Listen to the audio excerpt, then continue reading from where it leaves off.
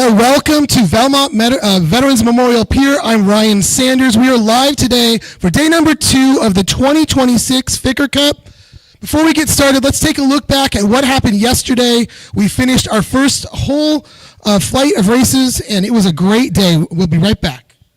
The 2026 Ficker Cup is finally underway here in Long Beach, California, live from the Belmont Veterans Memorial Pier.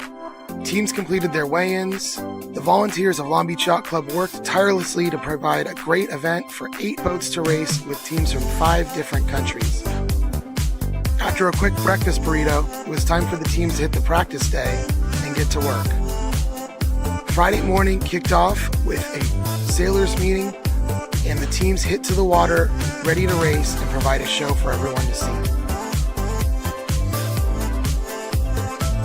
Nicole Brault, Tom Pico, and the rest of the field had fun on the water with strong breeze all day long.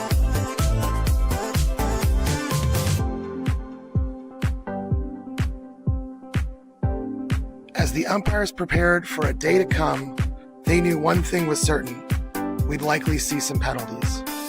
Tom Pico was one of those racers and sailed nearly an entire race before attempting to complete his penalty turn. At the end, Oscar Enstrom edged him out by just this much.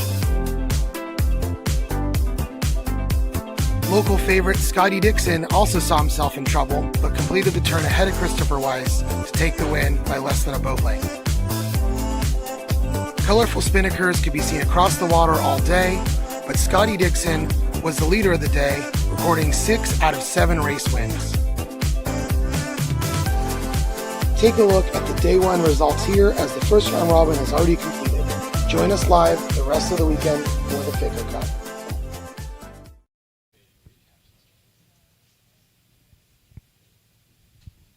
Again, welcome to the pier live here for day number 2 of the 2026 Ficker Cup. The Long Beach Yacht Club established the Ficker Cup in 1980 to honor Bill Ficker. Bill was a renowned yachtsman who won the Star Class World Championship in 1958. He helmed the Intrepid to victory in the 1970 America's Cup. That's where he earned the nickname Ficker is Quicker, which is proudly displayed in our Ficker Cup logo.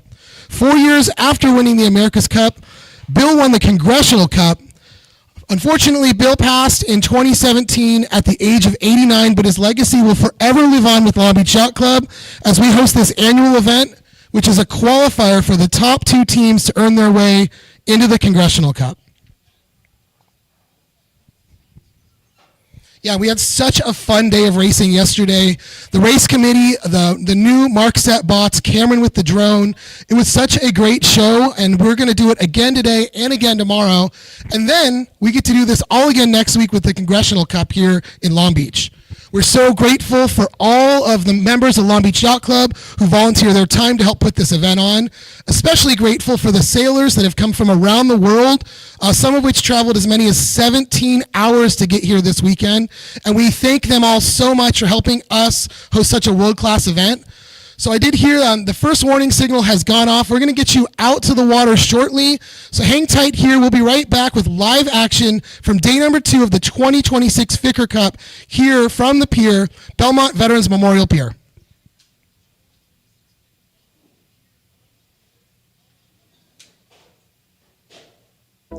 My name is Dr. Karen Block. I'm a chiropractor athletic trainer. We've been working with the sailors in the Long Beach Yacht Club, especially with the Congressional Cup, for the past 5 years. We are a brick and mortar on wheels, so everything here is everything we have in our office, plus some. So we have compression, which is a Normatec that we use, so it's nice to flush out the legs.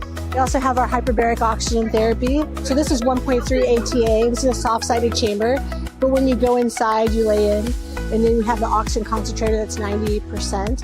And so when you lay in, a little pressure and a little oxygen goes a long way, so it compresses. So it's kind of like the Normatec, but your full body. We also do soft tissue work.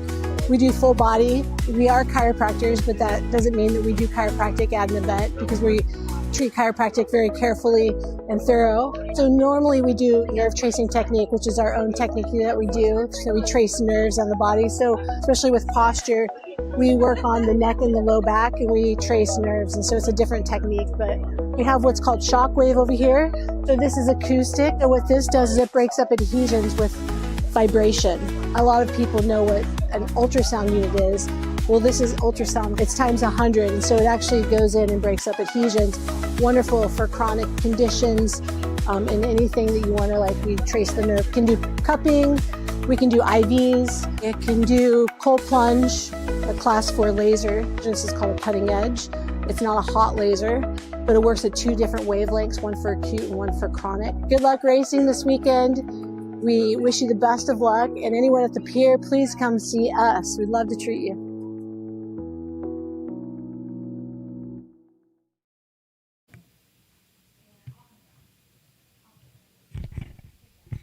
All right, live in the air now, Cameron McLaren from Long Beach Yacht Club has these beautiful drone shots. If you missed it yesterday, you really missed out because he had up close and personal finishes. We had a couple penalty turns right at the pin there at the finish line, and Cameron was right on top of it. You could not be any closer than he was. We're planning on doing the same thing again today. Here we go. We have the first entry now taking place. Boat number 8, Theo Westerlin versus boat number 5, Tom Picot.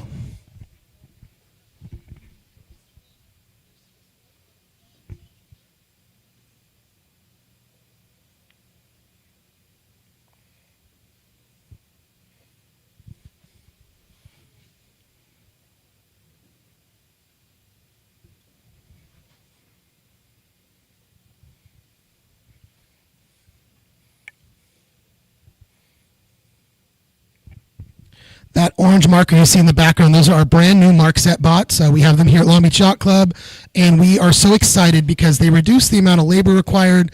They hold a perfect position via GPS, and they really make hosting events so much easier for the race committee. Everything is literally controlled by an iPad.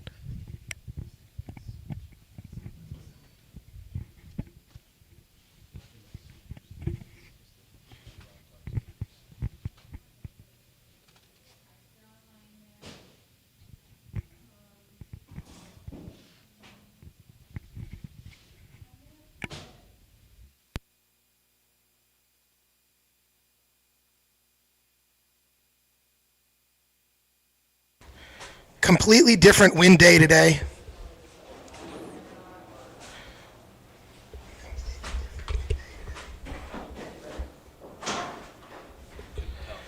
We've got overcast skies. We expect a storm to come in tonight, so it's going to be an interesting day. I expect wind to build as we go.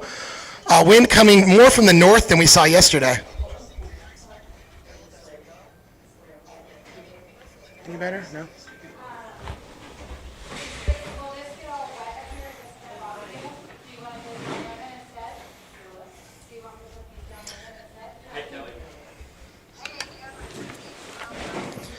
Again, you are watching the sequence of our first pre-start. Theo Westerlin, Tom Picot, here on day number 2 of the 2026 Ficker Cup. We will get through 7 flights today. That will end our round robin number 2, after which we will have our top 4 teams advancing to tomorrow, where we will fight for the final 2 spots to make their way into the Congressional Cup next weekend, right here on the Veterans Memorial Pier in Long Beach.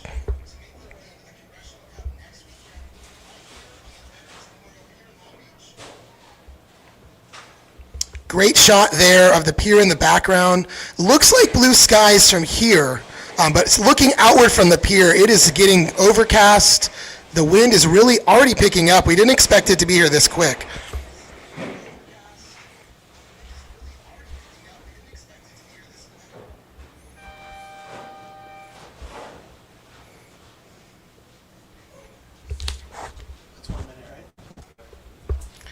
Inside of a minute now. We saw multiple teams get pinned against the loins yesterday. We'll see what the strategy is here on day number 2. Literally every race today is a must-win for every team on the race course.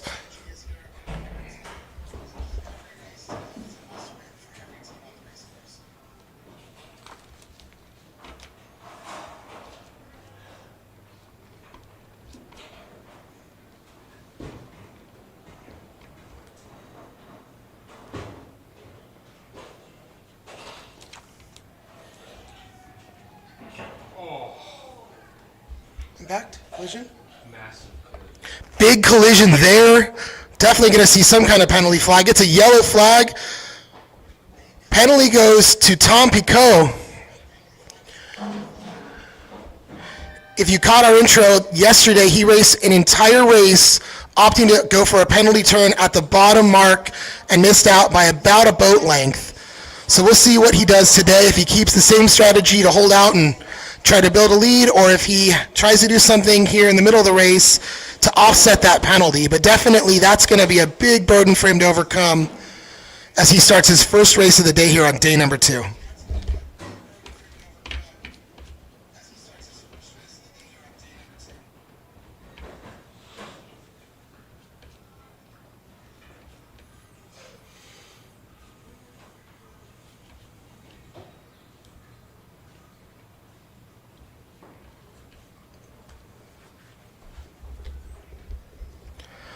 Taking a look on board here with Tom Picot, you see the pink in the middle there. That is a Long Beach Yacht Club member, Marissa Mee, who got a late addition to the team literally 2 days before the racing started.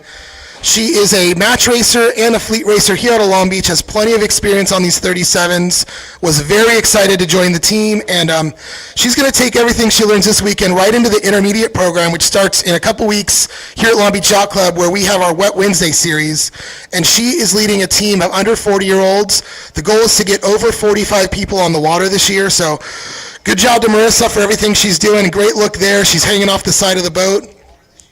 Tom asked if we knew anybody, and he wanted someone a little bigger than she was for the weight, but she's pulling her own weight as it is and doing a great job. Cameron's going to peel back here. We have a start sequence already going for the second race of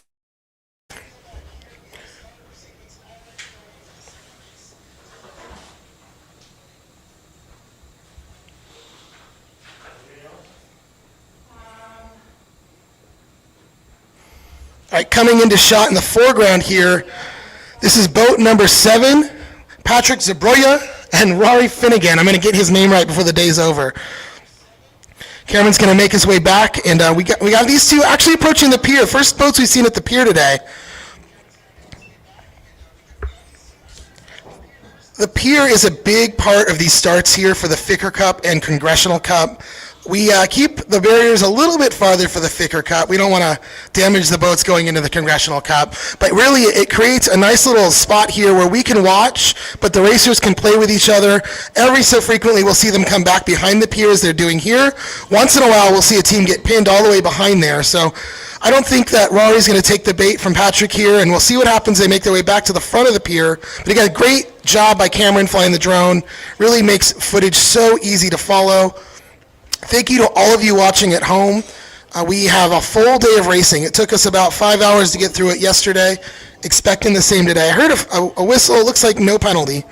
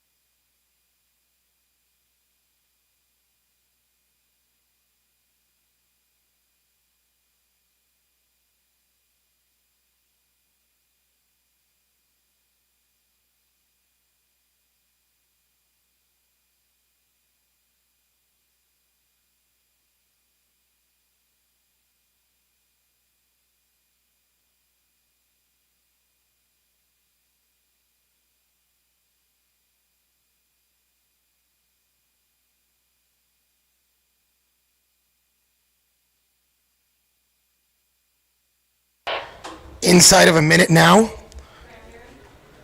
Great shot of the pier again in the background as you see these boats dancing with each other right in front of the spectators.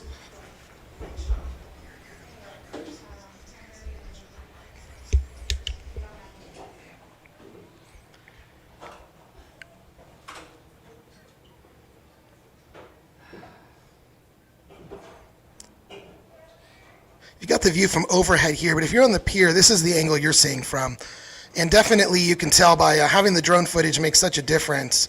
But really, being on the pier, you're right front and center for all of the racing. It's such an amazing experience here in Long Beach to have this pier out in the middle of the water. And we are looking forward to 2 weeks of fun racing.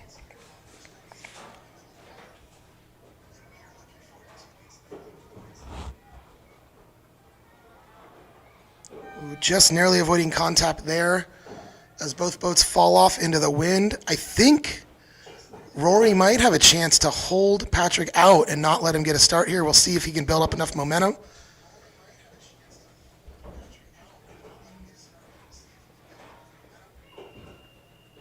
Ooh, yellow flag. Okay, so we're going to do a job today of trying to get Kirk Brown on a microphone to help us with some of these penalty calls. Yellow flag penalty is to Rory Finnegan. My assumption, Cameron, he probably didn't leave enough room there. Is that the case? Approaching the mark? Cameron didn't see it, but between races, I'll run Kirk down a microphone. He can chime in and help us out a bit.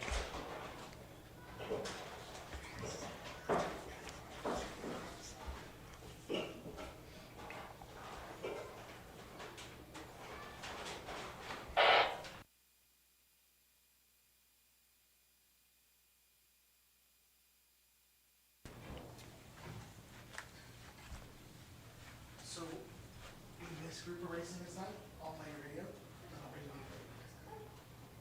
Sweet, thanks. Yeah.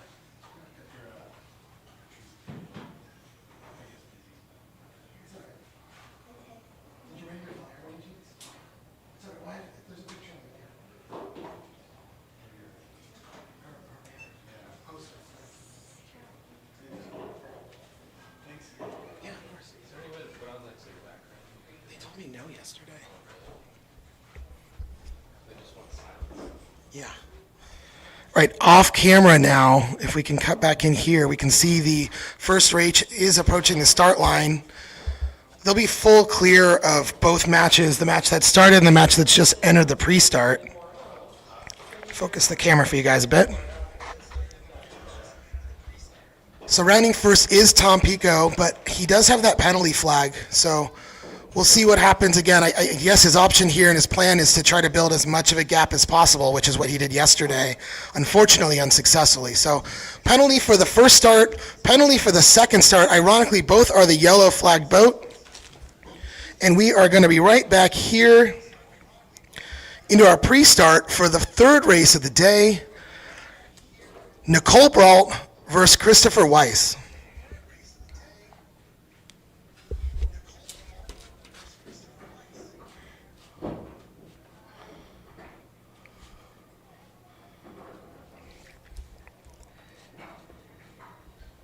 Christopher Weiss in second place, tied with both Theo Westerlin and Oster Engstrom. Nicole sitting in third with 3 wins, tied with Tom Pico, who has that penalty in the race ahead of her.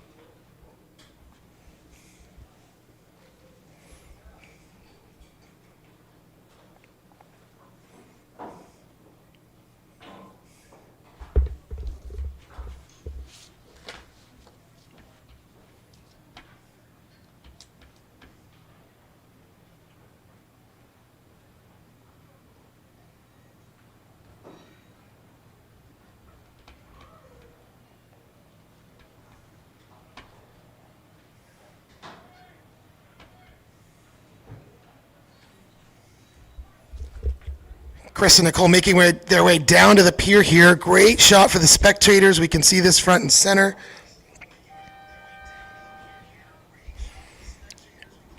There's the 1 minute warning. You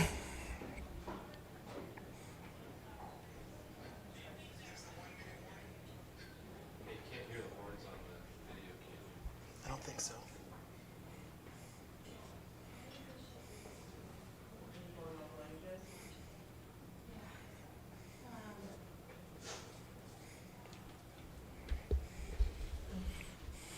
Hey, can you guys give me the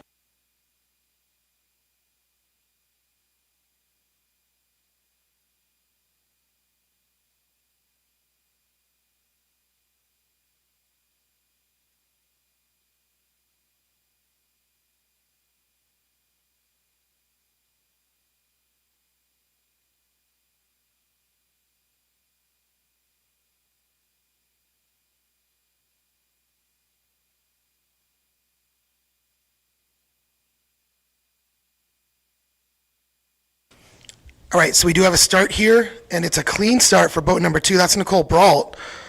Nicole fighting to make her way back into a second consecutive Congressional Cup. So I'm sure she's happy with that start. Also, first start of the day without seeing a penalty marker, so that's pretty great there.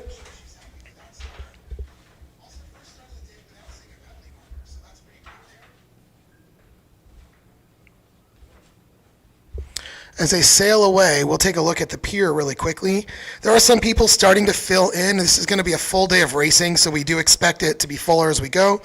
Reminder that we have a full-service restaurant downstairs here at Bowie's, as well as a full-service bar upstairs. Tom's looking at me when I say full service. We have lots of food available, not full service. We have a window you can go get takeout food from downstairs at Bowie's. A full-service bar upstairs with great viewing opportunities. The wind is not an issue in here because there's big glass windows. A great spot to watch from. It's fully open to the public, so if you are in Southern California, please come join us and make your way over here to the pier to check out the live racing action. And you can see entering now, this is the next and the final start of flight number 8. Trying to focus my camera for you. And we're going to get right back to the drone shot. Scotty Dixon, our current leader, versus Oscar Engstrom. Oscar had raced really hard yesterday, tied for second place with 4 wins, but Scotty with the 6 wins came in with a big lead today, and I don't want to say he's in cruise mode because you're never in cruise mode, but Scotty has to be feeling good about the way yesterday went.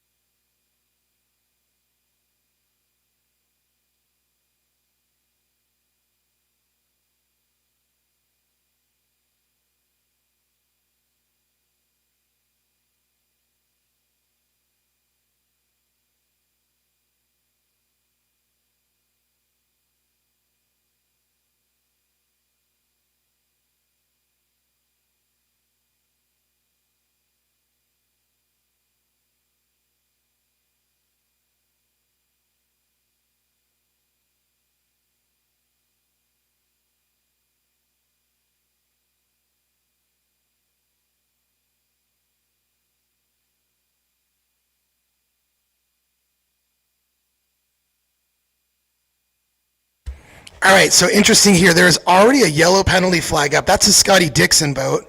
Down here at the bottom mark in the background, not quite on camera yet. Swap your camera angles here. See Rory Finnegan crossing through the gates behind Peter Zabroja.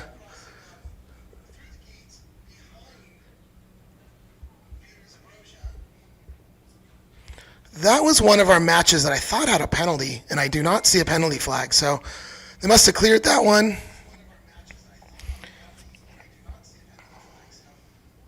And as they sail away, Scotty Dixon, Oscar Engstrom are just sitting here stalled.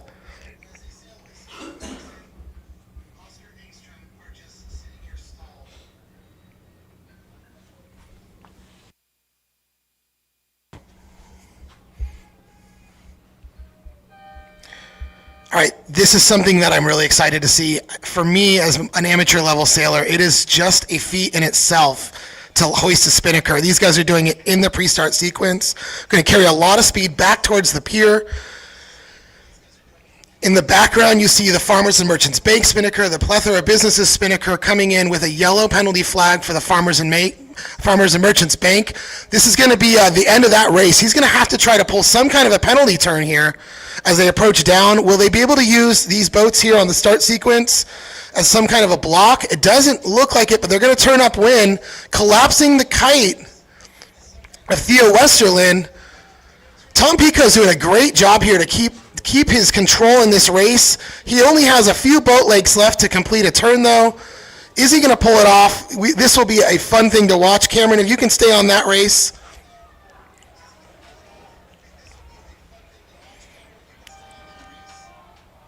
It looks like he's going to try to keep Theo Westerlin off the finish line if he can, is the only option I see. Westerlin diving below. I don't know that Tom's going to have anywhere to go here.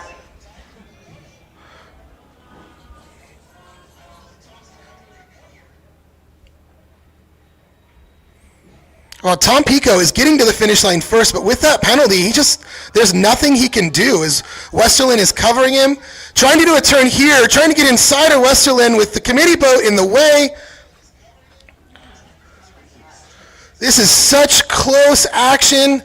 Westerlin's going to sail right past, just sliding inside there. Theo Westerlin takes the first win of the day as Tom Pico tries to complete a penalty turn unsuccessfully. Great job, Theo.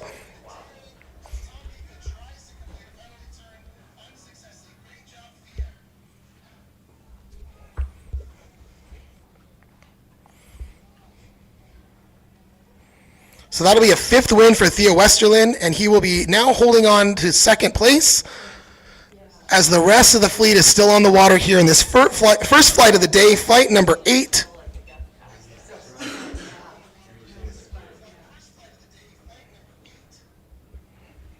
Again, you can see live results on thecongressionalcup.com. That is thecongressionalcup.com. You have bios on all the racers this weekend. There's a Ficker Cup page that's dedicated to this weekend's event. Bios, you can see little interview videos we've done with everybody, and get everything you need to know about the Ficker Cup, the Congressional Cup, all in one spot. There is a link to this live feed there. If you're watching from there, great. But congrats to Theo Westerlin and team for the win there, the first race of the day. Here's a look at who they are. The Cougars, if you will, named after his college back home. Congratulations to the Cougars. Back on screen now, we see a dueling match here between the Port of Long Beach Spinnaker, American Integrated Services. Port of Long Beach is Nicole Brault. American Integrated Services is Christopher Weiss.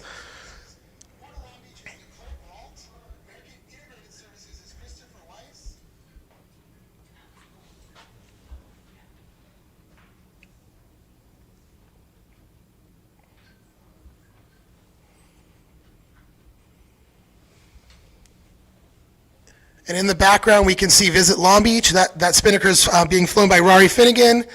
And the Long Beach Sailing Foundation, which is Patrick Zabroja.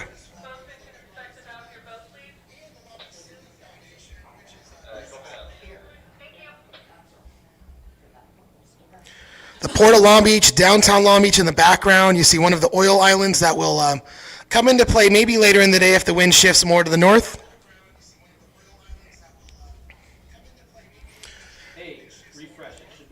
Great shot of our Spinnakers here on a reach. The Port of Long Beach boat is definitely affecting American Integrated Services. You see that Spinnaker flopping.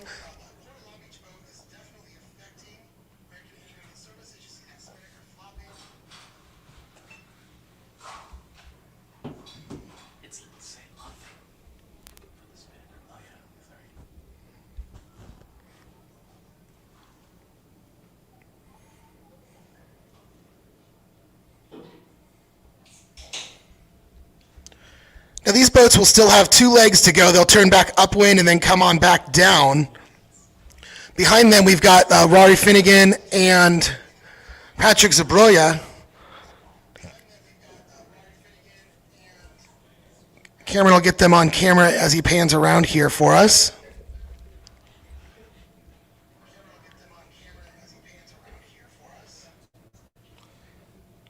There we go. The blue Spinnaker, the Long Beach Sailing Foundation, Zabroja, sailing without any penalties. So he's clear ahead here. This should be in for their finish.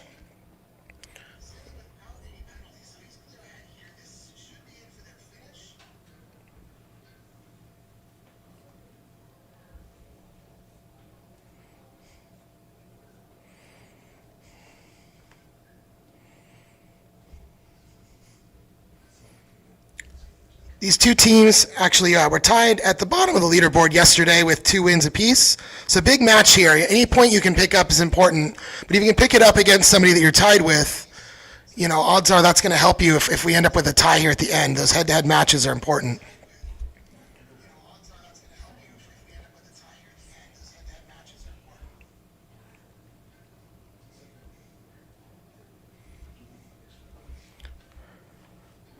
So Patrick Zabroya will sail right into the finish line here, collecting his third win of the weekend.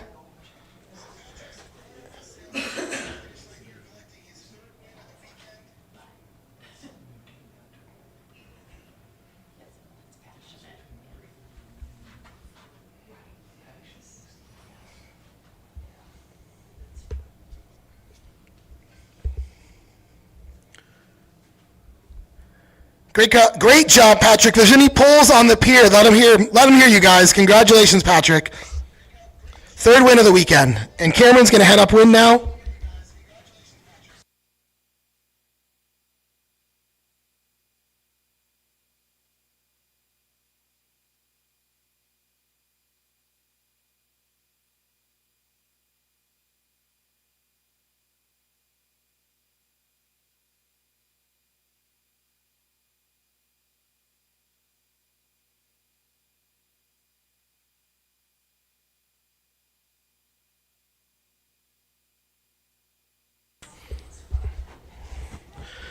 All right, so 2 races complete here for the 8th round.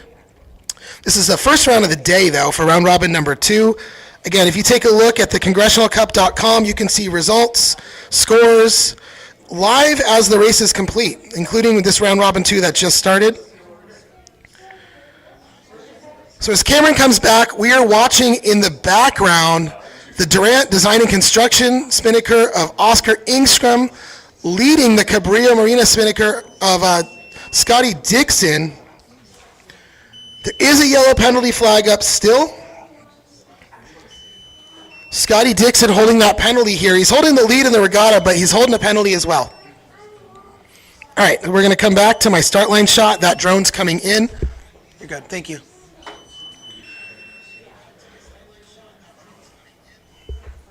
Try to straighten the camera out.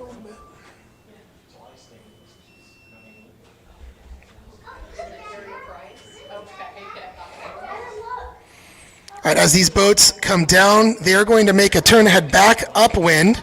This is the second of 4 legs.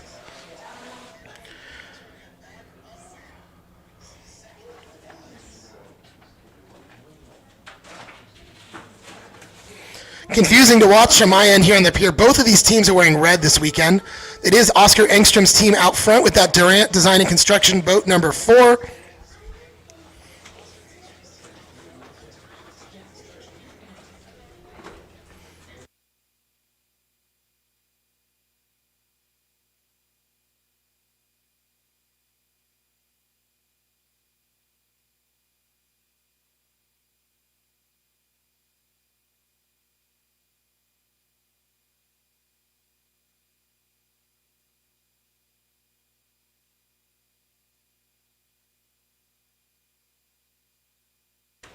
All right, so Engstrom heads upwind, Dixon heads upwind.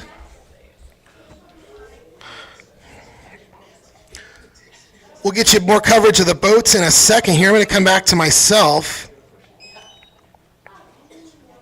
So we're here at the pier. There is some good food downstairs. I saw some loaded French fries that I'm going to try today. They looked really good.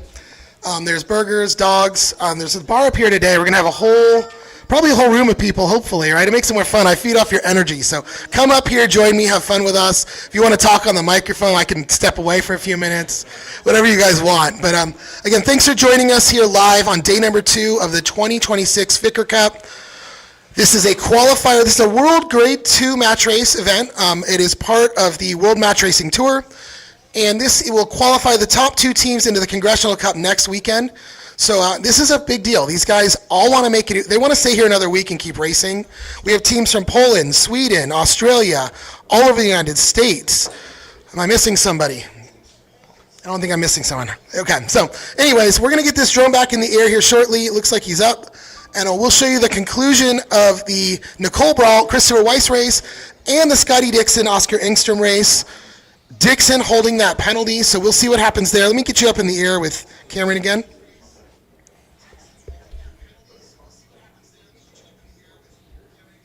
As we look north, the skies are clearing up a little bit, but the forecast is for rain tonight between 6 p.m. and 6 a.m. So it'll be clear of racing, but it will be a little wet in Long Beach tonight. With that, I expect the winds to pick up. So here we go. The black Spinnaker on the right side of the screen, that is Nicole Brault. The red Spinnaker on the left side of the street, that is Christopher Weiss. Both of these competitors have earned their way into a Congressional Cup in the past. Nicole Brault had a slow start yesterday, then took 3 wins in a row and ended on a loss at the end of the day. Christopher Weiss picked it up in the second half of the day, took 3 wins in a row. So both of these teams are eager to win. Great shot here of the Port of Long Beach Spinnaker with the port in the background, if you can see those cranes back there. American Integrated Services. 2 longtime sponsors of the Congressional Cup and Ficker Cup and Long Beach Yacht Club, so we thank them for that.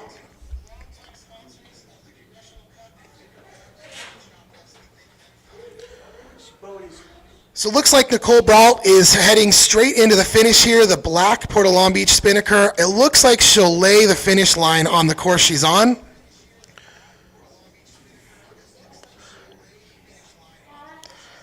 So just going to be a little bit late for Chris Wise here.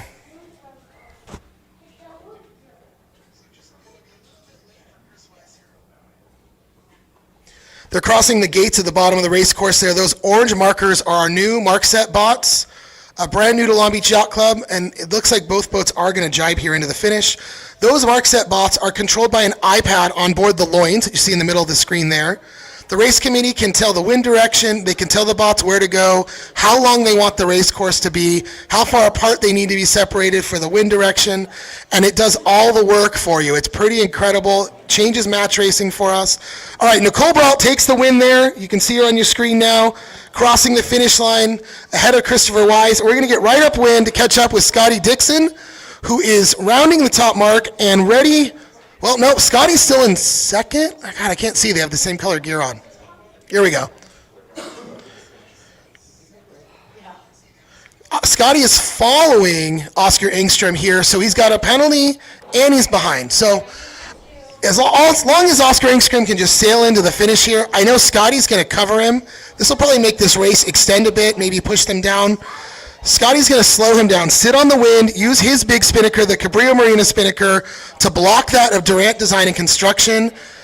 I think Scotty wants to keep him going this direction, which currently is away from the finish line.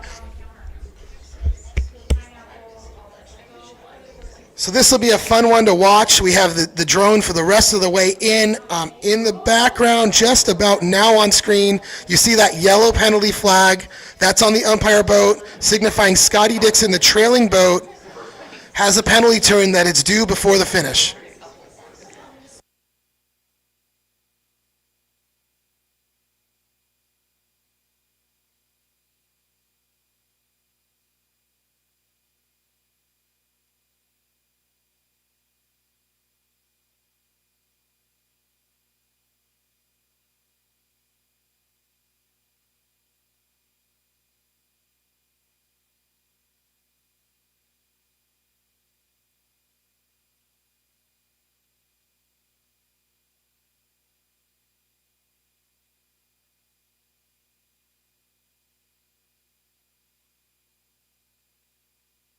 Look from behind here now is Scotty Dixon trailing Oscar Engstrom.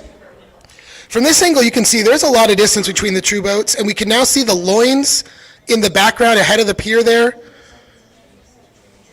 So I do not know that Scotty's going to have enough time to make anything happen based off the distance between the boats here, but you know what? Stranger things have happened in Long Beach, and Scotty Dixon is one of the most seasoned racers on these Catalina 37s. So I'm excited to see where this ends, but I just think it might be a little too late for Scotty Dixon, unfortunately, folks. Scotty, the local sailor out of Long Beach, a big supporter of sailing at Long Beach Yacht Club, helps with a lot of the adult sailing programs, some of the youth sailing. Fun one for the pier to cheer for just because he's a local neighbor. But here, we are one jibe away from Oscar Engstrom handing Scotty his second defeat of the weekend.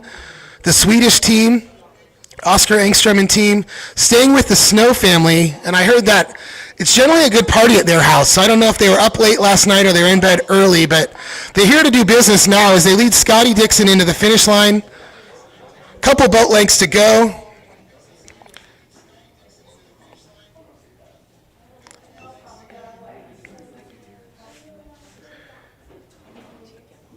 And there it is, folks. Oscar Engstrom takes down Scotty Dixon here, the first flight of the day. Congratulations to the Swedish team. Flight 2 will be up shortly. I'm going to throw a quick commercial up, and then I've got a quick interview. We'll be right back.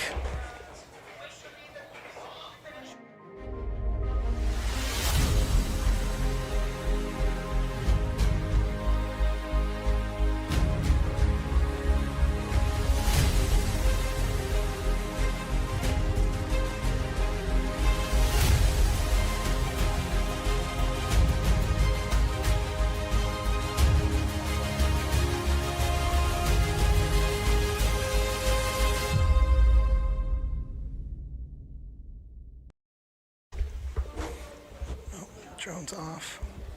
All right, Ryan Sanders here with Dion Ficker. Your dad, Bill Ficker, is the namesake of this event. Dion, tell us, first of all, how cool is it that we get to come do this event every year? And I get to keep interviewing you, but you get to keep watching from the pier and be a part of such an amazing event. Well, first of all, I want to thank Long Beach Yacht Club, and I appreciate everything that Long Beach Yacht Club does to continue hosting the Ficker Cup. And the pier is really the greatest place to watch the sailing. It's fun. You feel like you're right in the middle of the action. You always end up finding yourself critiquing what everyone's doing. So it makes it fun. It's really enjoyable. And the pier in this area is just the best place to watch the sailing. It really is. It's so cool. And that'll help me segue my next question of you. Did you ever, when you were younger, did you get to watch your dad do some of these big events? I don't know what the timeline was there.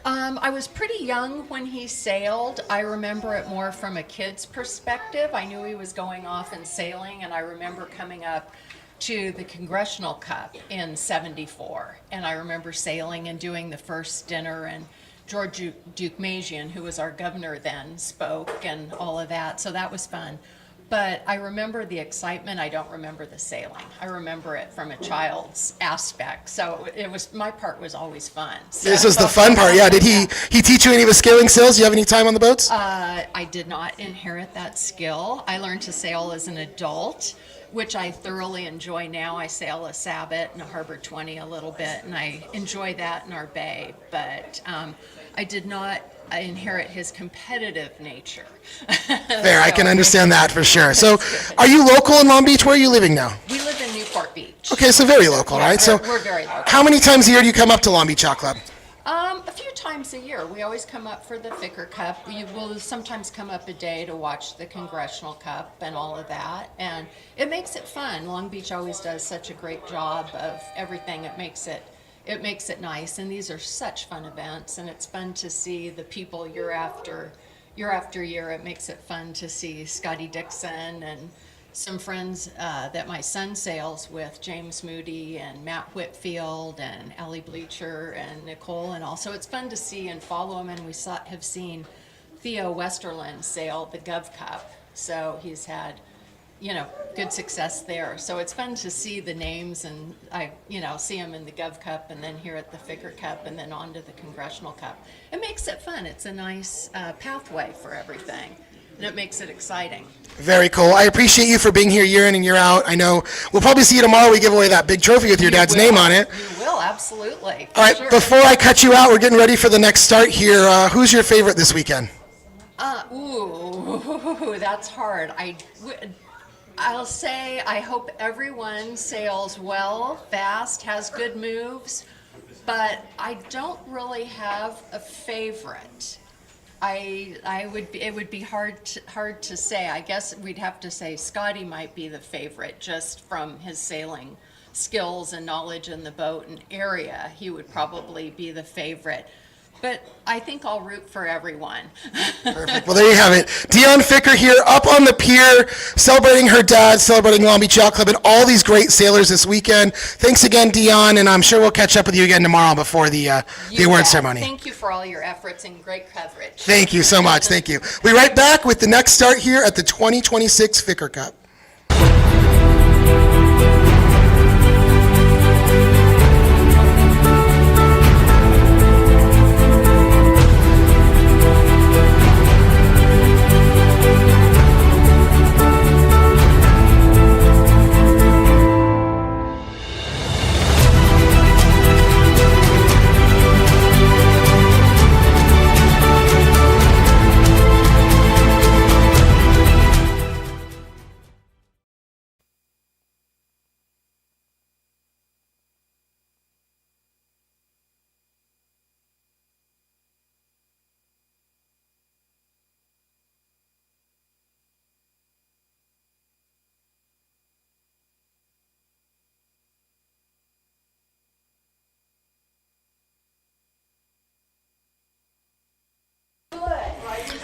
All right, so we are here on the pier getting ready for the next start to take place. Quick look here at the scores after round robin number 2. It's on the top of my screen for you, excuse me. There we go. So, Scotty Dixon unsuccessful in his first match race. Theo Westerlin took a win. Patrick Zabroja, Nicole Brault, Oscar Entrum. Tom Pico had a negative point from that impact. So, Tom Pico at a major deficit here. We'll see if he can pick it up in this next race as I put him right on screen for you. Entering the start, Tom Pico and Patrick Zabroja.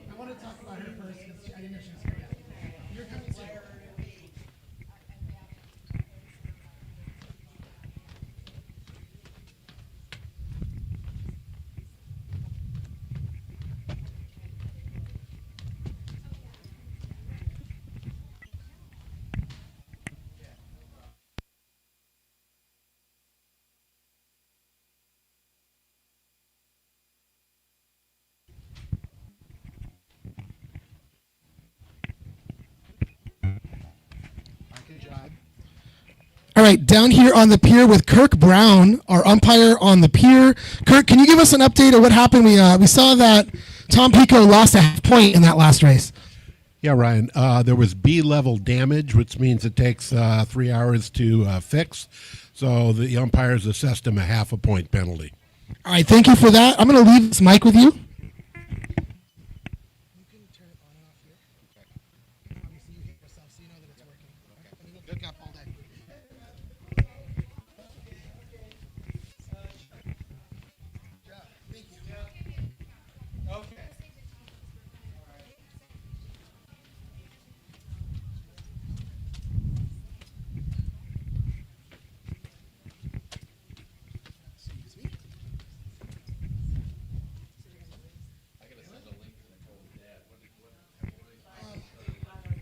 If you go to the congressionalcup.com, there's a button that says Ficker Cup, and it pulls up the live stream. So that's the easiest way to tell you. It's on YouTube, but if you just go to thecongressionalcup.com. Yes. All right, just a reminder for those of you on the pier, if you want to watch from your phones, head over to thecongressionalcup.com.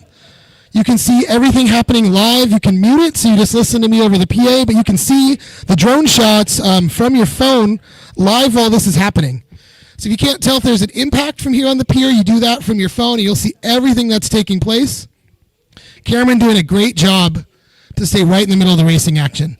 Here we are. We've got Tom Pico, Patrick Zabroja, and another important start here is Patrick is trying to inch his way back towards the top of the leaderboard with hopefully an effort to put a Polish team in the Congressional Cup next weekend. Pico, though, is holding him out, not allowing him to get to the start line here.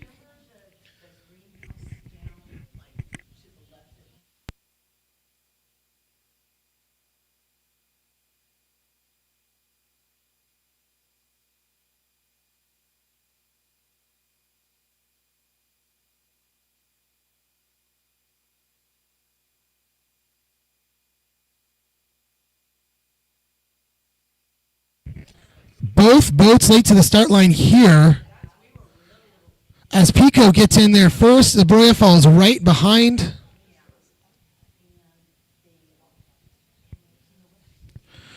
So late start for both teams here in our second flight of the day. Flight number 9 on the weekend. As Pico covers Zabroya's tack, it's going to be a long ways upwind for Zabroya if Pico stays right on top like this.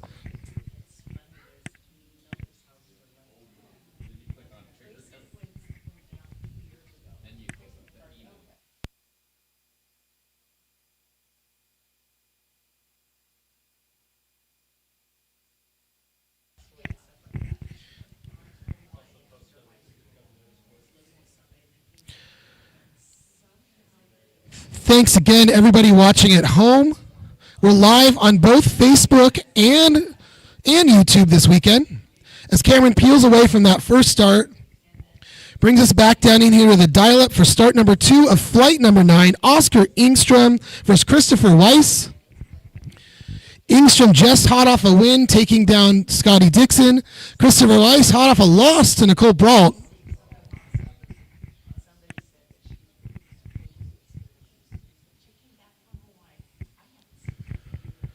Chris Weiss told me that his dad lives down in Huntington Beach, so when he comes to town to do races like this, he gets to stay with his dad, so I'm sure that's a fun time for him and the team.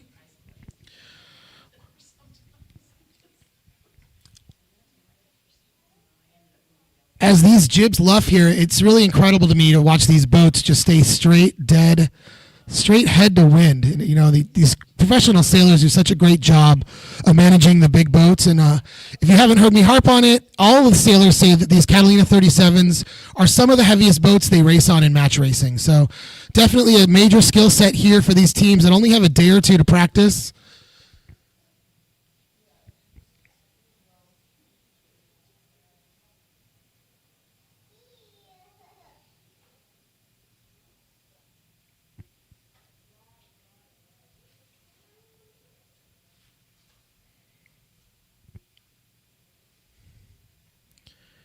In the background now, you see that first race of this flight. You've got Zabroya and Pico. Zabroya trying to get some room away to get clear air.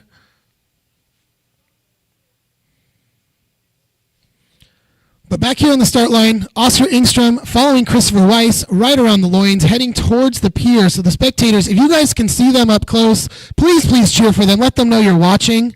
It's so much fun to be on the water and hear everybody up here cheering. Not something they get very often. So as they make a pass here, please cheer. No matter if you want Ingstrom or Weiss, let them both hear you guys.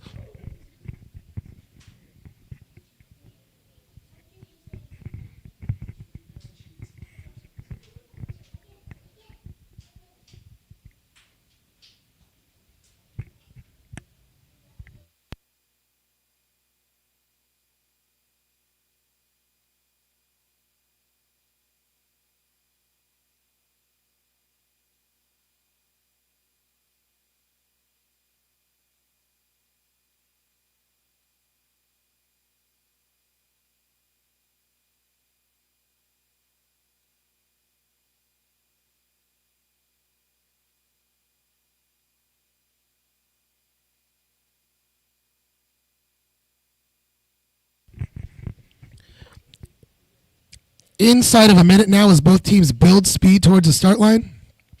Ingstrom's going to get there first.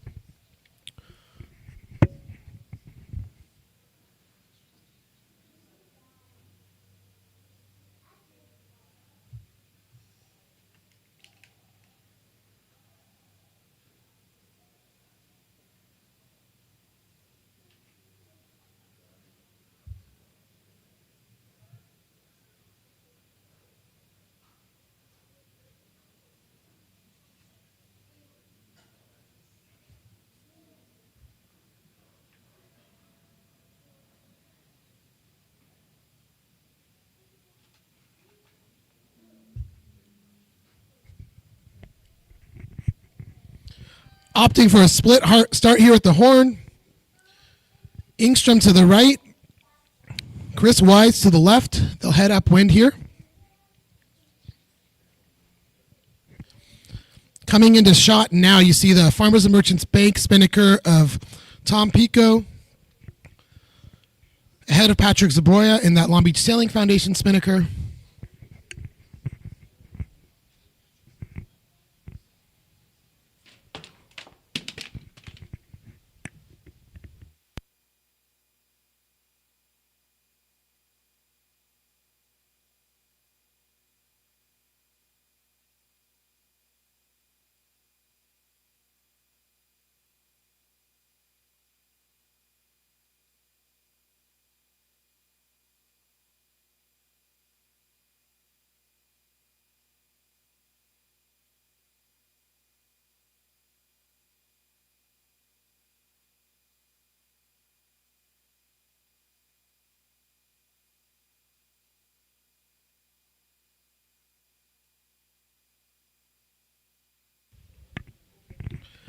To the start line now, we have Scotty Dixon, Nicole Brault.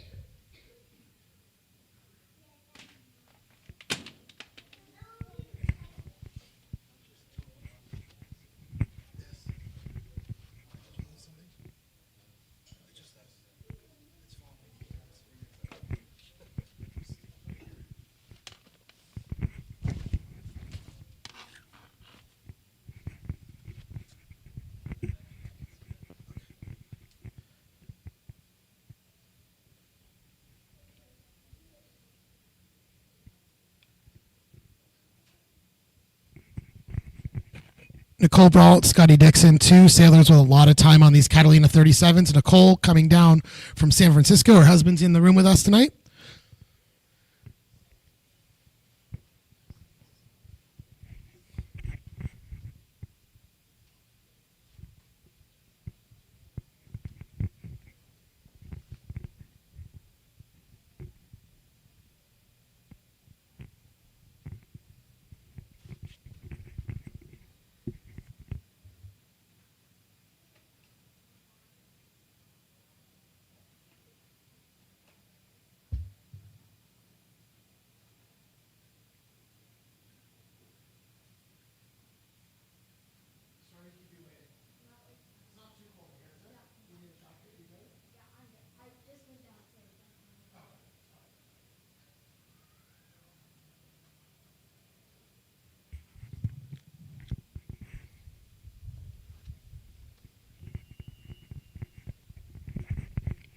All clear on that crossing.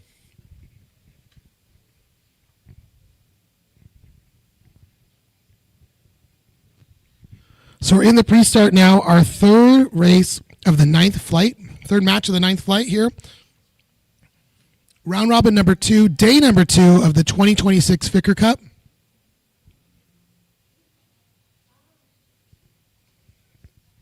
Scotty just trying to hammer Nicole here, trying to cause a penalty off this start.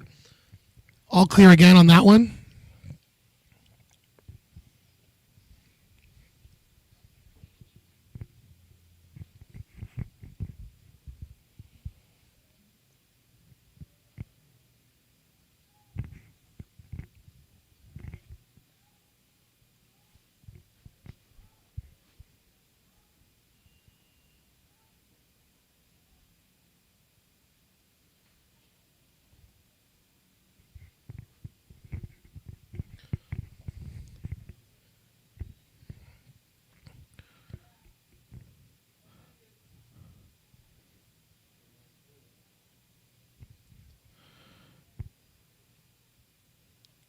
Nicole Brault driving back behind the loins as the start horn goes off. Scotty Dixon, clean start on the left side of the start line.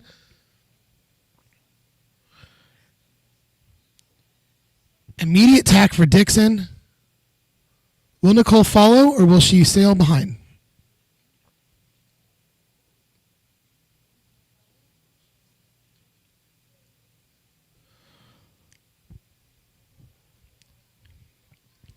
So Scotty sails past. Nicole looks like she's going to maintain her heading here. And we see in the background, American Integrated Services Spinnaker of Christopher Weiss. Slightly ahead of the Durant Design and Construction Spinnaker, Oscar Ingstrom. This is their second of 4 legs of this race.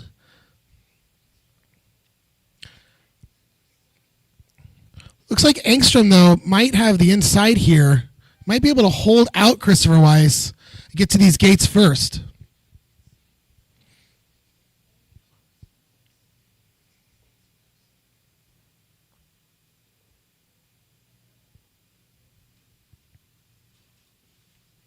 they finishing? They might be finishing.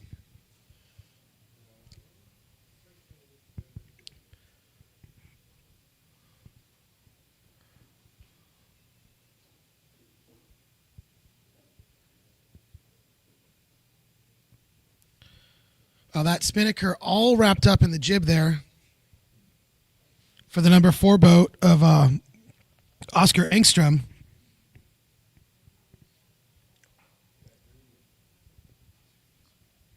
As Cameron points out, got a little bit too greedy there.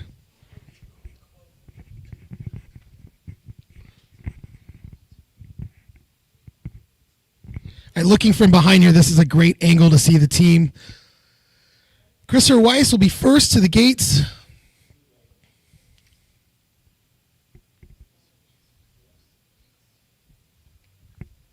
As in the background, we have our 4th start.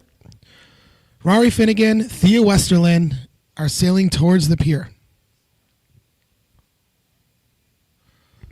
So Weiss, the first to head upwind there, wins that little battle. Coming into view now, you see the Farmers and Merchants Spinnaker, the Long Beach Sailing Foundation Spinnaker. Sailing Foundation Spinnaker, I can't tell from this angle who's ahead. This will be for a finish here.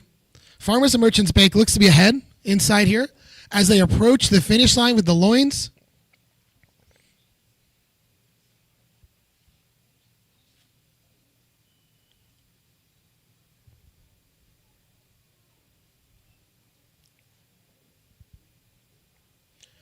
Excuse me, that Farmers and Merchants Bank is Tom Pico.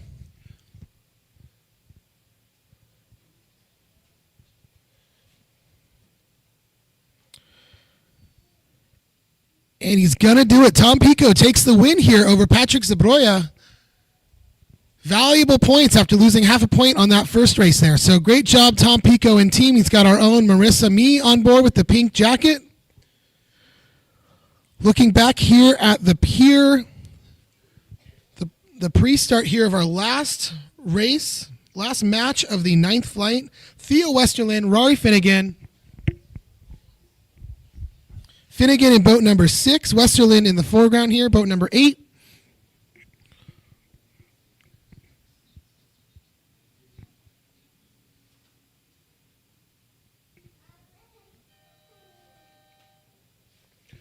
One minute to go for these racers. 4th start of the 9th flight of the weekend. Good time to remind those of you down on the pier, we are open upstairs here in the loft. There is no VIP or anything special required. Come on up here. There's clean bathrooms, a full-service bar up here, protection from the wind. And if you want to see how we're making this live stream work with Cameron and I, come on over, take a look. Pretty incredible thing we've got going here at the end of the pier out in Long Beach for the 2026 Ficker Cup. As Finnegan leads towards the start line here, ahead of Theo Westerlin.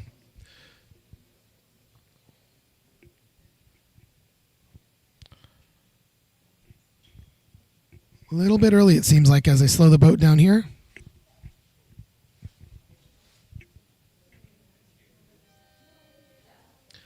There's a start horn. Both teams are now off. That's going to be right in time to pick up one of the downwind legs here. In the background, you see the Cabrillo Marina Spinnaker, Port of Long Beach Spinnaker. Cabrillo Marina is Scotty Dixon. Port of Long Beach and Nicole Brault.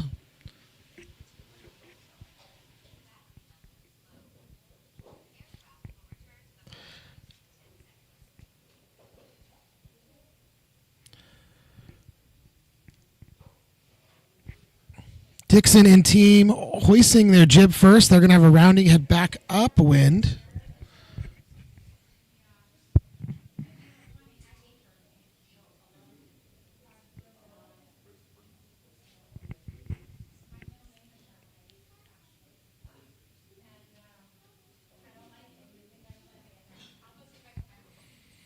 In the background, we see Christopher Weiss as well. I don't see Oscar Engstrom Spinnaker. So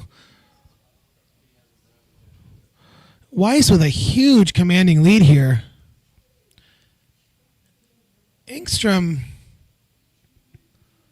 off on the left somewhere, not even on screen. Wow. Great race going by Christopher Weiss. Hopefully nothing happened to the Engstrom team. As Dixon and Ball can finish their roundings, head back upwind. I see in the background now on the left side of the screen, you can see Oscar Engstrom now sailing towards that top mark.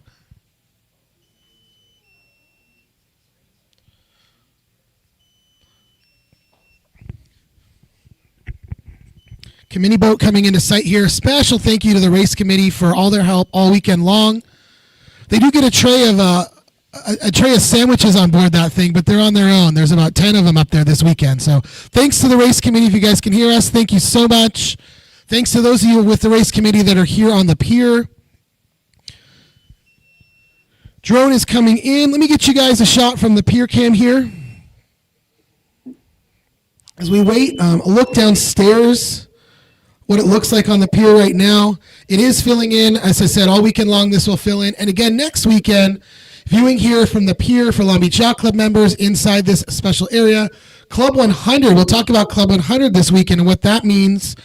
And we're just going to have a great week long of match racing. I don't know if you're like me, I took 12 days off of work for this, so hopefully some of you are taking some time off to enjoy it. But we'll see the boats come into the camera now as we swap out a drone battery.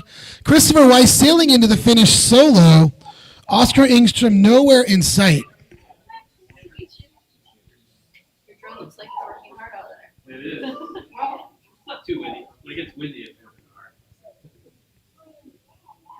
San Francisco or drone guy can't keep it out there without I bet. Yeah. That's the big difference. We're not working hard. That'll probably get windy. Yeah. We are live here, day number 2 of the 2026 Ficker Cup. Thank you to all of you watching online at home. Currently in California, it is 12:30 in the afternoon, about 9 p.m. for most of the European countries at this point. We have over 100 people watching currently, so I appreciate you're all on board with us, and I'm happy to provide coverage back home. Again, pretty incredible.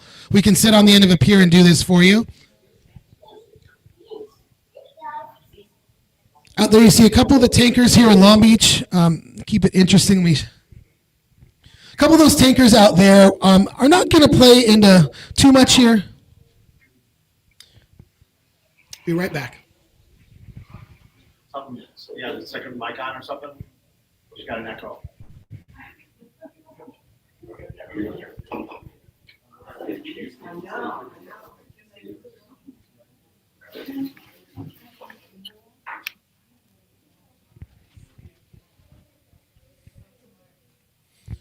All right, excuse me as I work through a technical glitch here, a little bit of echo in the background there. Cameron's back in the air. We're going to go live out overhead with the Visit Long Beach. God, all the Spinnakers are in one spot. They all rounded that top mark there. All right, what you see here on screen, you have the Rory Finnegan in the orange Visit Long Beach Spinnaker. Rory is currently racing against Theo Westerlin in the yellow Plethora Business Spinnaker. Behind him, that Cabrillo Boat Shop Spinnaker is leading. Cabrillo Boat Shop is Scotty Dixon, leading Nicole Brault in the Port of Long Beach Spinnaker.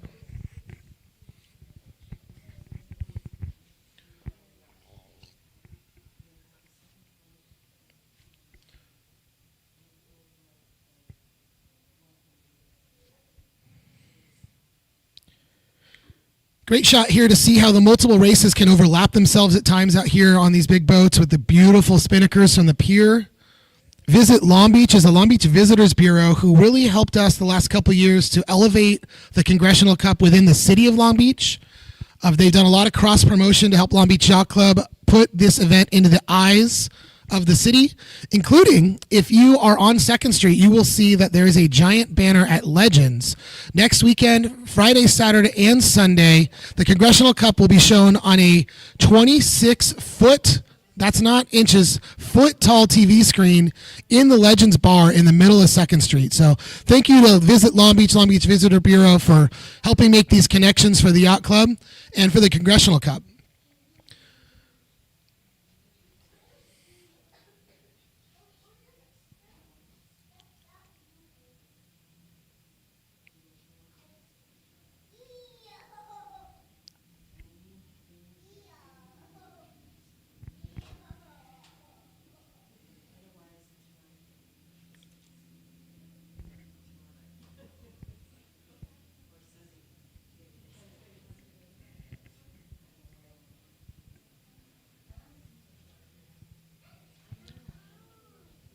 right, so the plethora of businesses Spinnaker of Theo Westerland raises their jib first.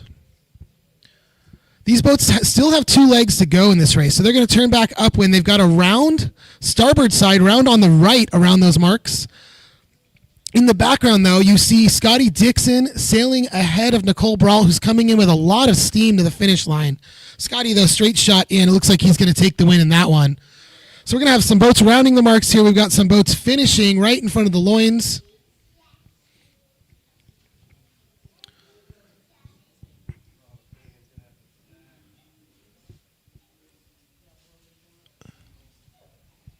In the background there, give it up on the pier. Scotty Dixon recording his 7th win of the weekend over Nicole Brault here, as Rory Finnegan is struggling to make it back to that gate.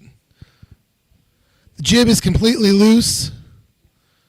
They just got pinched down in that corner and nowhere to go to try to make it back.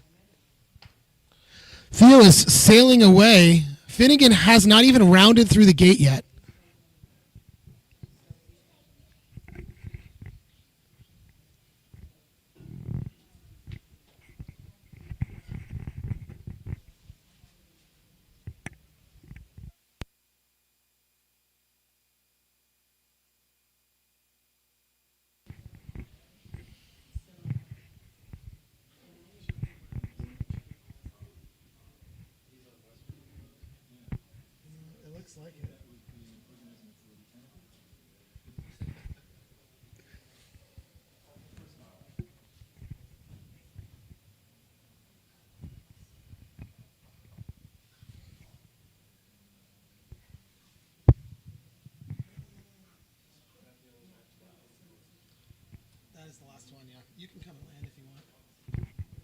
All right, so we're going to take a brief pause here as Theo Westerland is sailing off into the sunset, and Rory just watches from back behind.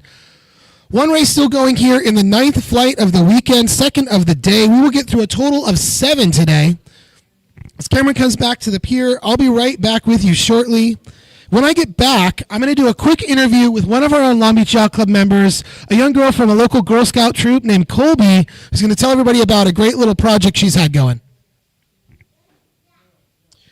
Before so, though, here's a great look at the people watching from the pier. Give us a wave, guys. Cameron's got you on screen right now. Everybody, thank you for being here early today on Saturday, supporting the Ficker Cup racers. Welcome to the Ficker Cup, as it says on the pier there. We'll be right back. Hi, I'm Colby, and I'm a part of Troop 1793, and I'm a member at the Long Beach Yacht Club. We've been members for about 7 years. We have been working on a media badge for our Girl Scout troop. Yeah, we created a survey about how media affects people and what they think of media, and if they think media helps people in the world or does not help people in the world. I learned that media can be all sorts of things, like TV, ads, even newspapers, and posters. Media creators can make different choices, like what colors they use and their artwork or music, or what to say when they're talking in front of a big crowd.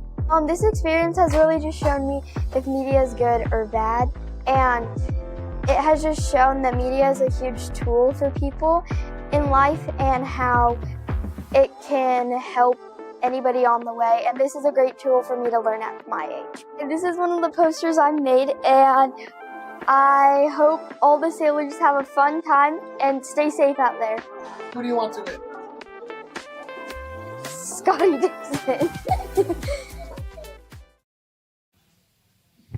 All right, so I'm back here up in the booth with my good friend Colby. I'm really excited about this interview because there's not many people that I'm taller than, but today I am taller than Colby. Colby's a yacht club member. Her dad is on the board of directors, Josh Wooten. I'm pointing to him. You guys can't see him, but he's sitting right next to us. Josh has been a friend of mine for a long time. We learned to sail together on these Catalina 37s, but today it's not about Josh. It's about Colby here. Colby, tell us about the project you and the Girl Scout troop have been working on. We're working on a media project that helps show how we need to change some media ways to make them more positive instead of negative. So by that, we're creating posters and hanging them all around places like schools and soon to be 2nd Street. Okay, and I heard that by doing this, you guys are earning a new badge. Is that correct? Yeah, we're earning the Journey Media badge, and it is like 3 badges in total, and it is our huge thing that we've worked towards this whole year.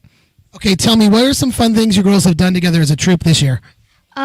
Actually, next weekend we're going to camp, and we're all super excited, and we also got to do a huge new art experience, which was really fun, which helped us create our posters. Very cool. Okay, so if you were going to pick your favorite sailor, I know you already said it on the video we just showed, but who's your favorite sailor? Probably Scotty Dixon. Scotty Dixon. Okay, Colby, well, thank you so much. I'm proud of you. I think that's so great. You girls are doing that, and it's really exciting to have one of the younger members of the club here. I heard a rumor that maybe you want to try to get on the junior flag next year. Is that right? Yeah. What kind of a change are you going to make for Long Beach Yacht Club? Better snacks. All right, great job, Colby. Thank you so much. We'll be right back. I'm going to show you the finish here. As who we got? We got Theo Westerling coming into the finish here, and then we'll go right into Flight 3.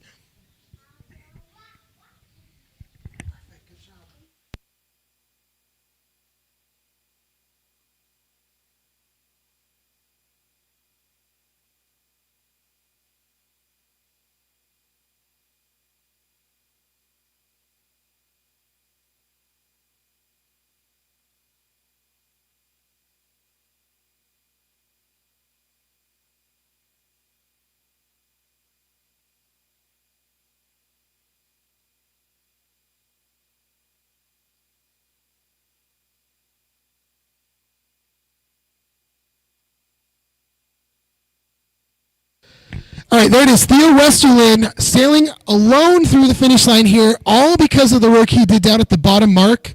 Theo really was able to put the hurt on Finnegan and pin him down below those bottom gates, and by doing so, just completely destroyed the way. So great job, Theo Westerlin. I know they're excited. They're staying with Maria this weekend, and I know they want to try to make it to next week. So good luck to the team on the rest of the day's racing.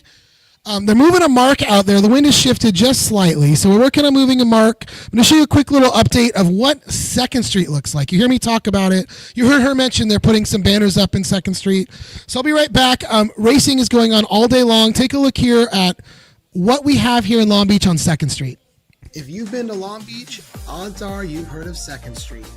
The half-mile stretch full of coffee shops, restaurants, bars, and shopping is a favorite for locals and the college students who call Long Beach home.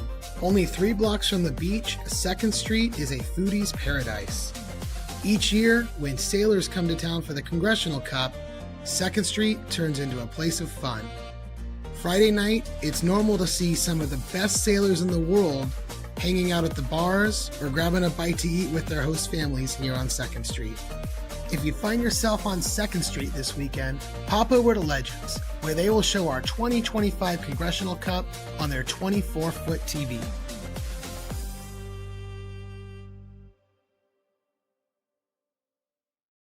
Scotty Dixon racing in the 2026 Ficker Cup. I don't know how many times it's been, but looking forward to turning up again with a local team. Of course, the goal of any team in Ficker Cup is to make the cup for Congressional Cup. So Ficker Cup's the curtain raiser, if you like. Yeah, so I've been sailing all my life, really. It's in the blood. You know, the Dixon family name back in New Zealand is pretty well known, and even here in California and other places, my father was New Zealand Olympic coach, and then my brother went on to achieve great things in the match racing world and other arenas. Yeah, so pretty much sailing all my life. When we're putting together a team, number one, it's got to be a team that's cohesive, that enjoys sailing with each other, that enjoys working hard, enjoys being challenged. You know, we really go through some pretty tough stuff, and when we practice, we actually practice to a fail point just to see where the breakdown is. And you know, really we're looking for experts and technicians in various spots, but they all have to work together as a unit. Yeah, what do we do on race day? Our boats always need a little bit of prep. So I know my team likes to get down here nice and early and kind of rig the boat before they take a breather.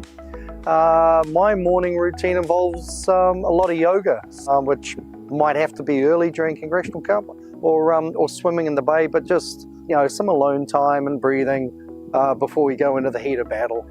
So the way we manage our team is, communication is so important.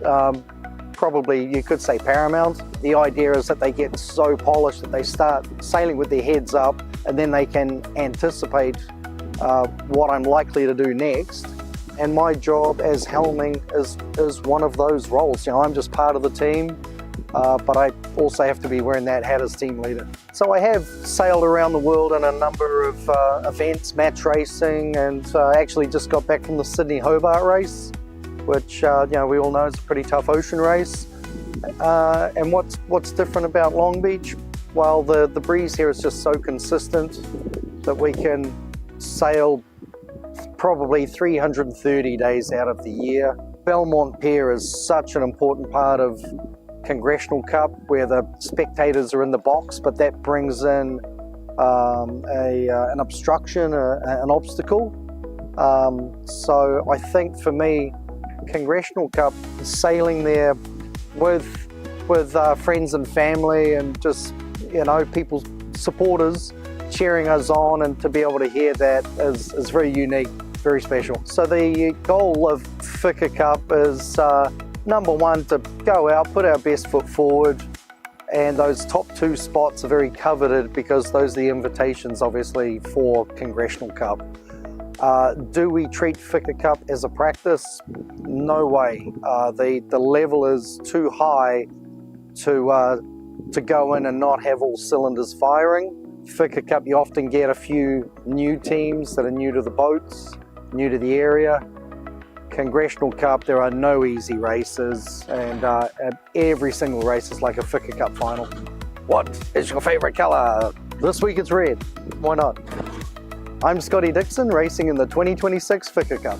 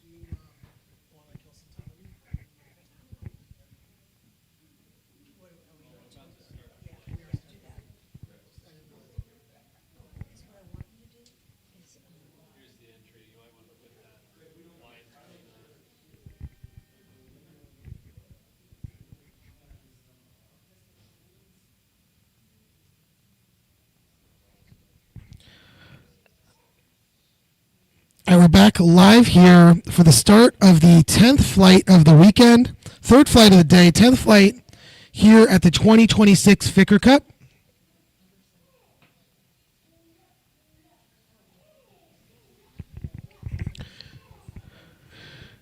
On the start line now, we have Nicole Brault and Peter Zabroja. At some point, I'm going to get that name right. Patrick Zabroja. I'm not even getting the first name right, guys. Sorry. Patrick Zabroja. I had a fun time talking to him a week ago, and he was telling me that he's been watching us the last couple of years of the Congressional Cups. That felt pretty cool. I felt like a mini celebrity when he told me that. But Patrick has a name that's very hard for me. So Patrick Zabroja. I think I said it right that time. I didn't say it right that time. Sorry, guys. I don't know. Anyways, here they come back down towards the pier. We are going to get the drone up in the air momentarily. Thank you, everybody watching down from the bottom of the pier there. Might have them on screen here.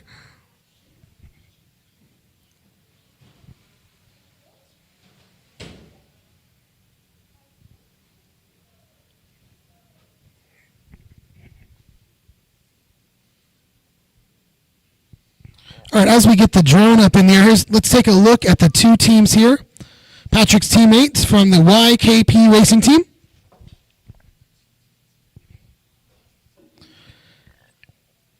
and Nicole Brault with the Vela Racing Team.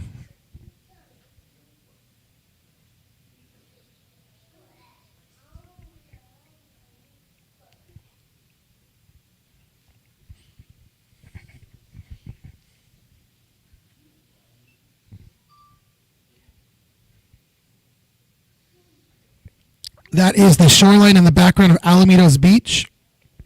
The pier here on your right-hand side.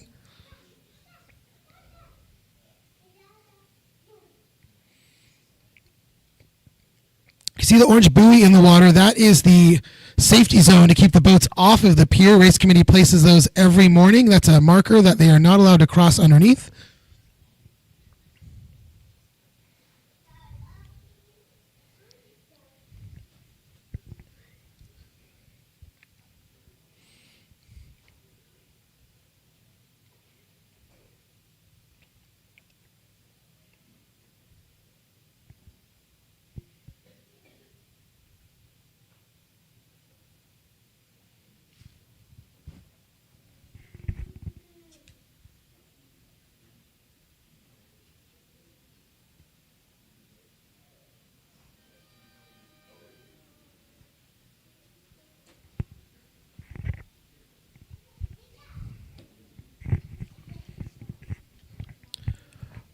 Looking back at the pier there, this is our setup for the Ficker Cup. We will have some additional equipment on the pier next week for the Congressional Cup. Big media booth and a trailer to do the TV production, as well as some grandstands on both sides of the pier for spectators to watch from. A unique thing, this is completely open to the public, both this weekend and next. So if you're at home, somewhere in Long Beach getting a feed of this, please come on down and check us out. The pier is free to spectate from. There is commentary all 5 days of the Congressional Cup, although it will only be live on YouTube Friday, Saturday, and Sunday. But there is commentary, so if you know nothing about match racing, you can listen to us talk about what's taking place, help you keep updated on the scores. And I normally try to get a celebrity voice or two that is a better match racer than I am myself, that can give you some real insight, as well as we have Tucker Thompson coming back that's been with the Congressional Cup for many years in the past.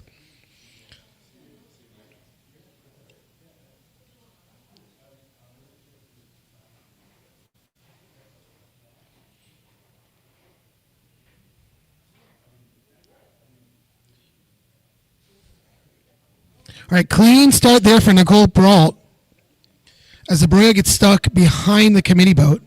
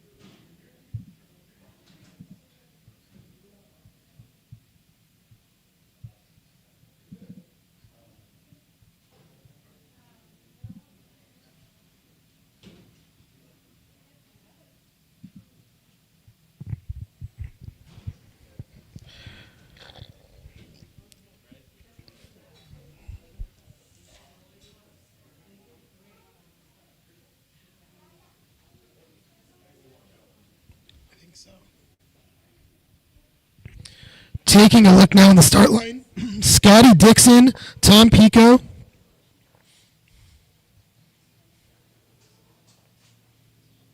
Scotty's only loss yesterday was to Tom Pico, so this will be an interesting rematch, if you will.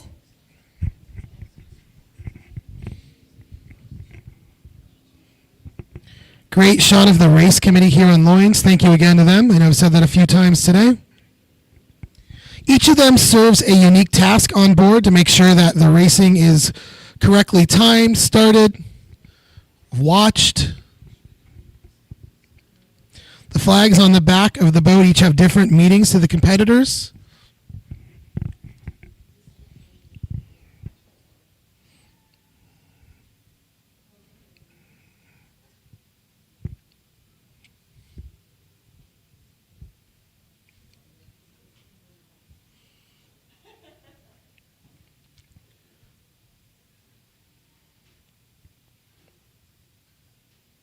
We're watching racing action here in the 10th flight. It's going to be round robin number 2, the third flight of the day, here at day number 2 of the 2026 Ficker Cup.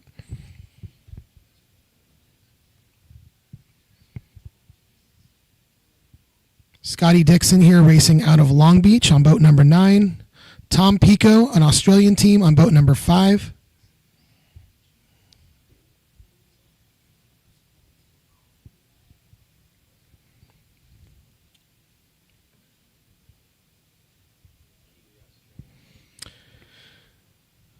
Yeah, this is a Kiwi-Australia battle, that's right. There's also an interesting thing taking place here. Scotty Dixon has been a longtime coach, as I've mentioned, but working on the mast of Tom Pico's team, Marissa Mee and Scotty do a lot of sailing together. She told me yesterday that he calls her his little sister, but she feels lately like he's her little brother because he's so annoying to her all the time. So I know she'd love to beat him again here. So we've got Long Beach Yacht Club members on board both boats here. Marissa in the pink, leaning off the boat on the right. Scotty Dixon at the helm of the trailing boat, boat number 9.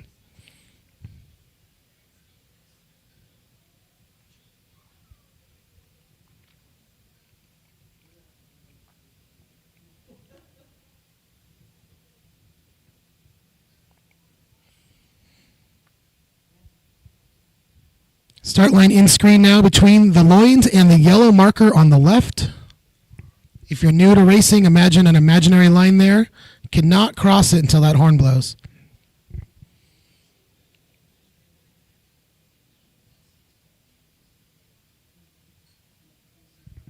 Perfect, Cameron.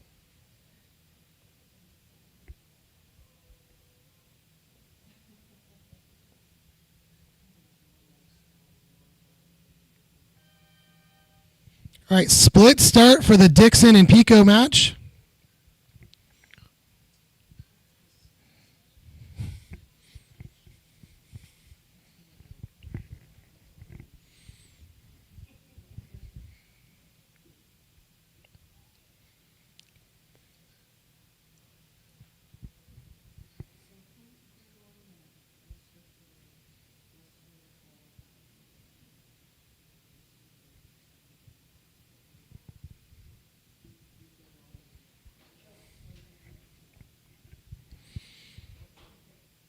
Dixon tacks over here. If they both maintain their current tack, we'll get to see who's clear ahead.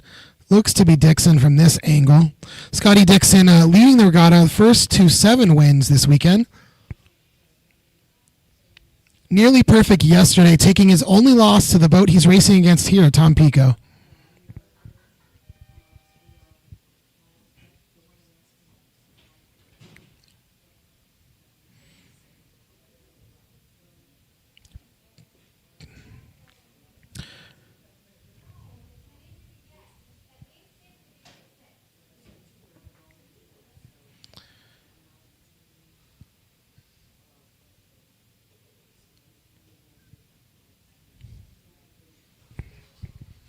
In the background there, you see the Port of Long Beach Spinnaker, the Long Beach Sailing Foundation Spinnaker.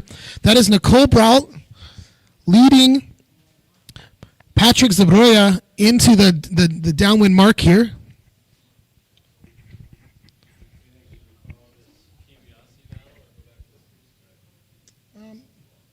Up to you. I can bring the pre-start in. I have the other camera. Yeah.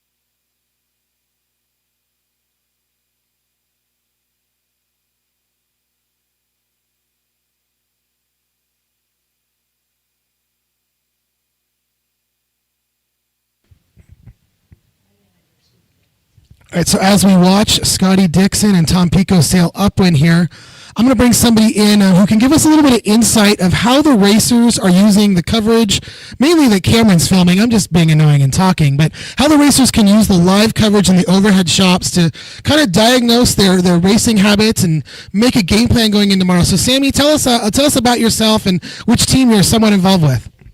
Yeah, so my name's Samuel Mohanani. I'm currently a student at UC Santa Barbara staying with the Snows, where Oscar Engstrom's team is currently staying. And I was watching their debrief last night, just parts of it, where they were watching footage all the way back from 2009 to just watch like the different dynamics of the crew, how, you know, they could be raising the pole quicker, their angles could be better, especially in the pre-start where there's so much action happening.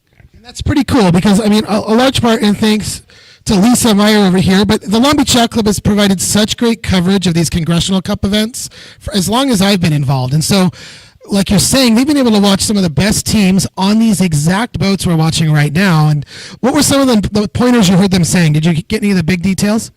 Yeah, I think a lot of it was just about trimming the jib and how, in the beginning, just being able to efficiently trim in as hard as possible to get the best start off the line, being able to be competitive even if you don't necessarily start first.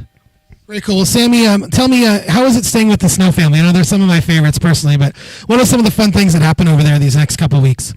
Yeah, definitely very grateful for the opportunity to be staying with them, but just being able to interact and engage with the sailors, seeing how they are off the water with each other. They're all like a bunch of really great guys to be able to hang out with, and they keep it professional a lot of the time, yeah.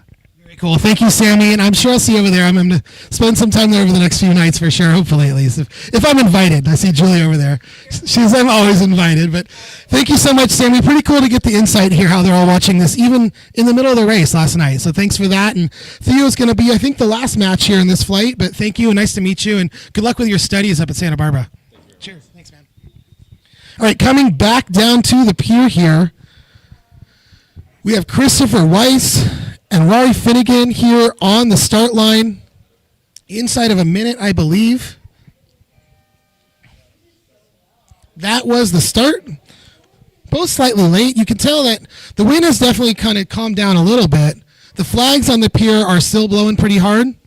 The boats, though, do not seem to be as fast as we saw some of them on the starts yesterday.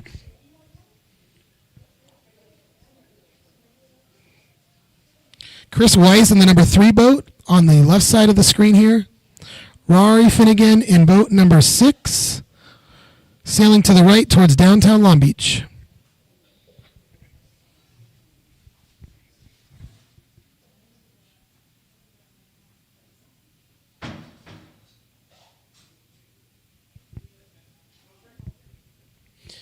In the middle of the screen there, we do see the current battle taking place between Tom Pico and Scotty Dixon. Pico looks to be just ahead.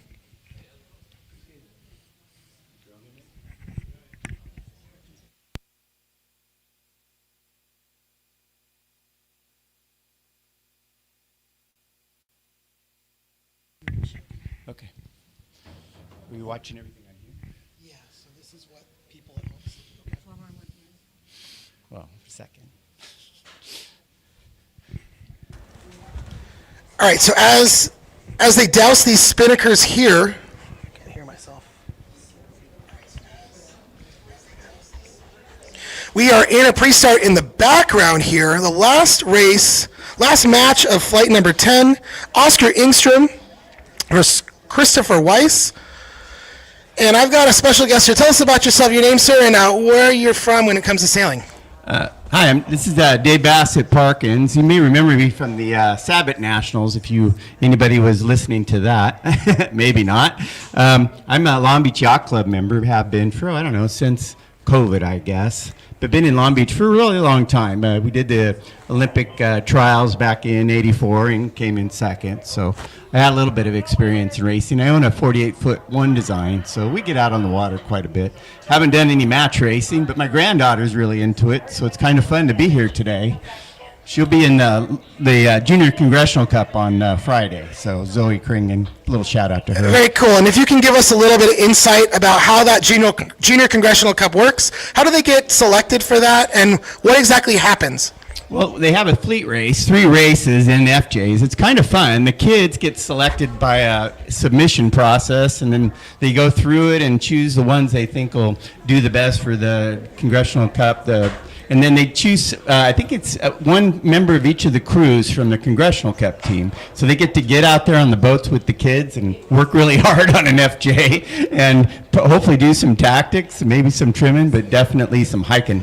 And if they're unlucky, but if we're lucky, we'll see a couple of them flip over and watch these sailors try to flip the boats back. They absolutely did. In fact, my granddaughter flipped over last year. Of course, she blamed the Congressional Cup crew. I told her not to do that.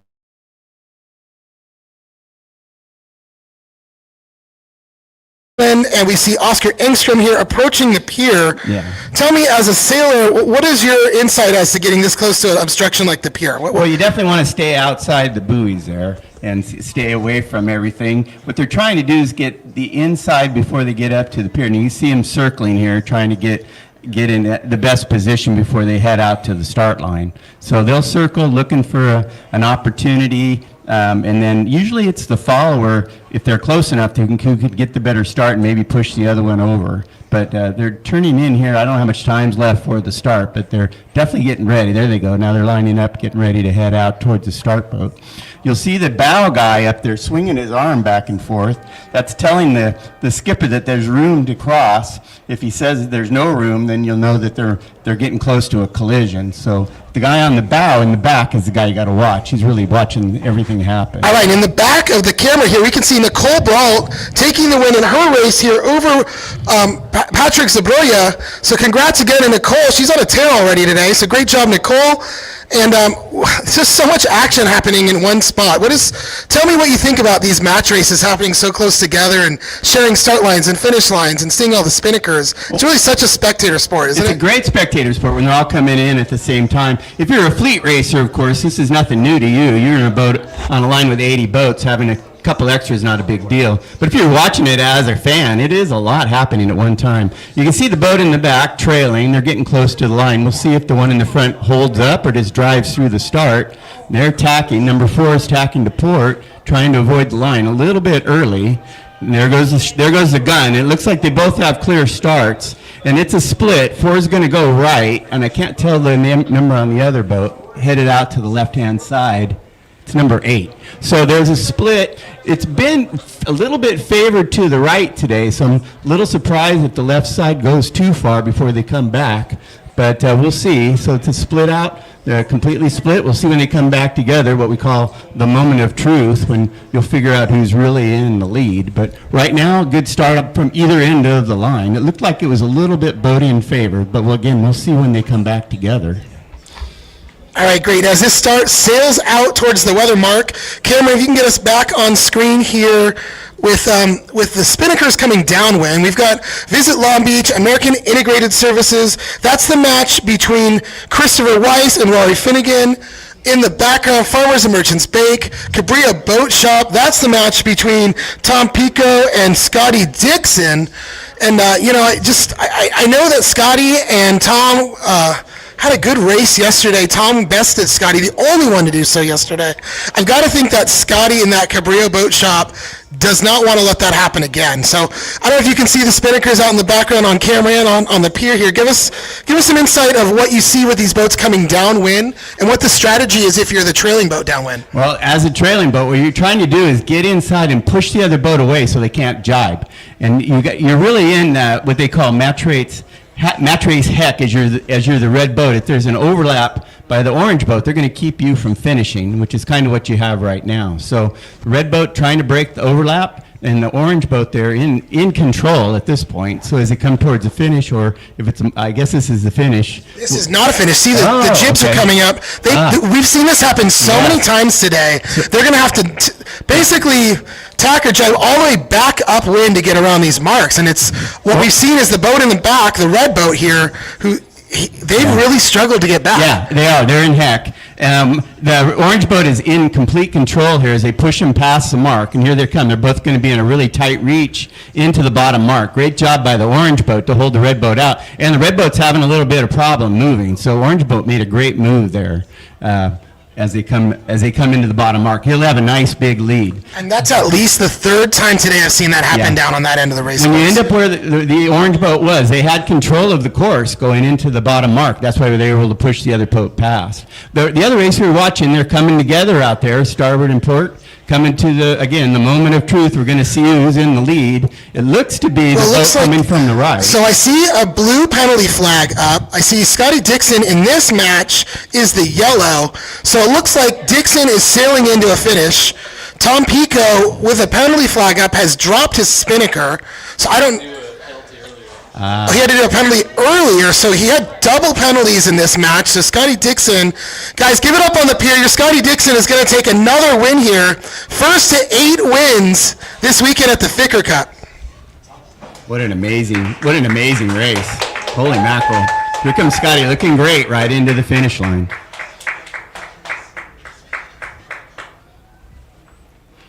So out on the race course, still going up to the weather mark. The left side paid, and they're out in the lead.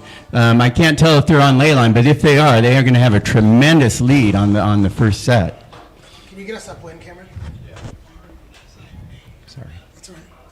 No, it's hard not to do that. All right, as Cameron brings the drone around to take a look upwind on the race course here. And the lead boat has had tremendous lead. As it goes around the top mark, it's going to set. That's going to be the yellow Spinnaker, the plethora businesses of Theo Westerlin in his race here against Oscar Engstrom.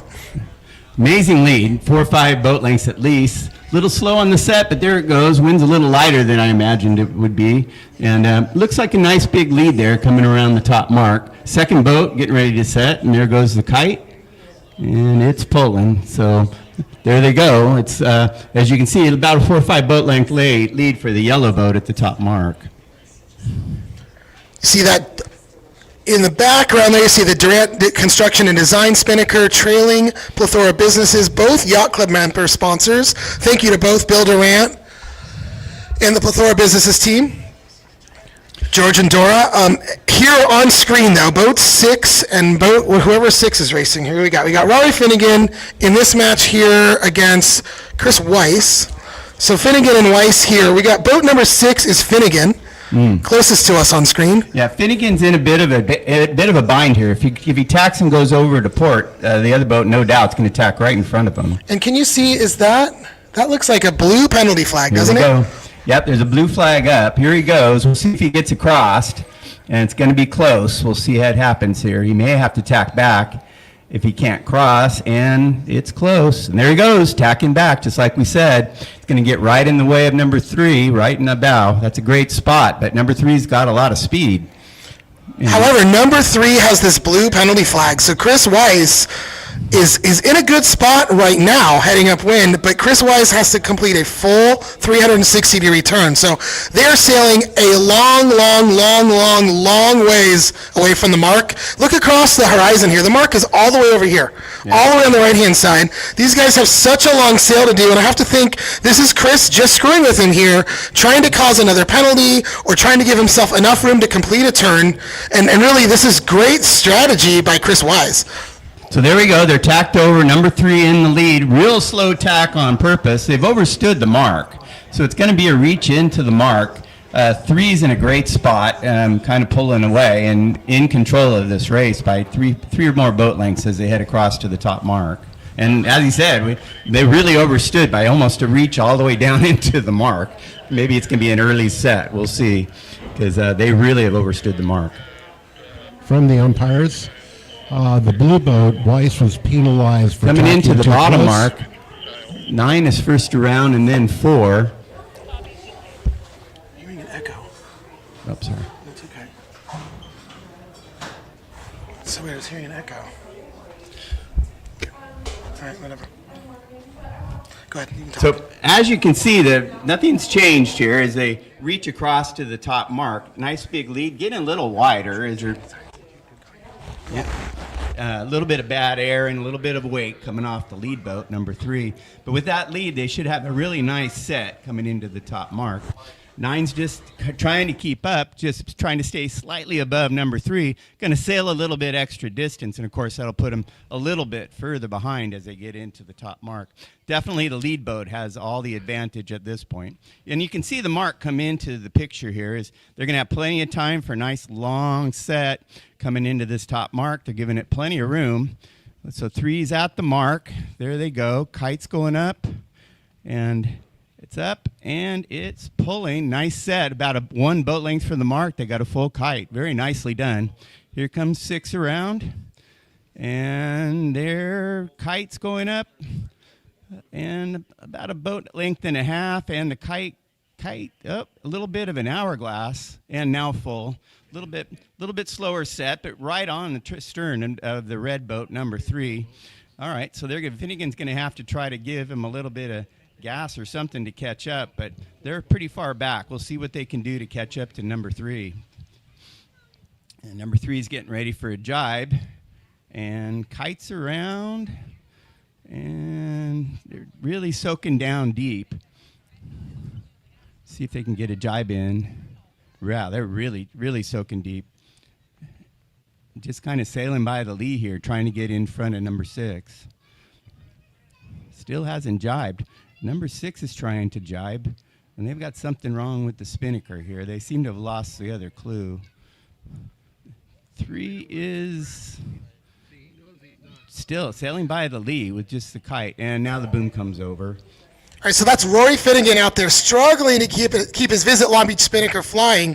We're going to want to hear what happened after the race from him there, but it looks like Chris Weiss is ahead here.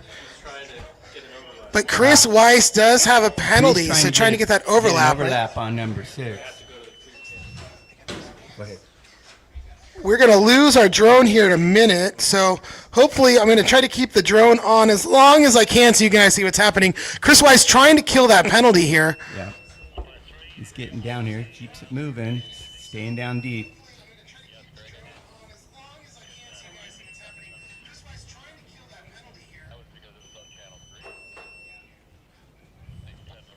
And as Cameron comes back into the pier, I'm going to keep the feed as long as I can and click us over to the start line cam. All right. If you can hear this in the background, that beeping is angry. It's saying, get back in. So here we go. Back to our start line cam. We've still got a little bit of ways to go, and apologies that we might end up missing this one. If I can try to get a little bit of footage here from the pier cam in the left-hand corner there. Chris Weiss is making his way down, so you might still get him on camera here. Well, they're playing with each other, trying to get rid of the penalty and trying to stay in the lead here. Working his way down, keeping his kite full, just jibing back and forth, no pull, just trying to keep the boat moving, trying to get in position so he can kill this penalty.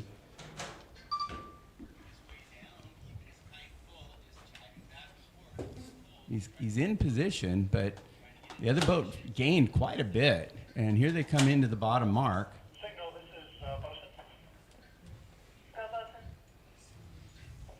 Orange boat's really caught up and is probably going to be in the best spot at this bottom mark, just really ripping into the mark. And that's what I never get when they do this dog and this cat and mouse game, if you will, the downwind back and forth like that.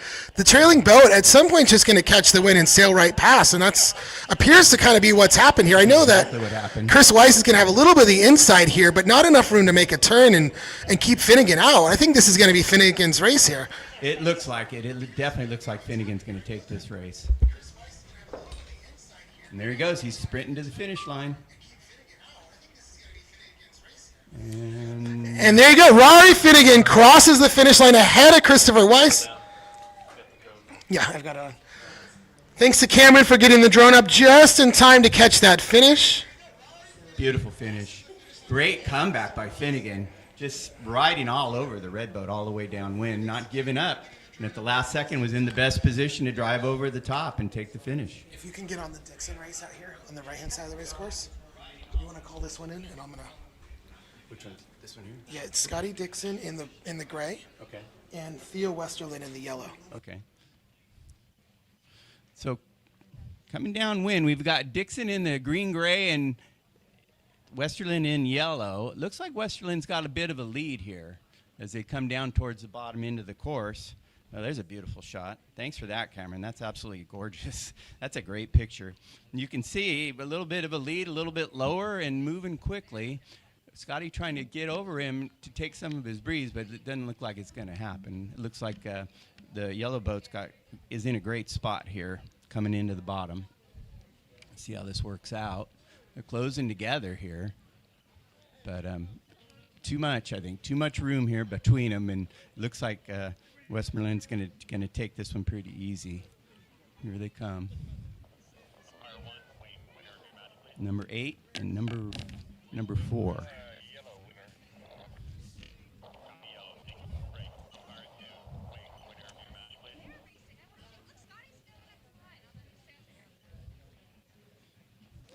And coming into the finish, it's number 8. Nice big lead, 2-3 boats and moving fast right down the middle of the line here in a great spot. So end up taking this race.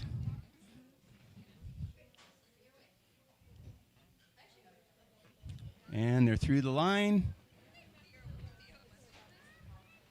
And there's the drop. Good runaway by the yellow boat, number 8 on that one. Sure.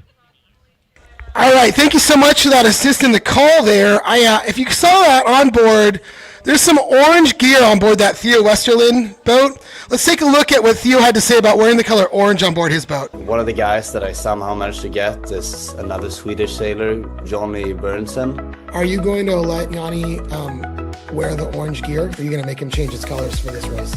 Yeah, I mean, on my boat, the orange is forbidden. So I might have to. I didn't even think of this, actually. That was a good reminder of you to ask me that question. I might have to tell them to bring some other colored gear.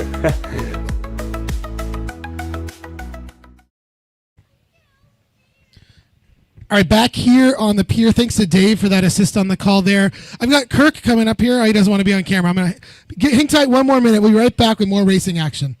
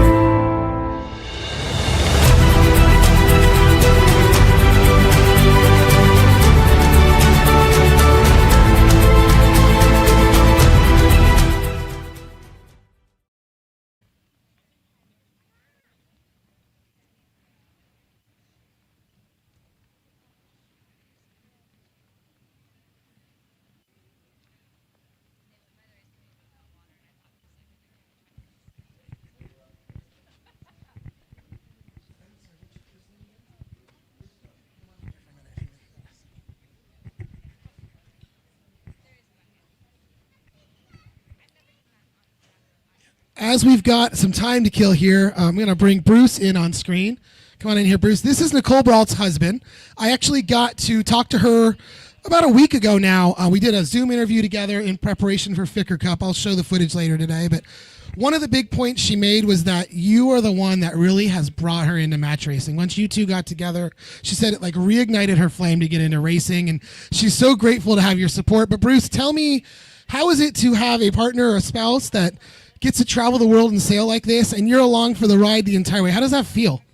Well, it's a lot of work. I'm the travel agent, pulling it all together. I've actually run U.S. Match Race Championships for 5 years as well, so I have a big background in this, in the organizing side as well as competing. But I never won a match against her when I was racing, so it was a lot more fun seeing her go out and do this. She has an all-women's team for the women's events, and she finished 3rd in the World Tour last year, Women's World Tour, and she has a co-ed team for events like this. And she finished 2nd in the Ficker Cup last year, right? So that was pretty impressive in itself. And I know she made it to the Congressional Cup for the first time. Tell us, how was that for you guys, being here for the Congressional Cup after spending a whole week here for the Ficker Cup? It was really exciting. It was the first time in 26 years that there's been a skipper from the St. Francis Yacht Club here. And so that was pretty special for us. Tell us a little bit about, since you mentioned it, the St. Francis Yacht Club. I haven't made it there yet. I know where it is, but tell us what kind of a venue they have there and what kind of yachting they do and what's the membership like up there in San Francisco? Well, it's a pretty large club. We've got 2,500 members and a very active social program as well as racing program. Last year we ran 4 important match race regattas. This year we're hosting the Women's World Match Race Championship. So we typically hold a championship of some sort every year in various disciplines, and match racing has been an important one. We have the California Dreaming Series. We also have the U.S. Match Race Qualifier this year, so those are 2, plus the Women's Championship. And we've also done open championships as well. Very cool. I'm going to bring the results up on screen here. We can take a look at this together. So tell me, taking a look, this was round robin 1. Why is it not showing me? Here we go. Round robin 1, these were the final results yesterday. Nicole was mid-pack, doing pretty well. Coming into today, how's she running today? What are your thoughts? What does she need to improve on? What is she doing great? Well, she's 50-50 so far in the overall results of the regatta. She needs to punch a few more wins to have a chance to make it into tomorrow's semifinals. So she's working really hard to make that happen. Very cool. So I'm hearing a warning signal out there. The boats have all kind of collected off to our left out here. I want to say thank you again. It's Bruce, right? Excuse me. So Bruce is Nicole Brault's husband, one of our favorite competitors. I love my interview with her.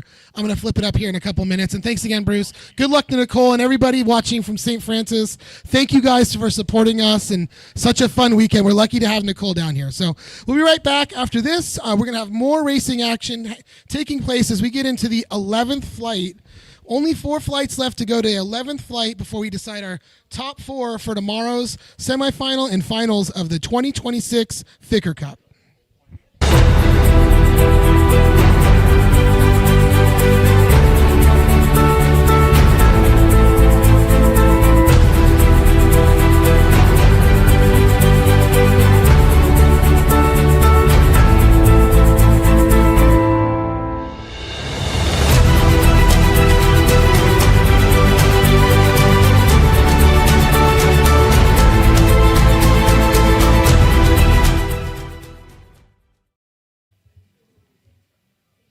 Broya, and I'm sailing 2026 Ficker Cup. If you say California, we answer yes, we would like to get there as soon as possible. So miss the opportunity to join Ficker Cup last year because we were late with our request for invitation, but this year we were strict in the time a little bit earlier to do it. So yeah, we enjoy and we're looking forward. Very cool.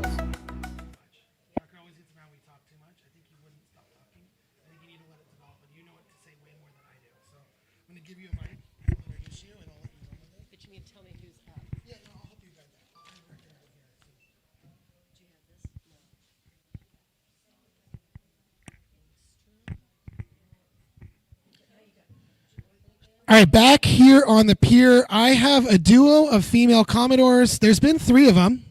There's 2 of them here alongside me, but we're going to get Blair Carty up now, who is a racer herself, someone who has beaten me very many times on Wednesdays, has done some match racing. We're going to let her take the mic for a few minutes here and call the next match, which will be, who do we have next, Blair? We've got, it looks like our own Scotty Dixon versus Rory Finnegan. So take the mic, have fun. Let me know if I can help you. All right.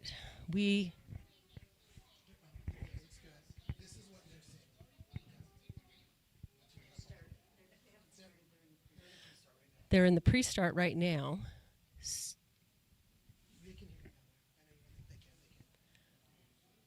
And we're inside of 4 minutes. So basically what they're trying to do is get as good a start as they possibly can. They're using rules of port and starboard, windward, leeward, and those positions of the boats change all the time.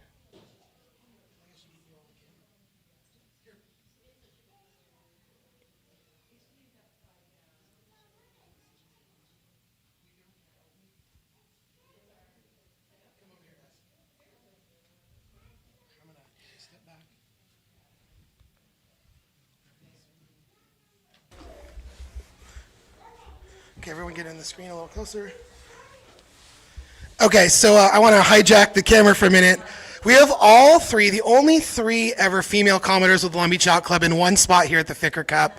I just want to say thank you, ladies. I know my wife who's passed, Kristen, she was really proud of the fact that we had never had female Commodores and we get to have all 3 of you. So I thank you for fighting a good fight. I know that it's so many hours of work, and all three of you did such a great job because look at how big the yacht club is these days and how fun it is to be there and how great the membership. So thanks to the three of you for sticking at the battle for the women and showing the men that women need to be there and they are there, and I appreciate that all so much. So you know what, this is a monumental year. We've got Claire Harrington as the first female Commodore at New York Yacht Club, Laura Sigmund at Chicago Yacht Club, Allie Bell at San Diego Yacht Club, all fabulous sailors and racers representing their wonderful yacht clubs from around the world. They also do world-class regattas like we do with the Congressional Cup here. So we're proud to be in that unique club. But there's more of us out there, and what I'm really proud of are all the women that are match racing, that have picked up match racing. You see Nicole Bialt out there. Some of her team, like Allie Bleacher, match race on their own. We have a great junior program of match racers, and a lot of them are females as well. We love it. Obviously, we love everybody racing and match racing, but it's great to see the women step up. I'm also really proud of the fact that the Olympics are gender equal. So for all those different classes, you're going to have the same number of males and females. So we're proud that I'm proud of Camille, who led the way for us at Long Beach Yacht Club, but proud of the fact that there are so many of us that are out there promoting sailing and equality on the water. Very cool. Well, thank you, Lisa and Camille and Blair. I'm going to let you call the next race here. Scotty Dixon just got a start against Rory Finnegan, and let's get you back out to the drone shot.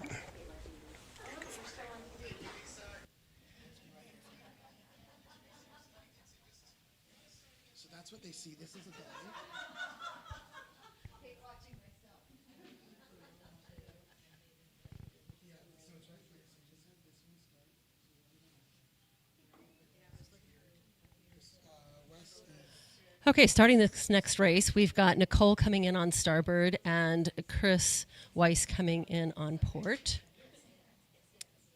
They're given about 1 minute, given exactly 1 minute to come in, which is just about to finish. And I did not bring my clock, so I can't call this exactly on timing, but they now have 4 minutes. So because Nicole came in on port, or came on starboard, she has the right of way. And she is trying to keep boat number 8 as far as he can over onto the left side of the course, the port side, or the side that has less rights. So they're dialing up.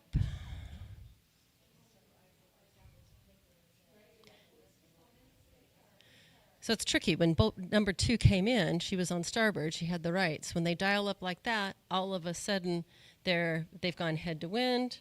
Boat number 8 has gone on to starboard as well. Now she's the leeward boat, so now she has the rights.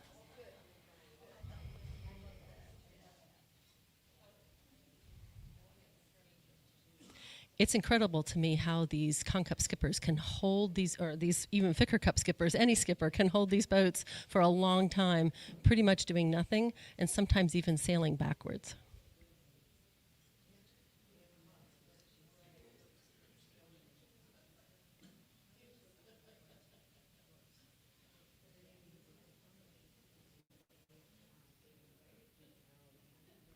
So the goal of this whole pre-start is to get your neighbor to make a mistake and get a penalty.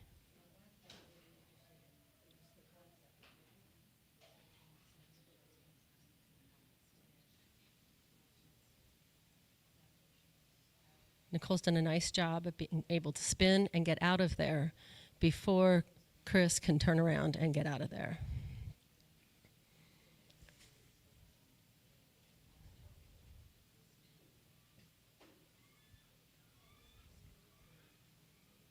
So Nicole is leading. Chris is following. Oh, it's Westerling. So sorry. And so if you can give us some insight here, when you're coming into an obstruction like the pier, is it better to lead or to follow? Doesn't really matter. It's what your plan of attack is and how much time you have to get up to the line. Okay, so then let me follow up that with a second question then. So if you're the trailing boat, your plan is whatever it is, but you still have to react off the lead boat, right? Because where they go could affect what your next move becomes. Could be. Sometimes you want to get closer. Like what's happened is Theo's decided he wants to lead.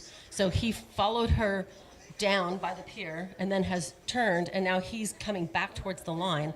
because that's what he wants to do. He's decided he wants to control this race and he wants to lead.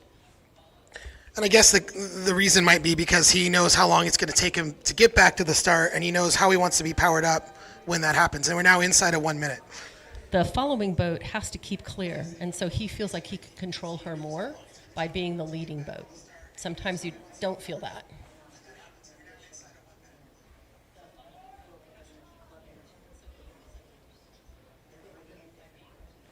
So Nicole's trying to get underneath and hook her nose in under there. If she does, she can make boat 8 completely stay out of her way and clear the path. So Theo's trying to wiggle his way so that doesn't happen. But he's got to be careful to not go off the course, the playing course, and the starting line. This is where I wish I had a clock, but for sure the bow people have a clock and they know exactly when the start bell's going to go. So Theo, boat number 8 is leeward boat, so Nicole needs to keep clear.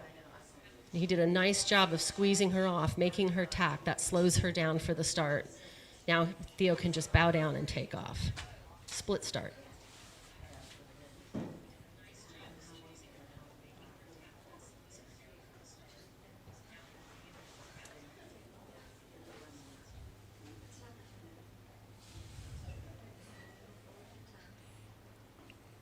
So the start of Westerland and Briol was the 1 minute warning for Zaboja and Engstrom to start.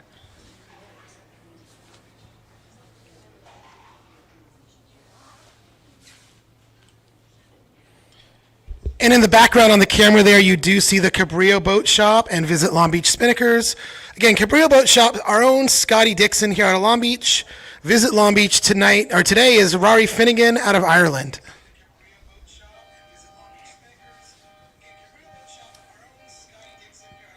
Okay.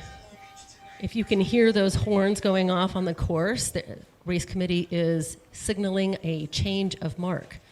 Beep, beep, beep is Charlie flag. Hanging underneath the Charlie flag is a green flag. So they are now going to the green mark and not the yellow mark up on the course. Yeah, I've been pushing those all weekend, Lisa, the mark set bots. So what I think is so cool, and you probably are tired of hearing me say this, we can control where the marks are based off of an iPad on board the loins. So as the wind shifts, they place these things. I believe they place them before the races start, but they can shift them throughout the day to accommodate for the wind between flights. And so when she announced there that they shifted the course, that thing out there in the middle of the water is just drifting out there on its own, being controlled by GPS. So cool and impressive in my mind. They can change the bots during a race, but not on the same leg. So they have to notify everybody before those boats are onto that leg of the race.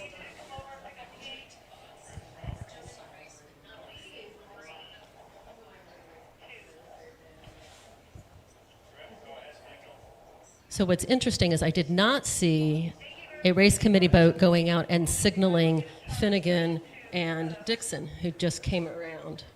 Yeah, I was thinking that too. So they will be going to yellow while these boats that are just starting, the Zabrozhia and Enstrom, will be going to green. So back here on camera, if you will, Blair, we see the two boats down below the pier. This is the start of Zabrozhia and Engstrom that we're just talking about. Dancing a little circle back below the pier here. So I talked about this a minute ago. At some point, you're going to be down there way too far to go and not enough time to get back to the start line. Is there a strategy behind trying to get your co-racer pinned back behind there? Yeah, what you're trying to do is just get them to make a mistake. And so if they get stuck someplace, the crew handling isn't as good as they would like it to be, something breaks, whatever happens, then you can take advantage of it and make them make a mistake. Then they get a flag. That's a penalty flag. That penalty they must take once they start and sometime before they finish. The penalty is a full 360 circle, so it really puts them behind. And so as we saw yesterday as well, you get that penalty in the pre-start, you have to wait until the start happens to turn that penalty. So if you can get another penalty against your co-racer here, if you will, or the the match racer you're going against, then you can actually offset that, not actually have to do that turn. So these guys are getting close to the pier here, close to each other as Cameron will try to bring this drone around for the start here. Literally, we could drop a sandwich off the pier and land in one of these guys' boats down here.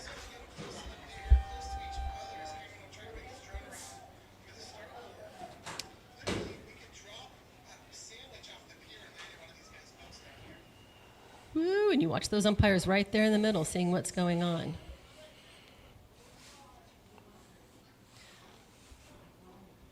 So Zeboja did a nice job of staying lured, closer to the pier, away from the start line, so he can push. And that must be what he wants to do. He wants to be able to see if he can hook his nose in there and push Engstrom up and over the line early, which also would be a penalty. Not a full circle penalty, but Engstrom would have to come back down across the line before he could start.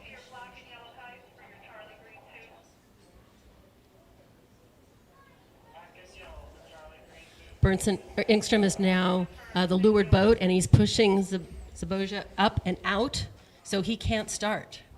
Ooh, and this looks, well, I don't think he's got room to go in there. This is going to be a problem. Watch out on the loins, folks. Wow. Contact there.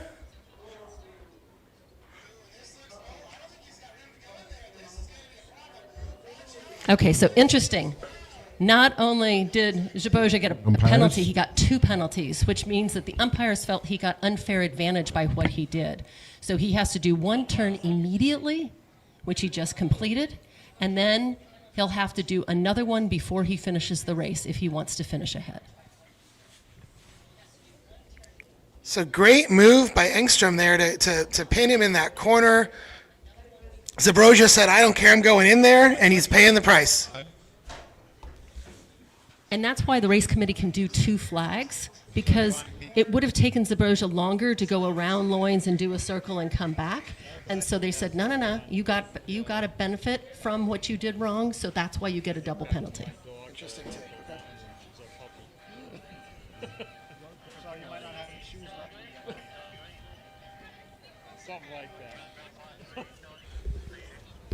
All right, so coming back down to the start line here, next on course, we've got Tom Pico and Christopher Weiss.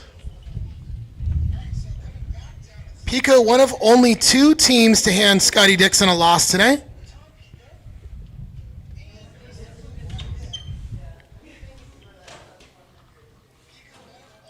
Interesting, no dial-up in this race. Chris just went straight for the pier, huh? Yeah, he got a good start on his port entry, and so he figured he could get down and get across. So we'll see if that actually pays off.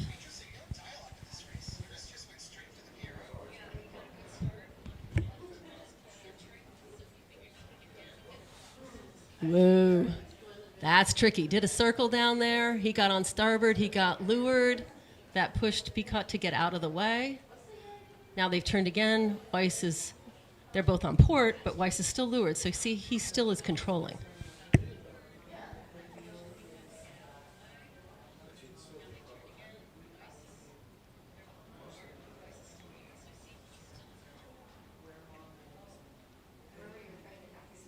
That's a dial-up. When it's changed. That is a dial-up, and they will sit there for as long as they can.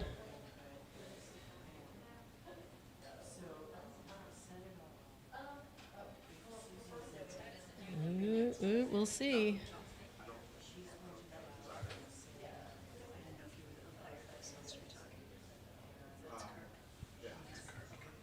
He has a mic down there.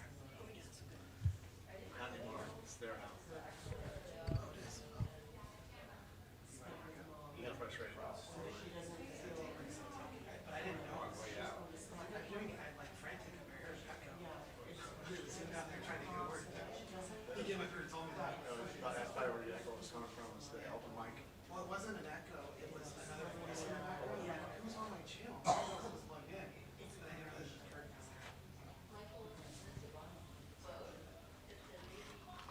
We'll see. I can't believe Peacock got around there, but he did. Now he's lured.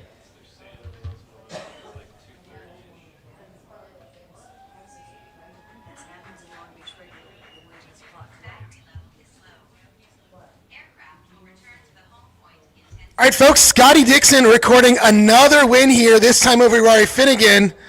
That, I think, is 9 wins for Scotty. Which flight are we in here? We're in 11. So yeah, 9 out of 11 wins for Scotty Dixon as he looks to earn his way into Sunday's finals here at the Ficker Cup.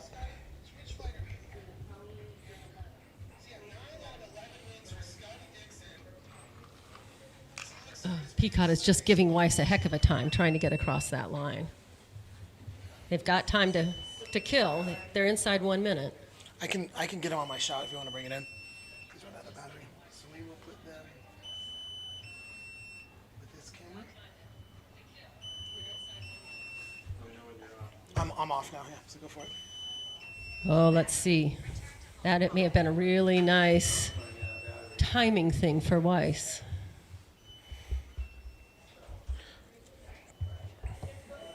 He's a little far from Peacock to hold him out on the race committee boat, so Peacock isn't going to be able to come in there.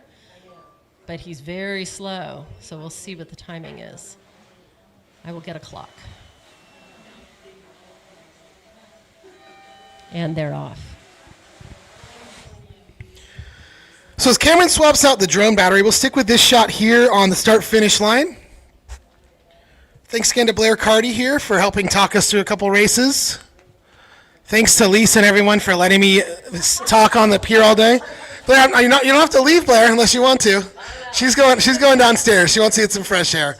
But great job to Blair. Again, I've done a lot of racing against her and Lisa over the years, and we really have such a strong women's team of racers here at Long Beach Yacht Club.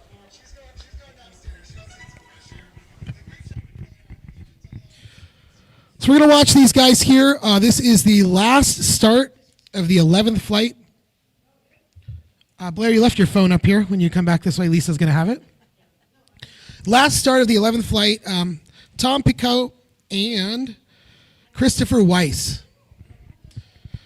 I can tell Pico is on the right-hand side here. I see that Marissa Mee, the Long Beach Yacht Club member, with the bright pink jacket on as they tack away first.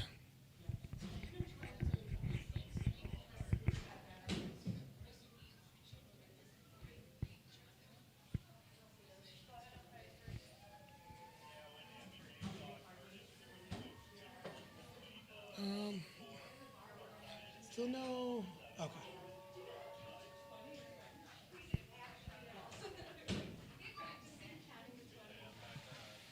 All right, taking a look here from the air, the beautiful Spinnakers, Long Beach Yacht Club here, Long Beach Sailing Foundation. That's Patrick Zabroja. Racing here against Theo Westerlin, who's rounding the mark now. They look like an early douse for them. Excuse me, that's Oscar Engstrom, boat number 4.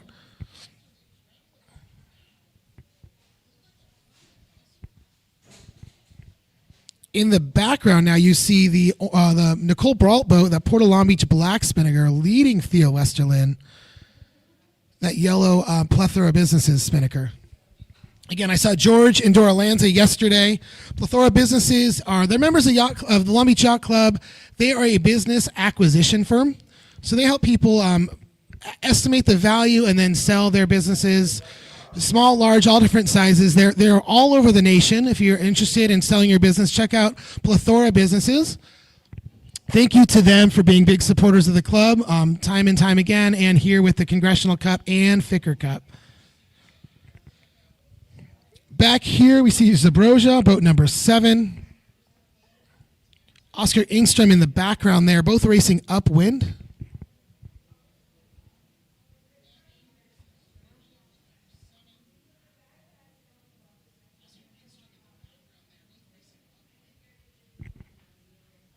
Zabroja still has that penalty from his start. Bless you.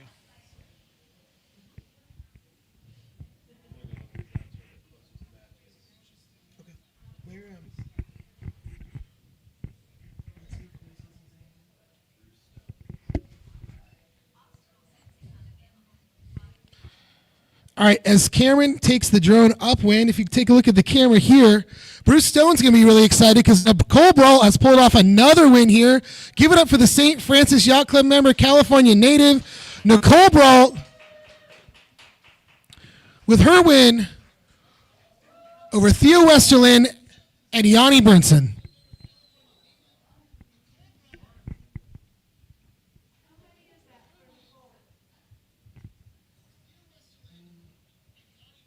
Let me pull it up. That's the third win of the day for Nicole. Puts her at 6 wins on the weekend so far.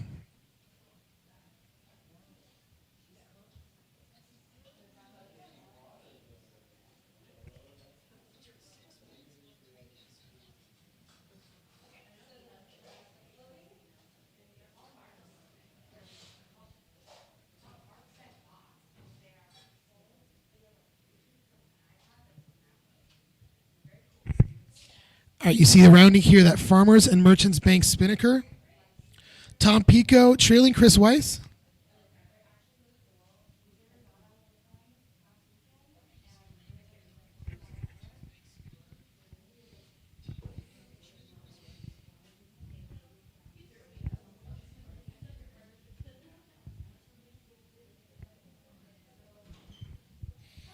And the clouds are really starting to come in now. If you remember this morning, we talked about the storm that is expected tonight.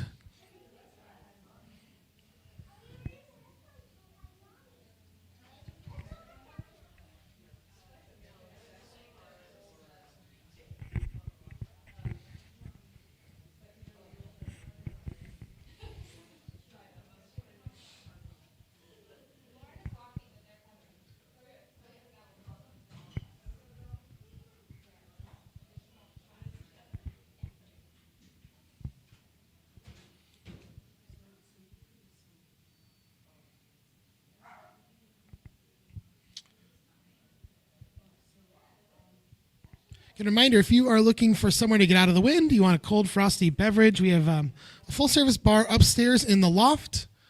It is open to everybody. You do not have to be a Long Beach Yacht Club member to come in over here. Open to the entire general public. Please come enjoy sailing with us if you're sitting on the pier. As we take a look here at Oscar Engstrom, rounding the top mark, ahead of Patrick Zabroya, who also has that blue penalty flag.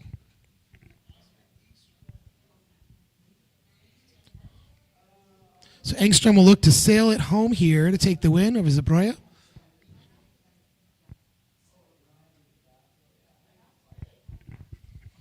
See the Long Beach break wall in the background on screen now.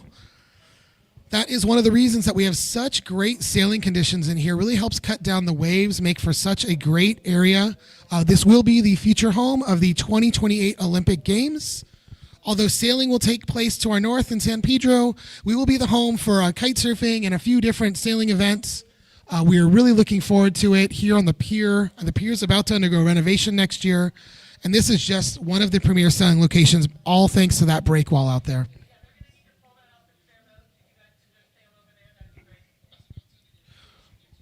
So Weiss leads Pico around the gates at the bottom of the course.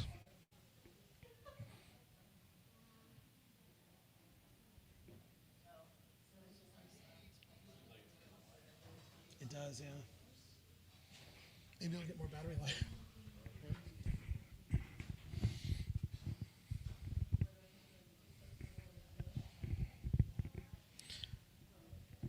I'm not sure if it's because of his sailing expertise or the drone he's operating. Cameron Zez point out it seems like it's getting a little bit lighter. As the upwind boats cross the downwind boats on screen here, Oscar Engstrom is holding on to that lead and will sail straight into the finish here.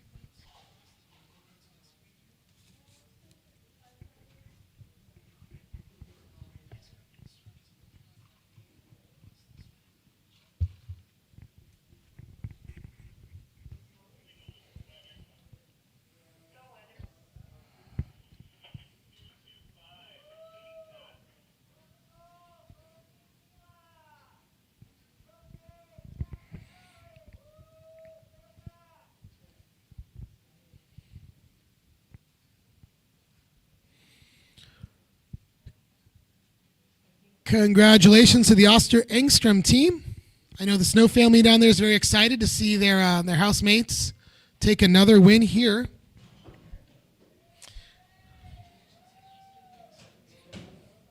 Now would be a good time to check in on the results as we wait for this last race to finish in this flight. All right, so today, Nicole Brault, Theo Westerlin, and Scotty Dixon have all recorded 3 wins. Ingstrom just took a second win there. Finnegan and Zabroya have each won 1, as well as Chris Weiss, who's still on the race course. And Tom Pico is down a half a point because he had a penalty earlier on.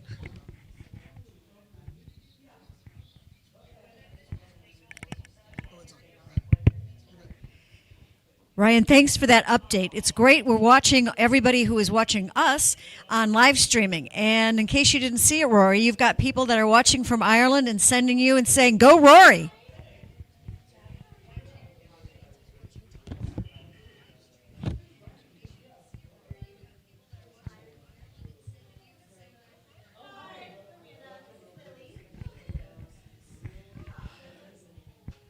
Great look at the Port of Long Beach in the background there as these boats continue to sail upwind. The wind has completely shifted. Yesterday, we were seeing everything deep from the south. Now the winds are coming from the north. Typically, we see an afternoon wind shift here, but not as dramatic as we've seen over the last 24 hours. Did you see the cranes in the background there at the Port of Long Beach? Thank you to everybody watching at home. There's about 100 of you on with us live right now, so thank you for that. And everyone in the pier. We see the Piercy family just stepped in. So good to see them.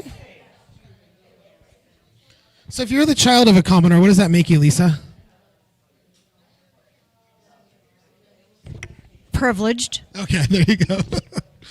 Grant and Amanda Piercy, who just stepped in. Both their parents have been Commodores in the last 10 years at the yacht club.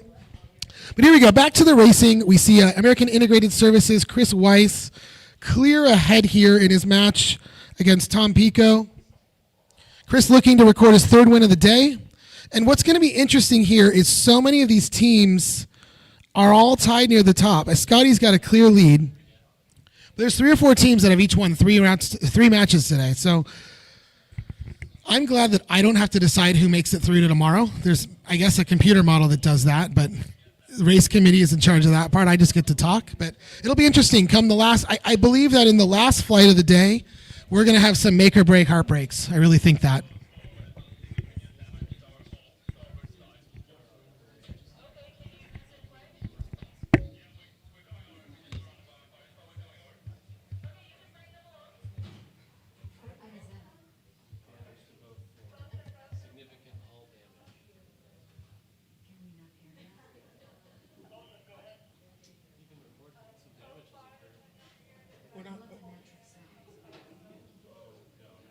No, she doesn't want us to do that.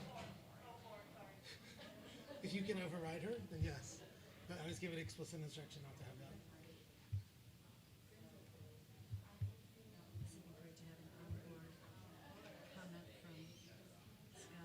Yeah, especially at a slow point like this, you know. Who's on the grift, you know?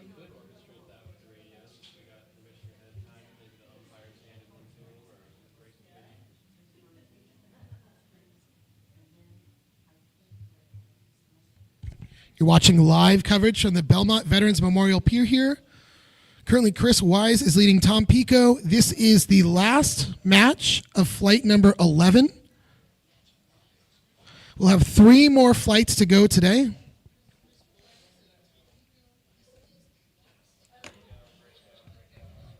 If you don't know what a flight is, that consists of 4 matches. Each match is like a race.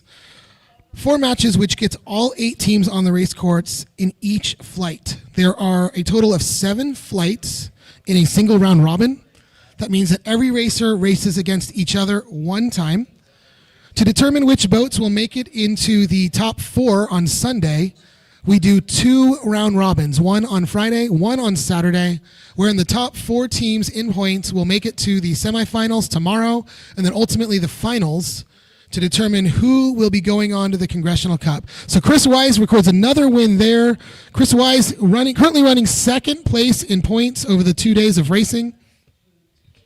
Great job to Chris and team. I know his dad's down there watching. He's from Huntington Beach, as I said. Report of a little bit of some work to do on one of the boats. So we'll be right back. Stick with us. We'll be back live here from the Belmont Veterans Memorial Pier after this message.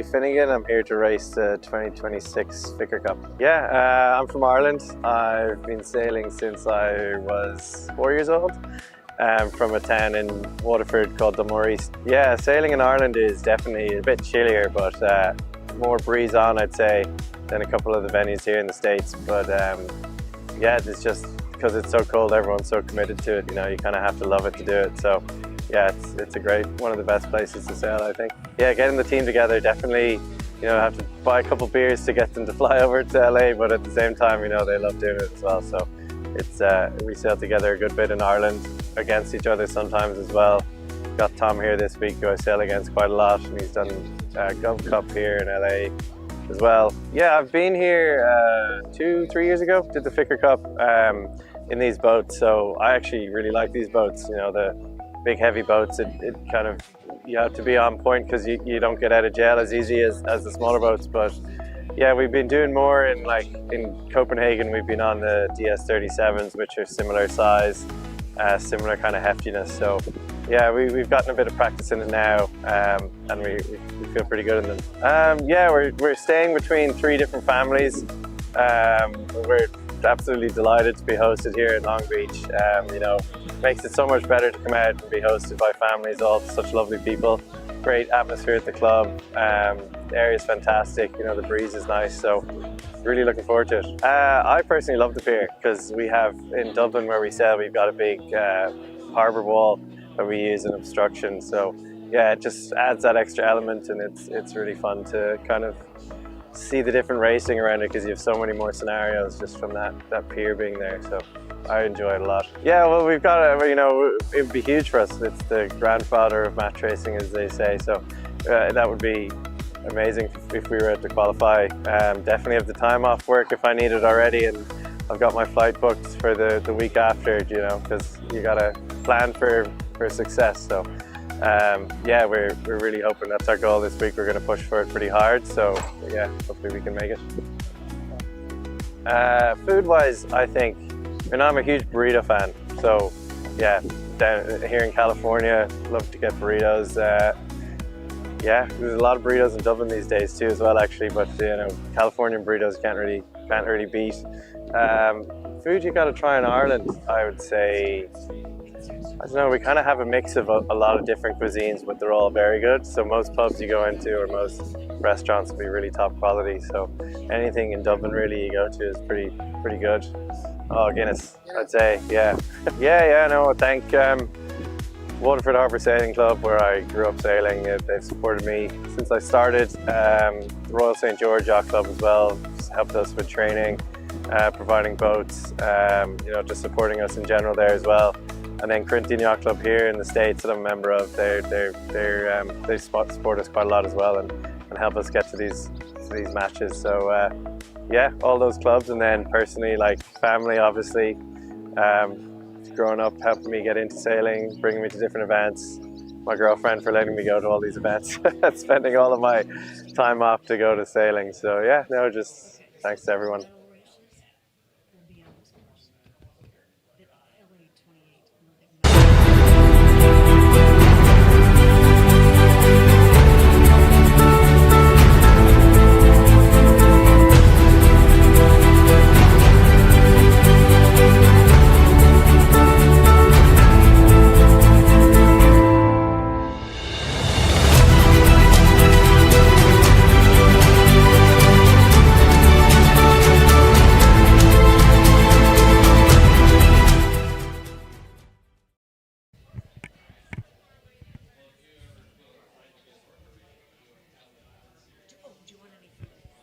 I'm okay for now.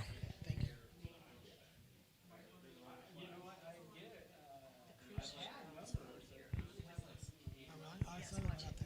I'll talk about that for sure. All right, guys, so I've got to look at all my cameras here, not my intention. I want to go over some results here for you guys.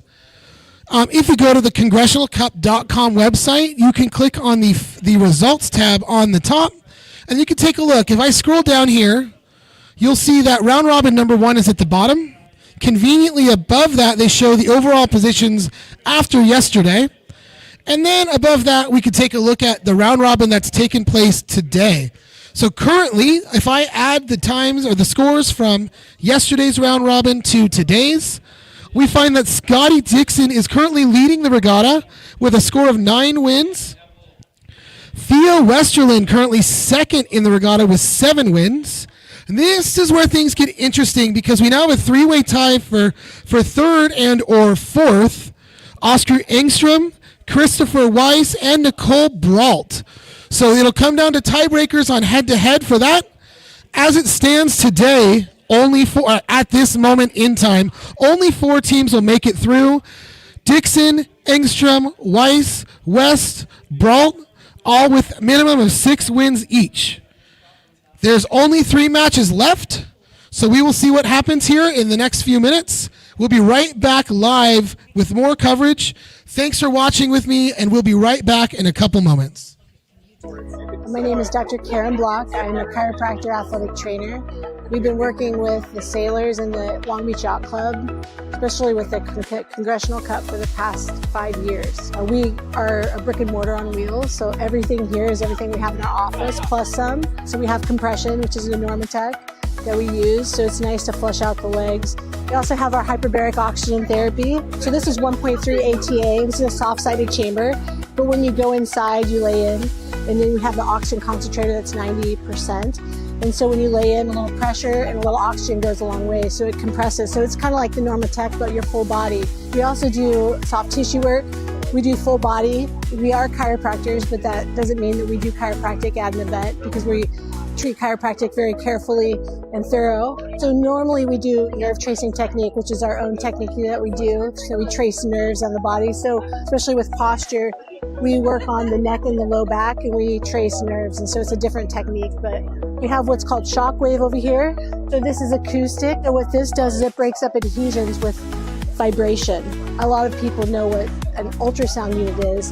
Well, this is ultrasound. It's times 100, and so it actually goes in and breaks up adhesions. Wonderful for chronic conditions and anything that you want to, like, we trace the nerve. We can do cupping, we can do IVs, it can do cold plunge, a class 4 laser. This is called a cutting edge.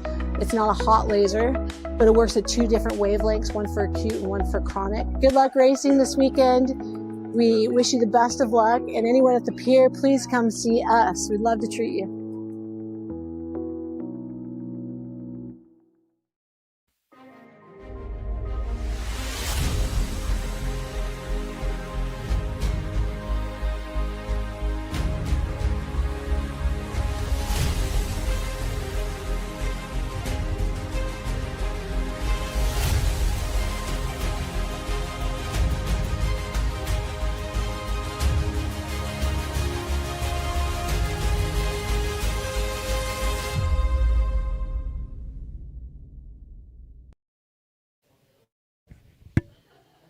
Welcome to the Alamitos Bay Marina, home to over 1,600 boats, countless condos, Naples Island, and the Long Beach Yacht Club. Rich in yachting history, the Long Beach Yacht Club is the gateway to the water for countless activities here on Alamitos Bay. It's also the home base for the Congressional Cup's Catalina 37s. The only place in the world where you can actually race a Duffy boat, the Long Beach Yacht Club is proud to call Alamitos Bay our home.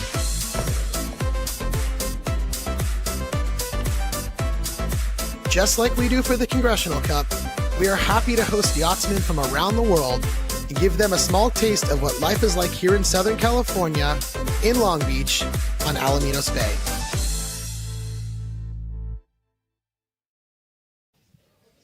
All right, we are in a slight holding pattern here if you are watching at home, and I see there's about 90 of you currently, so thank you for watching. We are working on a boat that had a little bit of an issue that they're trying to work through currently, so we're going to delay a few minutes here. We've got 3 more flights to get through today.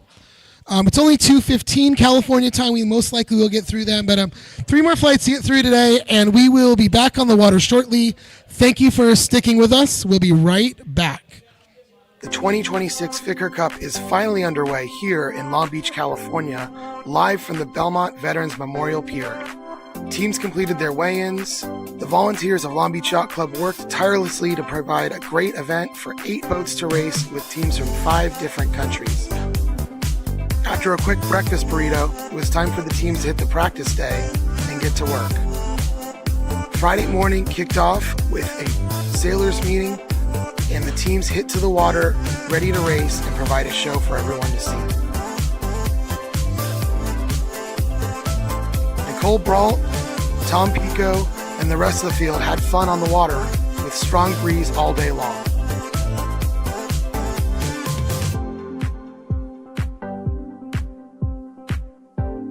As the umpires prepared for a day to come, they knew one thing was certain: we'd likely see some penalties. Tom Pico was one of those racers and sailed nearly an entire race before attempting to complete his penalty turn. At the end, Oscar Engstrom edged him out by just this much. Local favorite Scotty Dixon also saw himself in trouble, but completed the turn ahead of Christopher Weiss to take the win by less than a boat length.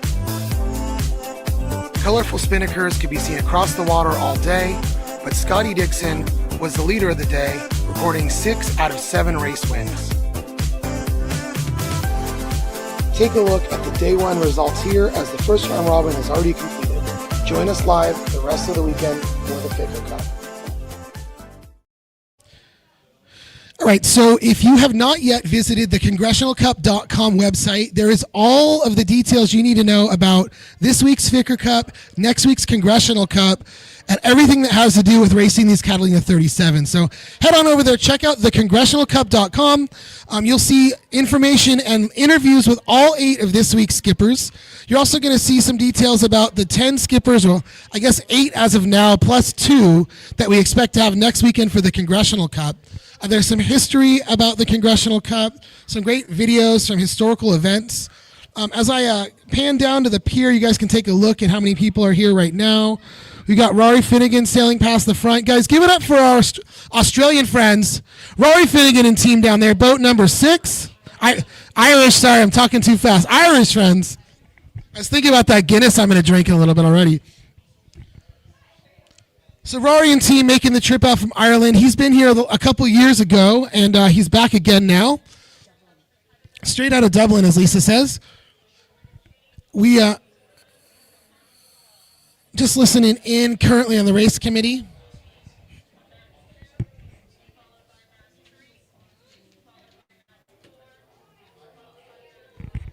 Sounds like if you are following along on a pairing sheet,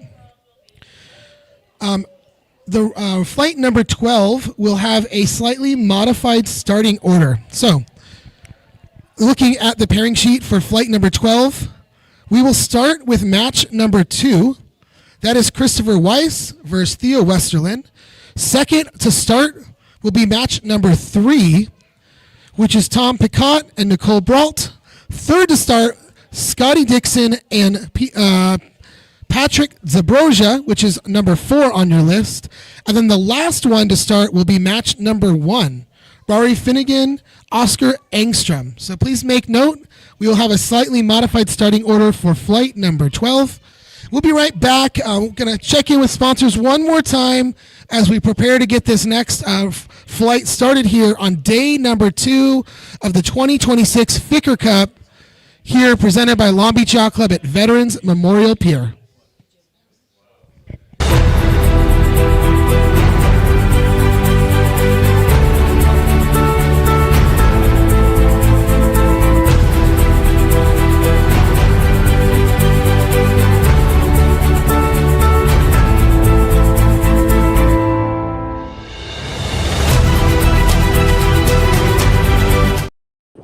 right, folks, I have a treat for you.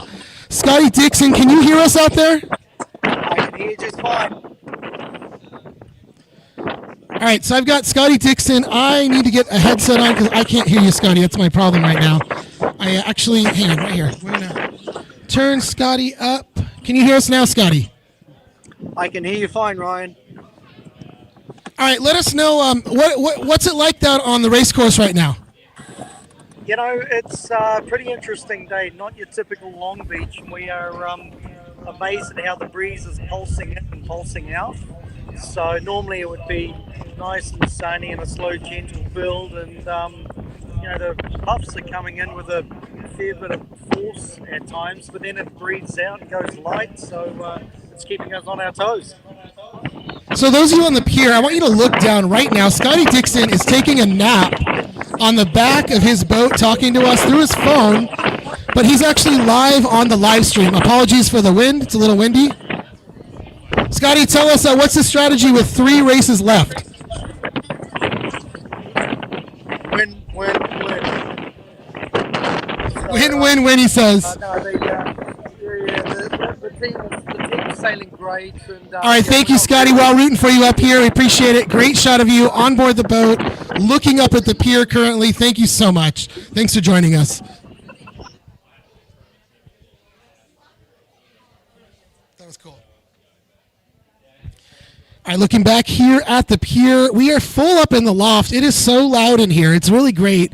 Have so many people out here watching live match racing here in Long Beach, California. Again, I've been harping on this. This is going to be the home of some of the Olympic Games. To be more specific, here in Long Beach at the end of the Veterans Memorial Pier, we will see both men's and women's IQ foils and men's and women's Formula Kite, which will take place right here off the end of the pier. Why is this a good spot for racing? Well, viewing-wise, it's incredible. You can get hundreds of people out here on the end of the pier. There's room for TV production. You are right in the middle of the race course, but all of that beside the point, there is such great wind here in the water of Long Beach, just over the top of that break wall I talked about earlier, here between the oil islands with the visual of downtown Long Beach, the Queen Mary, the Port of Long Beach. This is the spot if you want to have a great TV production type event for sailing, for kiting, for foiling, anything of the sort out here on the water. So we're proud that it's going to happen here. I know a lot of the Long Beach Yacht Club members will be involved with that. Hopefully I'm involved in some capacity. I'd love to be. It'd be fun to be part of the Olympics. But this is going to be such a fun spot to watch from. And year and year again, we show what can happen here in Long Beach at the end of this pier.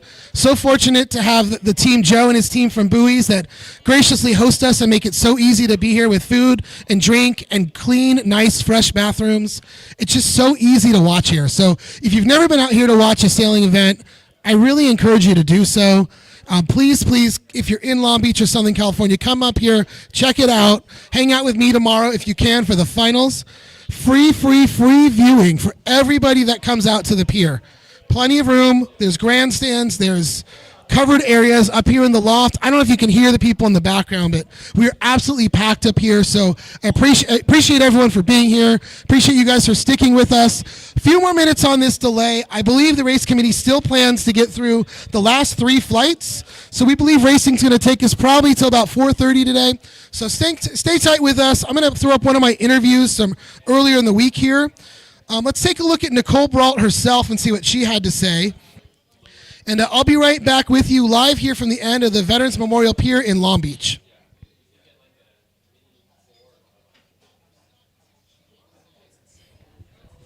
Nicole Brault, and I'm racing the 2026 Ficker Cup. I've raced the Ficker Cup 4 times in the past. I live in San Francisco, member of the St. Francis Yacht Club, and I race in the J105 fleet up here. I just turned 54, and I think the first time I was afloat on a sailboat was at the age of 2, and I've been racing probably since, 9 or 10 years old. Well, it's always a dream. When it happened to me, I was kind of blown away. Well, I personally was so excited inside that I had a hard time concentrating during our finals matches to try to win the Ficker Cup. We were just so excited to be sailing through to the Congressional Cup. So I have almost the whole same team. We're missing a couple, but we have great sailors that are filling in those spots too. So we'll see what happens. They've always been known to me as sort of the platform for the Congressional Cup. And, they're a bigger boat than I had learned match racing on and even raced in one design. So they were a little bit intimidating. And it was very interesting when I first got a chance to race on that platform, how different the game was. Being able to accelerate and using your momentum as a weapon and to make up for mistakes. It was a little less forgiving in that department than the smaller boats that are kind of, you can wiggle out of trouble. Come to really love playing the game in Long Beach on those boats.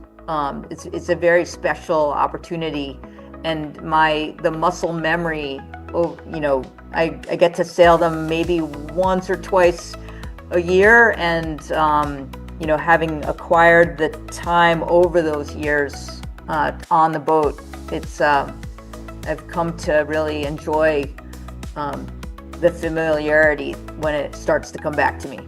Well, last week I was racing in the 2026 David Storrs Memorial U.S.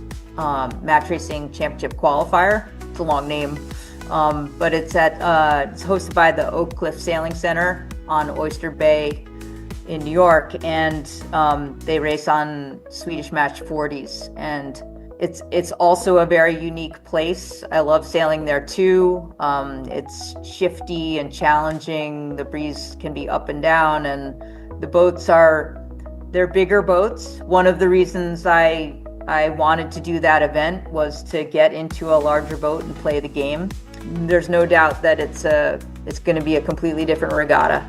And that's part of what I love about match racing. It's like the challenge of adapting to the venue and the boat, and being able to move from one to the next and feel that adaptation come into play as you're playing the game. It's a really great challenge, and that's part of the contest that I really like. I love sailing in the community of the Long Beach Yacht Club, the hospitality, the tradition, the Catalina 37s, and the motor out, and the stadium effect of the Belmont Pier. It's it's very iconic because you get to race one-on-one, and there are these short battles go into the overall war of a regatta, and then in each of these 15-minute long races, there are these moments of glory and moments of despair, and respect the fact that no lead is really big enough.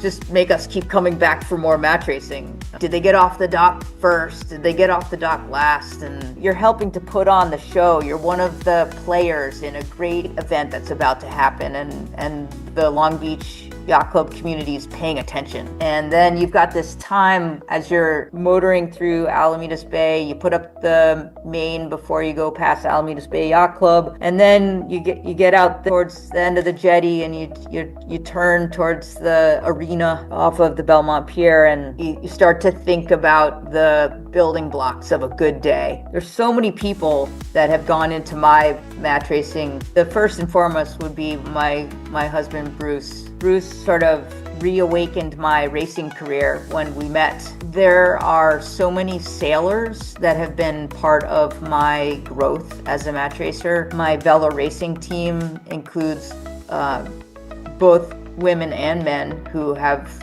been on the journey with me, but they're always they're in my head. They've contributed so much. Evan Brown Cahill and Molly Carapiet and Molly Vandemore. And then lastly, I've been staying with the Corzine family. I know that they put up other sailors, but whenever I come to Long Beach, they're excited to host us, and they've watched us progress. And so I really want to thank them for being there for us. If you've been to Long Beach, odds are you've heard of 2nd Street. The half-mile stretch full of coffee shops, restaurants, bars and shopping is a favorite for locals and the college students who call Long Beach home. Only 3 blocks from the beach, 2nd Street is a foodie's paradise. Each year, when sailors come to town for the Congressional Cup, 2nd Street turns into a place of fun. Friday night, it's normal to see some of the best sailors in the world hanging out at the bars or grabbing a bite to eat with their host families here on 2nd Street. If you find yourself on 2nd Street this weekend, pop over to Legends, where they will show our 2025 Congressional Cup on their 24-foot TV.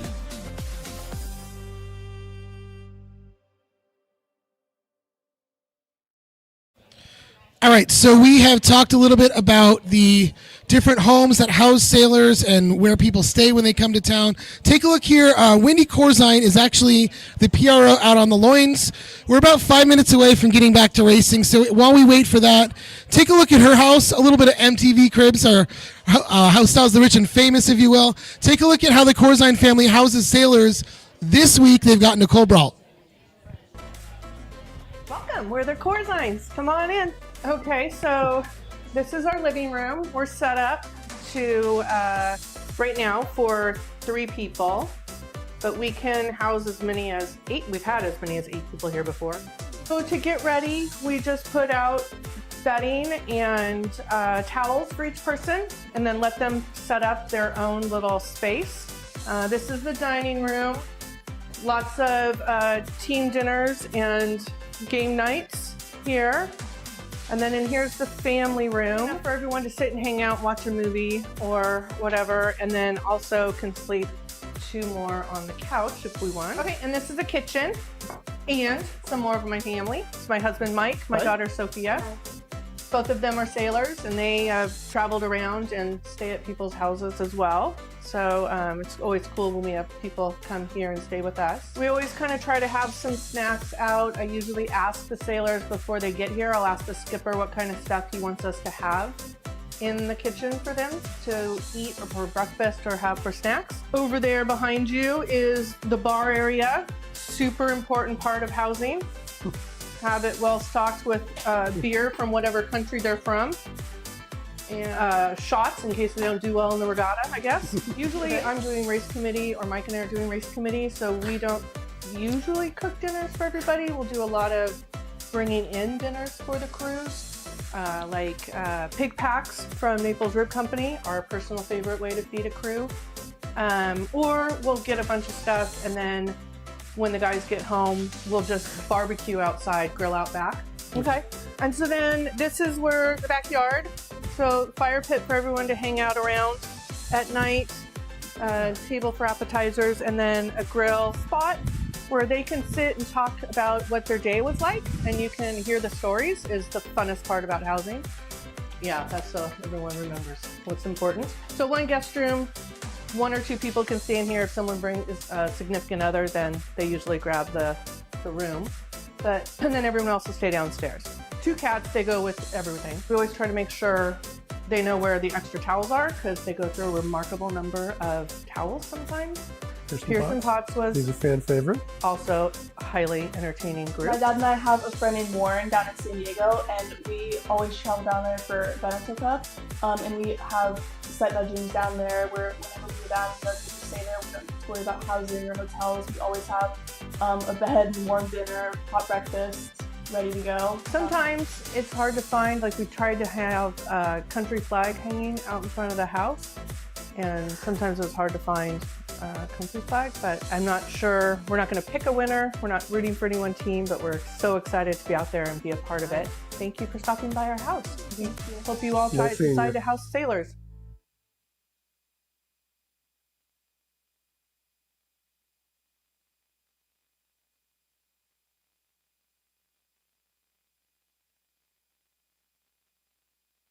All right, we are close to getting back to racing here at day number 2 of the 2026 Ficker Cup. We've done a change of boats for one of the teams, Oscar Engstrom team. They'll swap their boat out. And we'll be back here shortly. The first race when we return to racing is going to be Chris Weiss versus Thea Westerland. I appreciate you all staying with us as we work through a couple of issues out here at the race course and the boat. And we'll be back in a couple moments, ready to go racing. Cameron's got the drone ready to go. We have jibs up again, and we are almost back to racing here on the pier for day number 2 of the 2026 Ficker Cup, which is a qualifier for the Congressional Cup. I hear the horns going off now. We're going to get this drone up. Let me show you what the pier looks like from inside the pier, if you will. So window on the right is where you can get food. I'm upstairs in the loft. Cameron is up there with the drone now. We're getting ready for his live shot in a second. Here's a look at the committee boat. Close to ready to go. You can see that the weather is starting to roll in kind of as predicted. It's a little bit foggy out and there are a little bit dark clouds, if you will. We don't expect any rain prior to 6 p.m. We should be well inside and on the dock well before 6 p.m. Let me see if I can get you a look from overhead. Maybe Cameron can pan along the pier, if you will, for a minute here. Beautiful shot here of the Veterans Memorial Pier. Thank you to all of our sponsors that you see here on the pier. I love that we have all the country flags out. I think that's such a nice touch that we do here for these events. And as that happens, we are getting right back into a pre-start. Here we go. If you are following along via a pairing sheet, this is the first match of race number 12. However, it is listed on your pairing sheet as match number 2. Chris Weiss versus Theo Westerlin.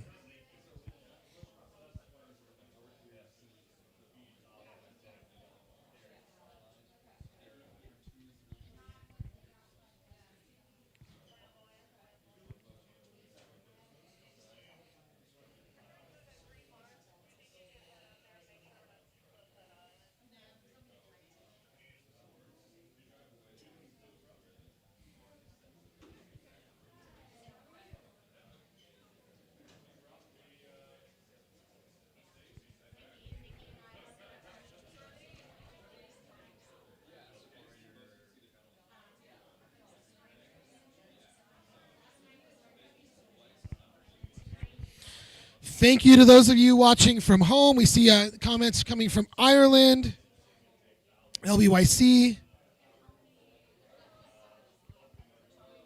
I see some fans of Chris Weiss currently.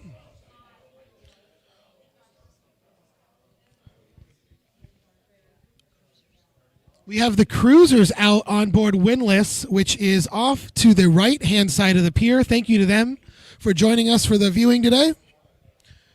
Windlass, one of the larger boats in the yacht club fleet. We're very proud to have it as one of ours.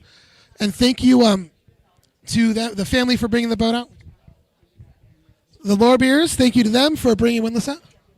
Debbie Lorbeer, excuse me, and Michael Stewart for bringing Windlass out with the cruisers. Pretty cool to have a large boat right on the race course, both for us as fans and for the racers.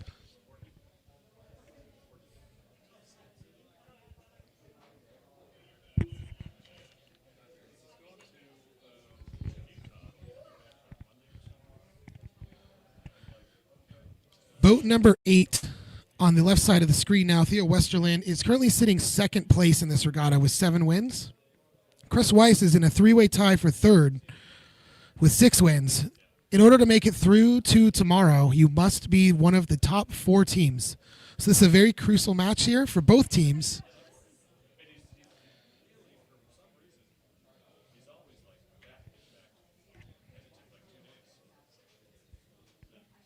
A win here for Westerlin would secure him a spot for tomorrow's semifinals. A win by Chris Weiss gets him that much closer to getting in. So big, big match here. Inside of 1 minute now. Westerlin already has a yellow flag penalty. So that's going to be a deficit for him. Chris Weiss is really putting the heat on here. You see that yellow flag on the umpire boat?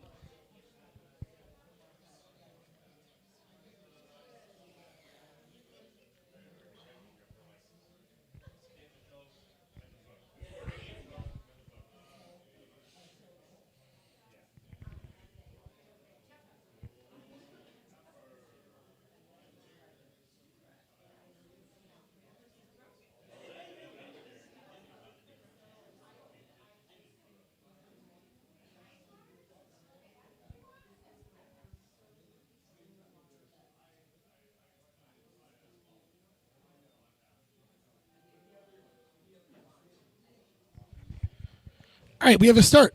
Again, penalty to the yellow team. Theo Westerland here.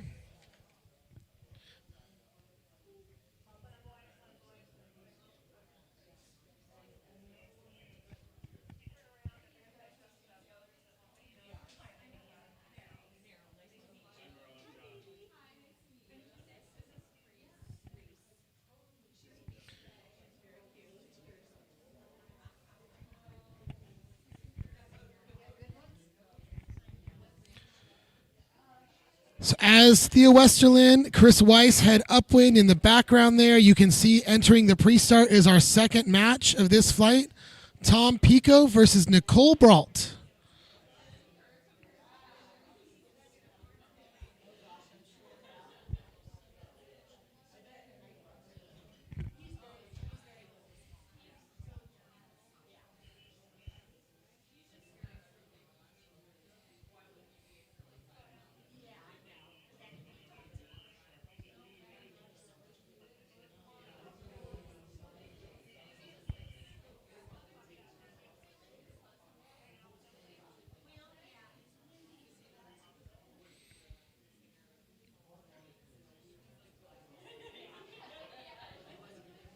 Nicole Brault here, vying for one of the top 4 spots into Sunday's semifinals. Currently tied for third with 6 wins. Tom Pico, 3.5 wins. His day's pretty much done, but his weekend's pretty much done, but he's going to have a last fun 3 races here. Tom has been a lot of fun to have here at Long Beach Yacht Club for the last few days. Sailing under the Australian flag, came to us by way of New Caledonia this week. He told me it took him 17 hours to get here. Fun tidbit I learned is that although we have one of our own, Marissa Me, on board Tom Pico's boat, the team exclusively speaks French while they're sailing. So Marissa has no idea what he's saying from behind her, back on the boat. She said it's been a big learning curve, but a lot of fun.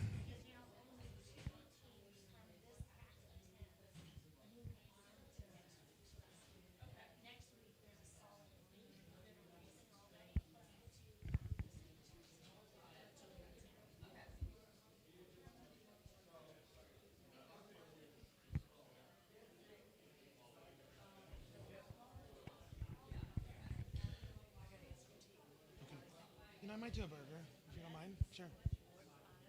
Everything's fine. Yeah, thank you.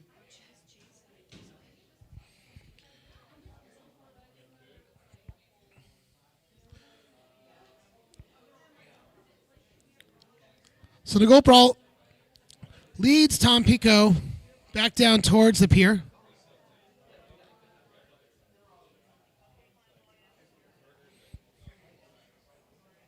Sailing past Windlass there, you can see that's the Long Beach Cruisers, a club within the club for the Long Beach Yacht Club, if you will.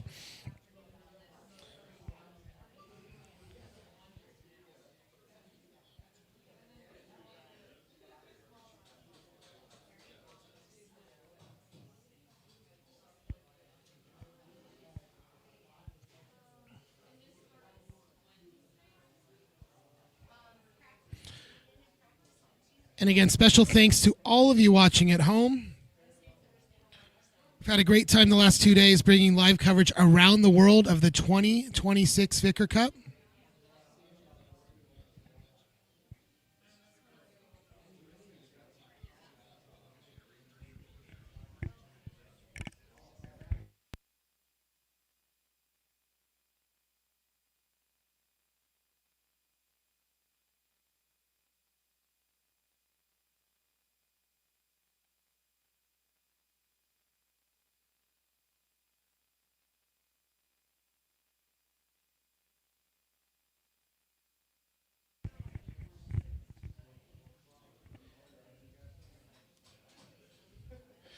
As Pico and Brault approach the start here, and a late dial-up at the start line. In the background, we see the red Spinnaker American Integrated Services of Chris Weiss leading the plethora of businesses Spinnaker. Theo Westerland. Westerland still holding that penalty.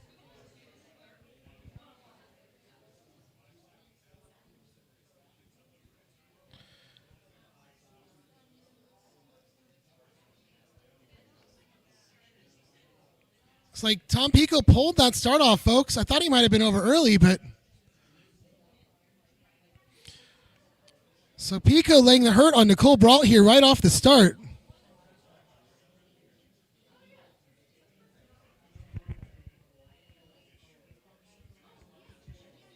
Oh, wow. Double blue penalty to Tom Pico. Immediate turn for him here, which they are completing. So Pico and team are going to start this race with a big deficit.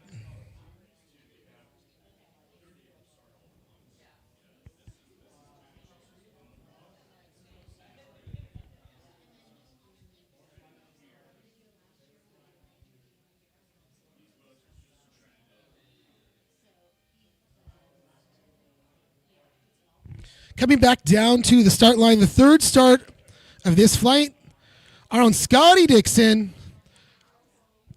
Scotty Dixon taking on Patrick Zabroja.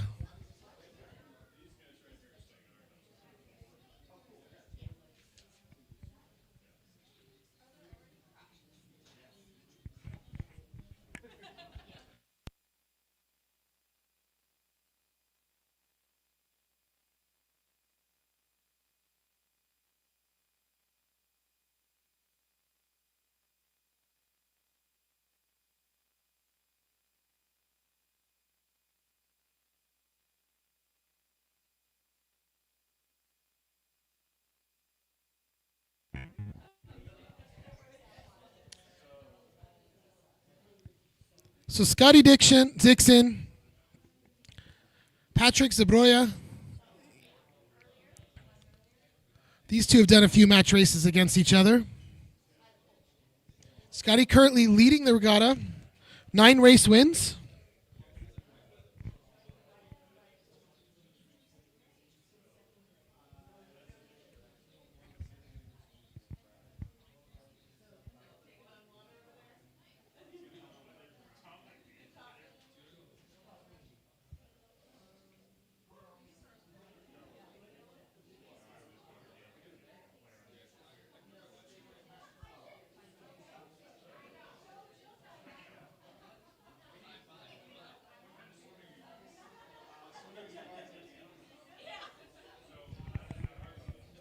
Big crowd up in the loft right now. If you are downstairs looking to get out of the wind, please come join us upstairs.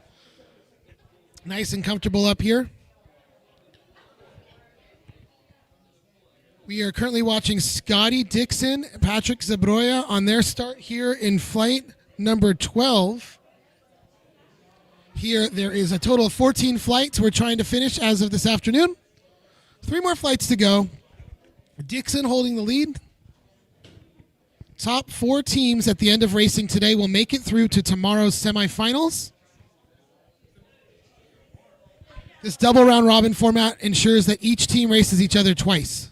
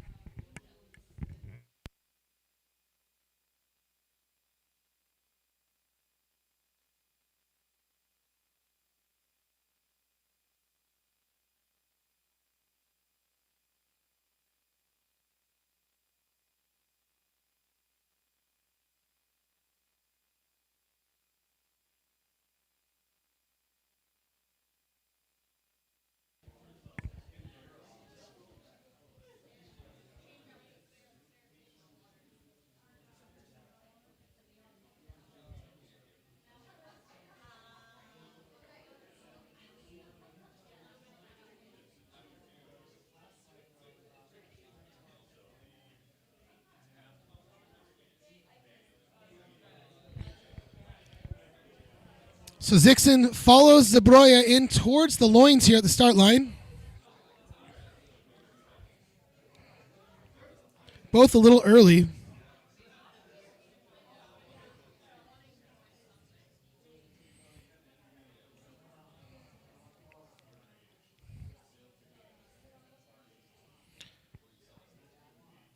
And a clean start there for that match.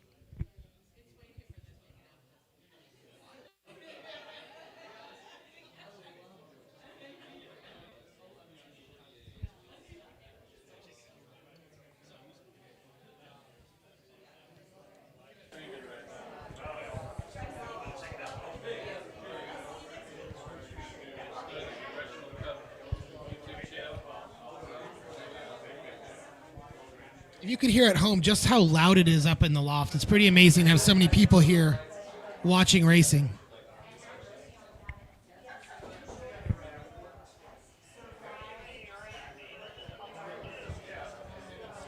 All right, so 3 of the 4 matches have started here in flight number 12. Last to the line, Oscar Enstrom versus Rory Finnegan.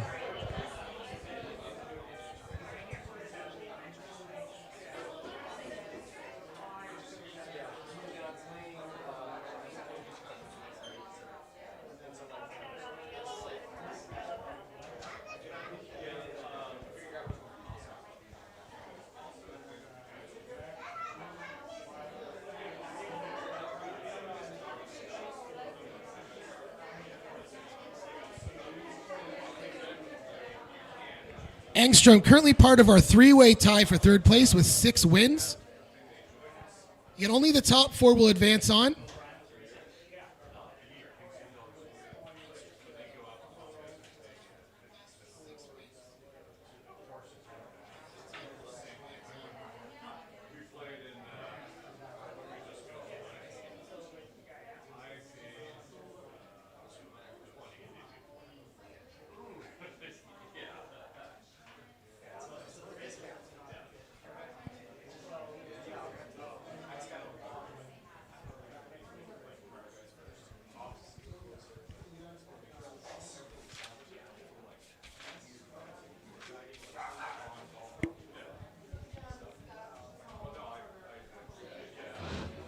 Just at the back of the camera there, we had a clean rounding for both Nicole Brault.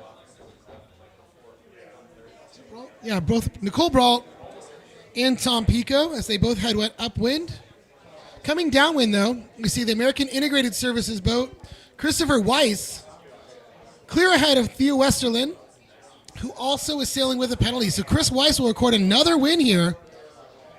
Give it up, everybody, for Chris Weiss on the pier. Inching himself closer to the semifinals tomorrow.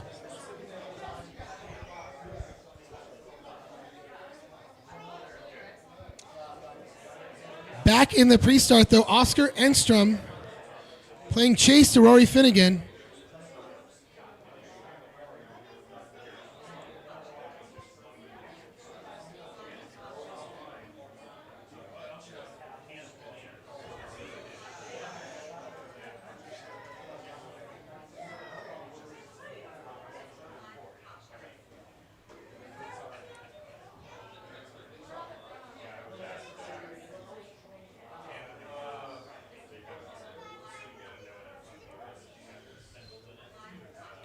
Great shot as these competitors turn around each other at the end of the pier here with windlass in the background, loins in the middle of the screen.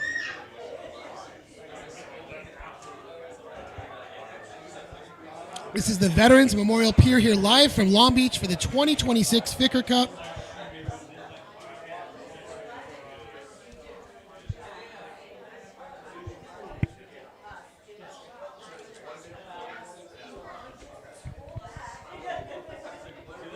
As they cross the pier, folks, cheer for them. They love to hear you down there. It's a very unique experience to have the sailing so front and center to spectators. We have an Irish team and a Swedish team here all the way to California to race on Catalina 37s, the heaviest boat in the fleet of the World Match Racing Tour.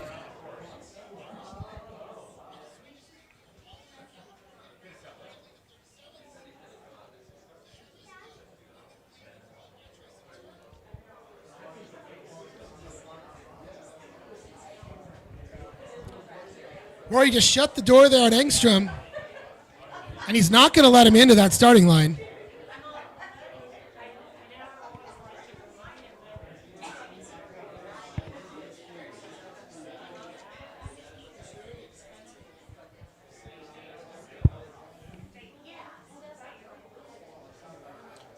All right, clean start for both teams as Engstrom tacks away.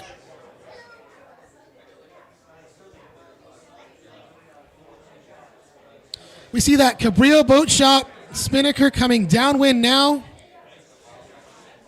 That's Scotty Dixon.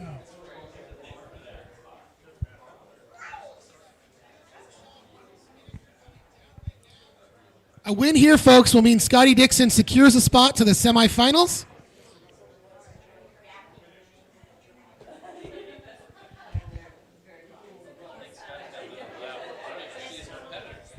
What's that?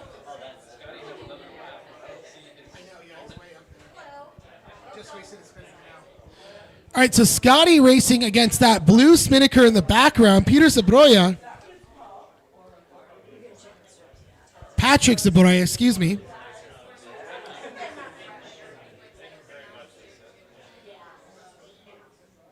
So Dixon will round and head back upwind. Zabroya still working on getting his Spinnaker to fly. Having some trouble behind him, I think. Possibly those two kites. I don't know. Big troubles for Zabroya out there.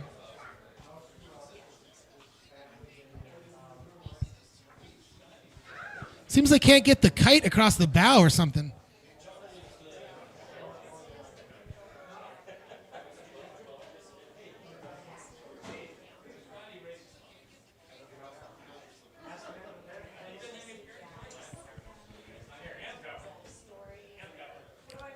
So looking down now, Theo Westerlin in boat number 4 on the left. Rory Finnegan, boat number 6 on the right.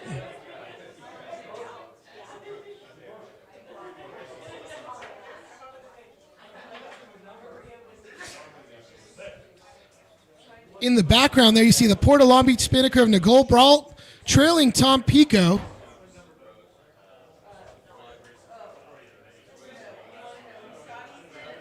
And then the blue Spinnaker in the front of those three, Zabroya, who's following Scotty Dixon, who's on his upwind leg.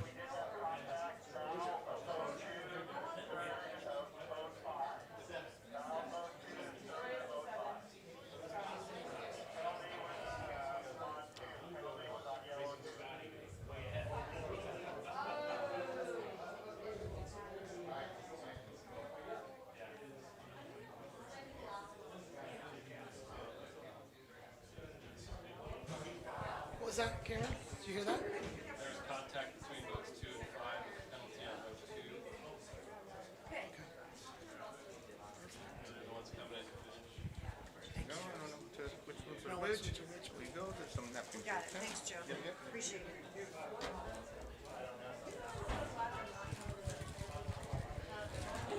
All right, so Tom Pico crossing the line first.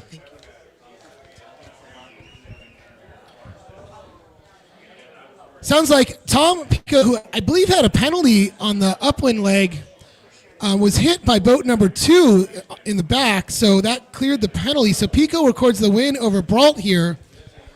And time is running out for Nicole Brault. Just 2 races left to go.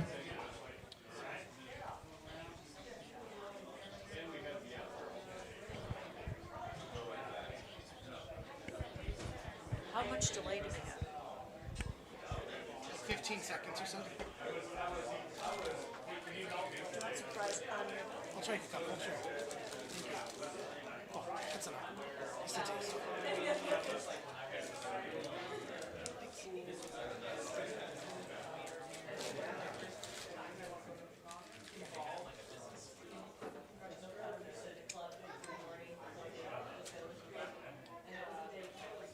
A look here at the Visit Long Beach Spinnaker, the Long Beach Yacht Club Spinnaker.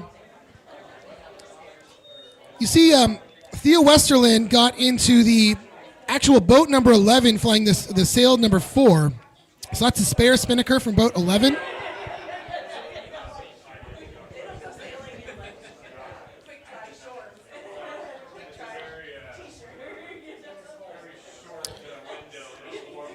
Engstrom desperately needing this win here if he can pass Rory. Only 3 laces left, so every point counts here as we come down to the end.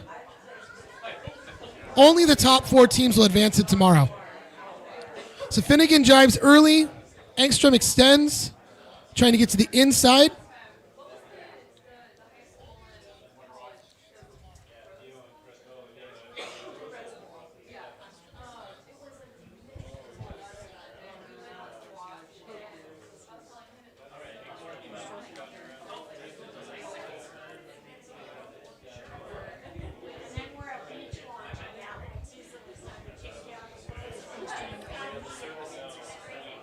You see the pier in the background, hundreds of spectators up here today. This is a finish and it's tight. Cameron is on here with the Visit Long Beach Spinnaker of Rory Finnegan. Oscar Engstrom with the green Spinnaker. They'll still have 2 legs to go. They're going to round the marks, the gates down here, have an upwind leg and a downwind leg. They were the last start in this flight. Again, if you're following on your pairing sheets, we had them start last. So Rory gets his jib up first.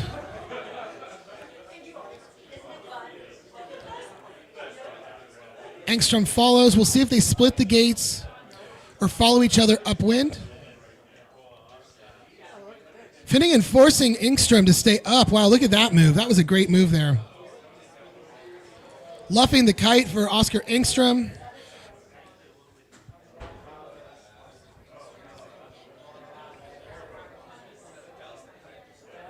Rory's kite is all over the water, though. Great job by the team to bring that thing in and avoid major catastrophe. Engstrom's kite's still in the water, though, off camera on the backside. We can see it from the pier here.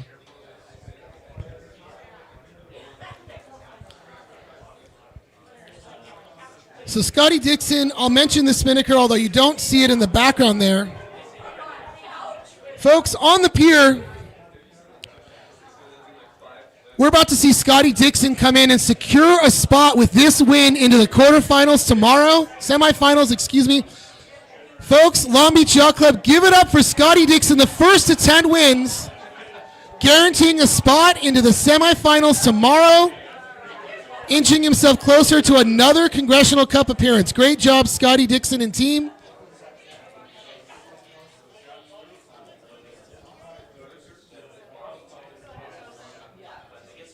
So Scotty Dixon is your first sailor to 10 wins this weekend.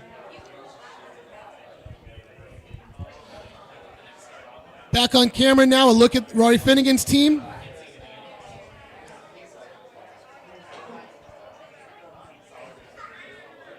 For those of us that sail these boats on Wednesday nights through the rest of the year, Long Beach Yacht Club removes the lifelines from these things for these match race events. We lighten the boats up, put a little more skill to keep these guys forcing themselves to stay on board.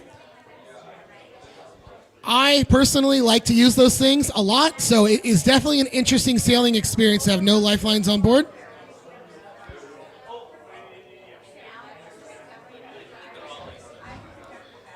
As you see, the blue Spinnaker of Patrick Zabroya splitting the field here between Rory Finnegan and Oscar Engstrom. Nice job there to see that look at the Long Beach Sailing Foundation Spinnaker. The Sailing Foundation maintains the Catalina 37s all year long. Special thanks to Mary and her team for keeping these things looking great and running great.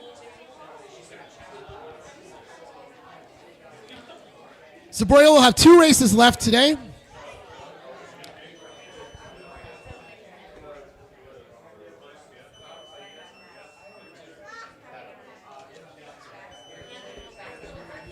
Cameron's going to pan back upwind. I think he's coming on back. So we're going to take a look down at the pier here as... Oh, he's coming back. All right, excuse me. Your upwind boat's there. He's going to bring the drone in and try to relaunch for the finish. That last match between Rory Finnegan, Oscar Engstrom. It's an important match for Engstrom, so keep your eyes on that match out there.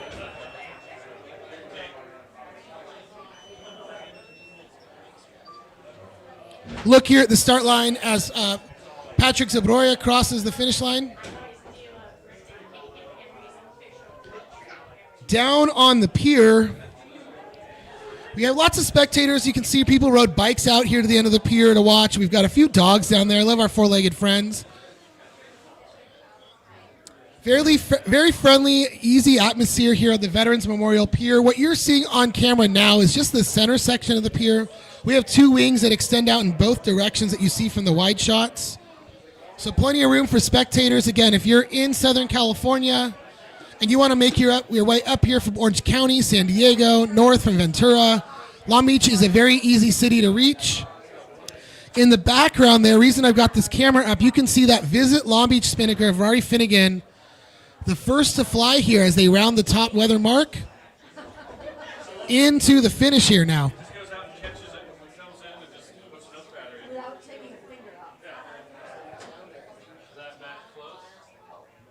Yeah, that's an important match.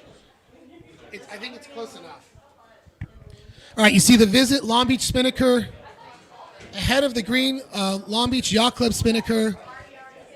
Oscar Engstrom is going to do everything he can to get ahead of Finnegan here. I'm sure we're going to see these Spinnakers luff because they are going to try to make up valuable points here with only 3 races left and such a close race in the middle. Our airborne camera is up in the air again. We'll plug it in and get you back on that feed, but you can still see here the fans on the pier watching. Thank you to all of you for staying with us all day. All right, let's take a look a little bit closer now. Again, the Port of Long Beach in the background. These oil islands are actually disguised to look a little bit prettier from the shoreline. So as we look in here, we're going to come in tight on the Finnegan team, the Engstrom team.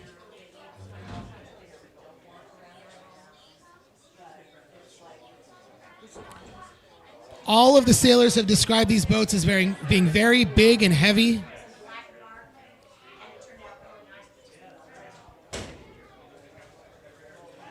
Engstrom desperately jibing to stay with Finnegan, try to stay on the wind. I think Finnegan's just ahead enough to keep that wind going, keep the Spinnaker flying.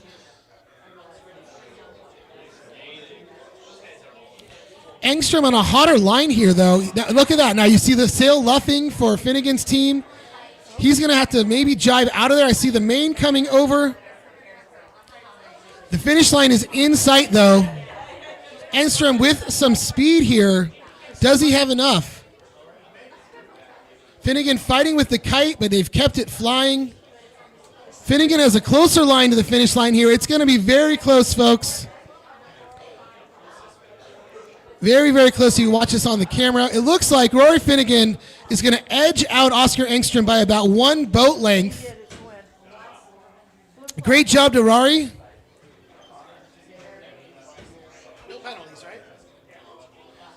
Win to Rory Finnegan there. Oscar Engstrom, it's going to come down to the last 2 races.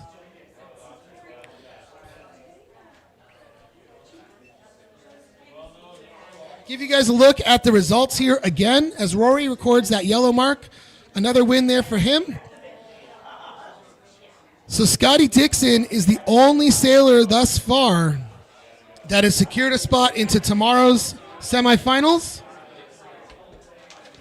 Behind him, if I take a look here at yesterday's scores, look at the Engstrom, Weiss, Westerlin, and Brault scores. Come back up here. Take a look at Engstrom has 2 wins today. Brault has 3 wins. Westerlin has 3 wins, and Weiss has 3 wins.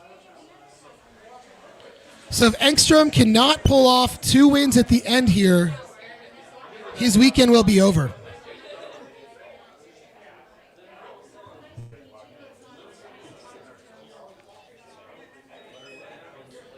All right, we're going to take a brief pause here. We'll be right back with more racing action from day number 2 of the 2026 Ficker Cup here from the Belmont Veterans Memorial Pier.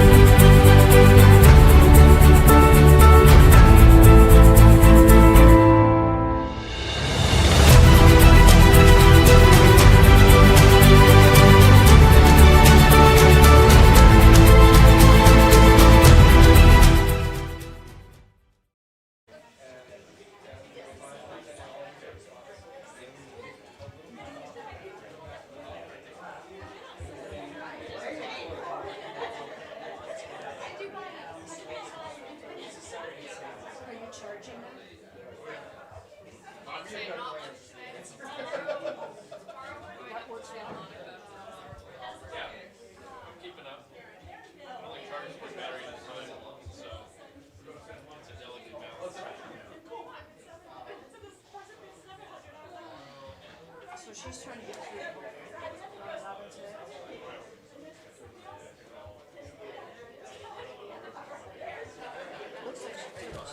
are we at now? 13? Flight 13?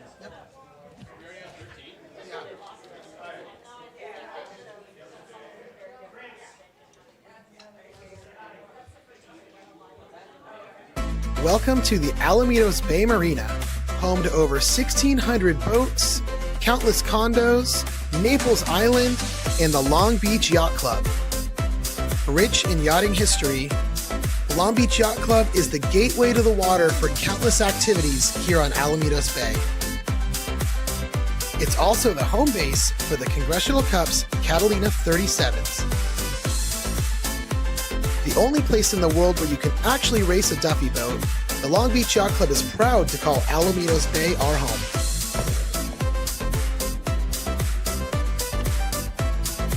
Just like we do for the Congressional Cup, we are happy to host yachtsmen from around the world and give them a small taste of what life is like here in Southern California, in Long Beach, on Alamitos Bay.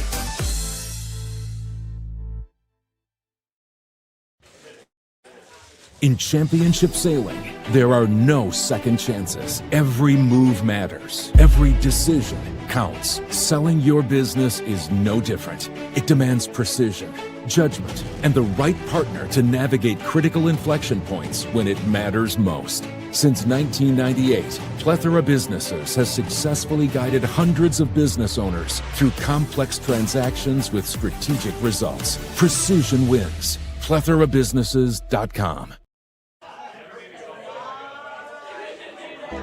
My name is Dr. Karen Block. I'm a chiropractor athletic trainer. We've been working with the sailors in the Long Beach Yacht Club, especially with the Congressional Cup for the past 5 years. We are a brick and mortar on wheels, so everything here is everything we have in our office, plus some. So we have compression, which is a Normatec that we use, so it's nice to flush out the legs. We also have our hyperbaric oxygen therapy. So this is 1.3 ATA. This is a soft-sided chamber, but when you go inside, you lay in, and then we have the oxygen concentrator that's 90%. And so when you lay in, a little pressure and a little oxygen goes a long way, so it compresses. So it's kind of like the Normatec, but your full body. We also do soft tissue work. We do full body. We are chiropractors, but that doesn't mean that we do chiropractic at an event, because we treat chiropractic very carefully and thorough. So normally we do nerve tracing technique, which is our own technique that we do. So we trace nerves on the body. So especially with posture, we work on the neck and the low back, and we trace nerves. And so it's a different technique, but we have what's called shockwave over here. So this is acoustic. And what this does is it breaks up adhesions with vibration. A lot of people know what an ultrasound unit is. Well, this is ultrasound. It's times 100, and so it actually goes in and breaks up adhesions. Wonderful for chronic conditions and anything that you want to, like, we trace the nerve. We can do cupping, we can do IVs, it can do cold plunge, a class 4 laser. This is called a cutting edge. It's not a hot laser, but it works at 2 different wavelengths, one for acute and one for chronic. Good luck racing this weekend. We wish you the best of luck, and anyone at the pier, please come see us. We'd love to treat you.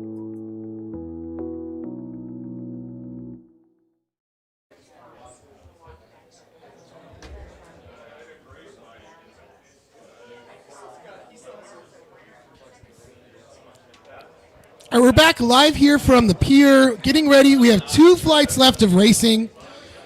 We only know thus far that Scotty Dixon will be into tomorrow's semifinals. No idea yet who the other 3 will be. There is a couple teams here that have a shot. Oscar Engstrom, Chris Wise, Theo Westerland, and Nicole Brault all have a chance to make it through to tomorrow. That's 4 teams vying for 3 spots with 2 races left. So it's going to be a lot of fun here as we watch these last couple of races. We're going to launch the drone in a minute. I'm going to let Lisa talk for a minute. You want to come in here on camera? Ryan, I just wanted to mention that we got a weather report from the bots, which is a great advantage for that. We are at 227 degrees, which is typical here in Long Beach, and we've had a steady afternoon breeze of 18 knots. So it's spicy out there for the teams. This is going to be great 2 flights to finish out the day. Wendy and her PRO and her staff are doing a great job. And 18 knots for those of you intermediates out there and those that race on wet Wednesdays. That's right about the temperature, if you will, of wind where we start to get wet, right? So these guys are going to be fighting these boats. It's only going to pick up because there's a storm scheduled to roll in tonight, and as soon as Cameron gets in the air, which he is now, thankfully, you can see these clouds are coming, and it's going to be wet here tonight. So all the rain is expected to be done by tomorrow morning, so we'll have perfect conditions come 11 a.m. tomorrow, but definitely going to be a windy evening and a wet evening, if you will. Right here, we have the start of flight number 13. This is Rory Finnegan, Nicole Brault. Must-win race for Nicole here. She must win. The last two races have a chance to advance to tomorrow. I am sure that the team is aware of that, and everything is going to be on the table here as they only have 2 more races to go, vying for one of only 4 spots in tomorrow's semifinal.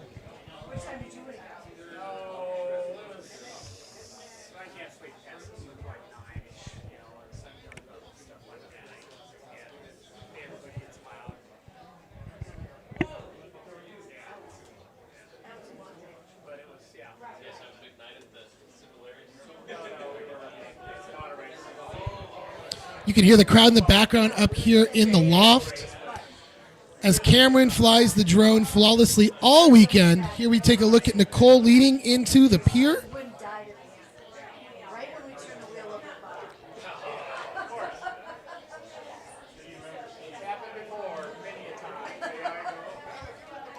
Brault sitting on the bubble with 6 wins this weekend.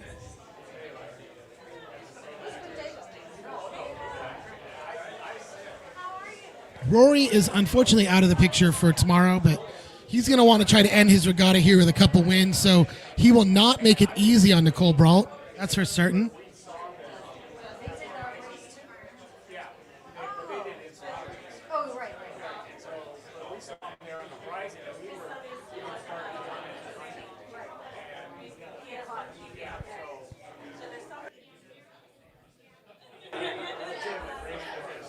Again, if you hear the crowd in the background, there's about 75 people up here in the loft with us. I'm going to turn them down just a little bit.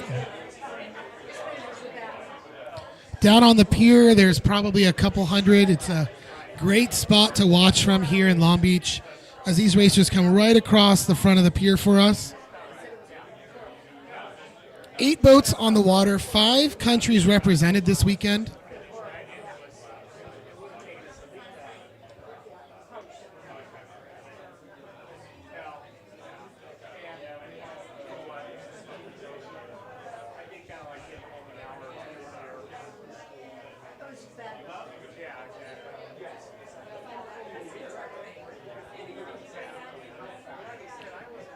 Rory Finnegan here looking to play spoiler to Nicole Brault.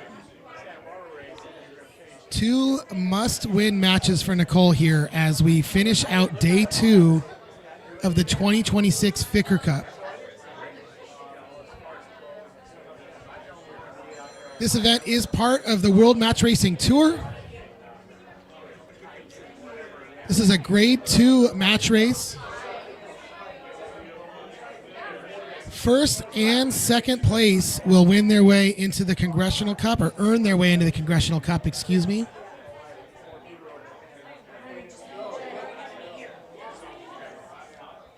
So clean start for both teams here. Brault sailing to the left side of the course, Finnegan to the right side.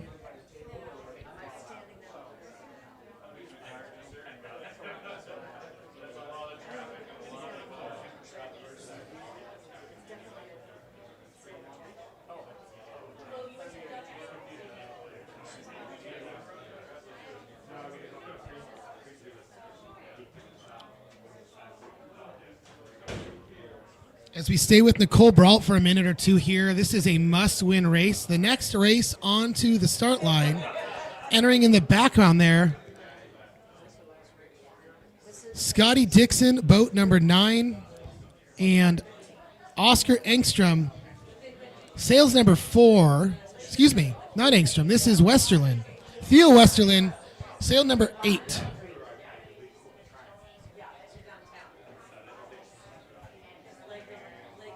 Here we go. As you learned earlier, both racers must cross below the start line. That's what forces this dial up, if you will. Seeing which team will fail first and fall into the wind.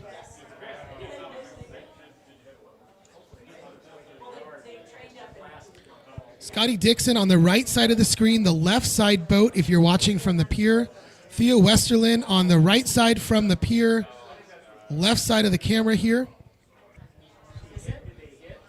Might have had a collision there. Looks like we did. Scotty Dixon with the blue penalty flag here. Westerlin sailing towards the pier. Scotty's already secured himself a spot to tomorrow. However, I do not think he's going to play nice here. I think he's going to try to clear that penalty if he can. Under 3 minutes to the start now, and we will see how close this gets along the pier.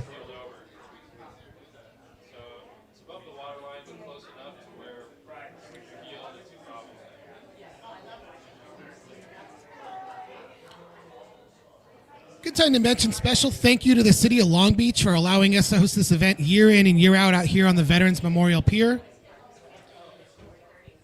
I know Cameron met with the fire department to pull permits to operate the drone, so special thanks to them for helping accommodate us to provide some of the best racing coverage that you can have of a match racing event, really in the sailing world. We up close and personal all weekend long, and again next weekend where we'll have 2 drones operating for the Congressional Cup. In addition to the video coverage, though, we have great spectator opportunities here on the pier. It is free to attend this event. Everybody in the city, anyone that's in Southern California, both this weekend and next. As you see sailing, Scotty Dixon sailing down below the pier. Theo Westerlin here is leaving space. He does not want to get hooked in there by Scotty.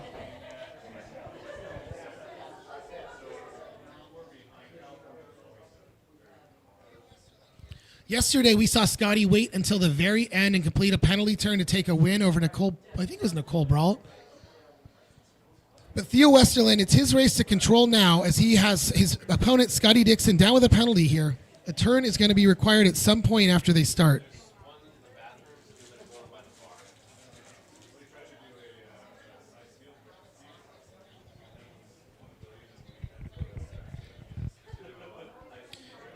Cameron McLaren is our pilot this weekend. He is with Long Beach Yacht Club. He's our yachting director. He handles everything on the water, helps maintain the boats, coordinate sailing events.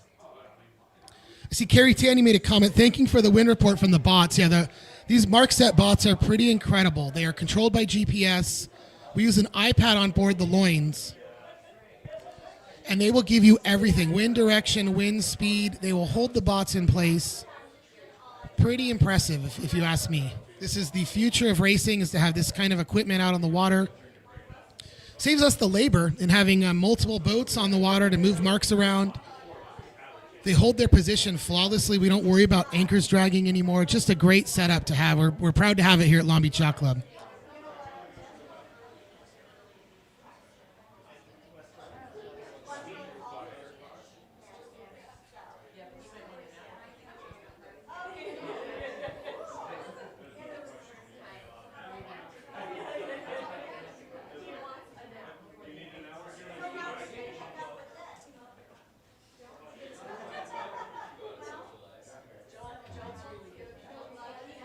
See, these boats really heeling over. That's the farthest we've seen them heel today. The wind is really starting to pick up.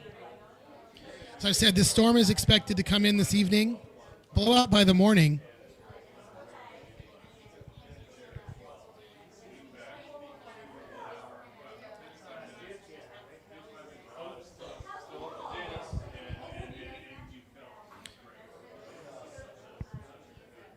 All right, so these boats have started now. We have a blue penalty flag up for the Scotty Dixon team.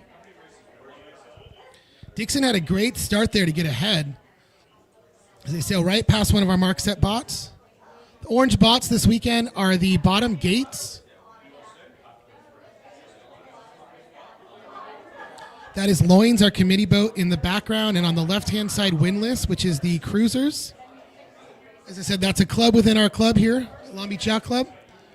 The cruisers are a group of boat owners and enthusiasts who like to travel and take their boats to different venues, if you will. Catalina Island is one we spend a lot of time at. As we leave the Dixon match, coming right back down to the start line here, I'm going to give you a look here because coming on camera from my start line cam after this dial-up takes place, we're going to see a couple of the boats coming into the bottom gates. Here we've got Christopher Weiss, Patrick Zabroya. This is the start of flight number 17 for these two racers. 2 races left to go today. Looking back at the start line cam, I think we're just out of sight to see the racers rounding those bottom marks, but we'll come back to the drone shot here.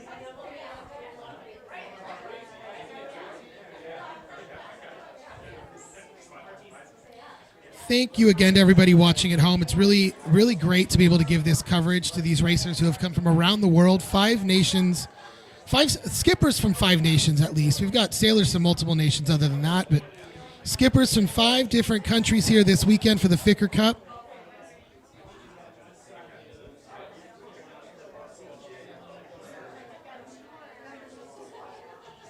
So Chris Weiss will lead down towards the pier, Zabroya and trail. Weiss is also on the bubble for a final spot for tomorrow. 7 wins total for Weiss on the weekend.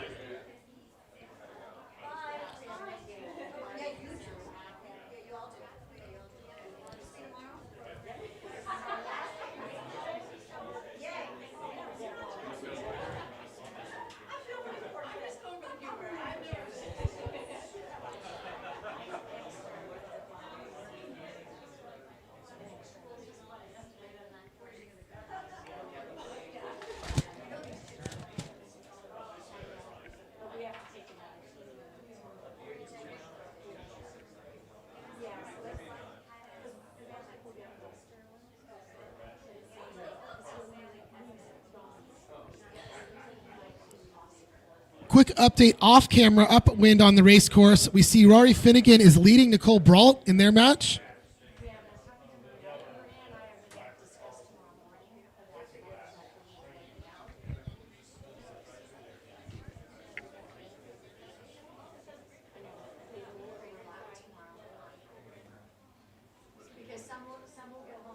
And Scotty Dixon winning his match, rounding the top weather mark now. Still with a penalty to clear. But back here near the pier, on camera, you see Zabroya chasing Weiss. Both boats are too early to make the start line at this point.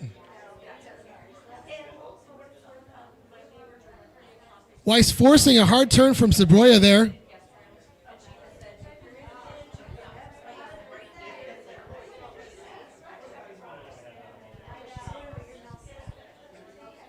In the background, again, you see the Cabrillo Boat Shop Spinnaker.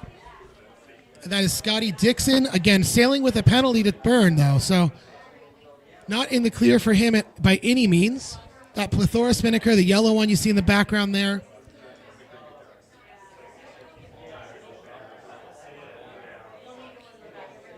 So here we go. Christopher Weiss, Zabroya, they both head towards the start line now.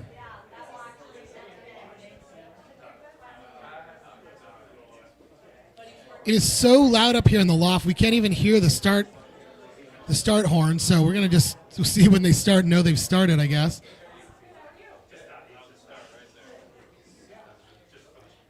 My drone pilot Cameron tells me we heard a start. Weiss is off, Zabroya is trailing, has not crossed the start line yet. Christopher Weiss doing exactly what he needs to do here. He's got to win this race. A great start from Christopher Weiss and team. They head upwind. In the background, we see Scotty Dixon coming down now in that Cabrillo Boat Shop Spinnaker.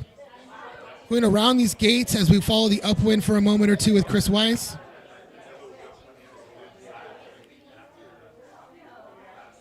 There's a large tour boat crossing through the middle of the stadium course now.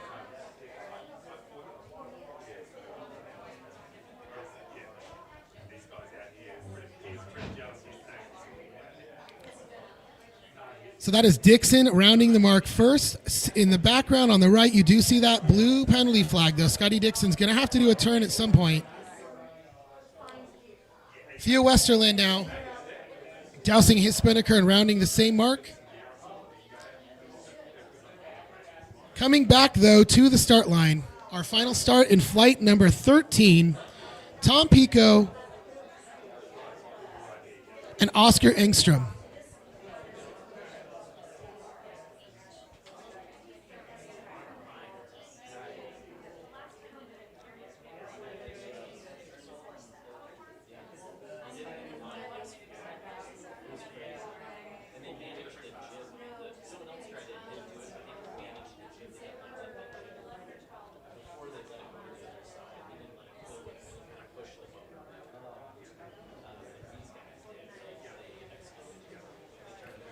So a little side note, for those of you at home, we are able to see your comments. I think I can bring them on screen here for a moment.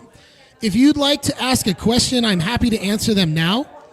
Any questions about teams, racers, points, please put it in the chat and we will get them answered for you as easily as we can.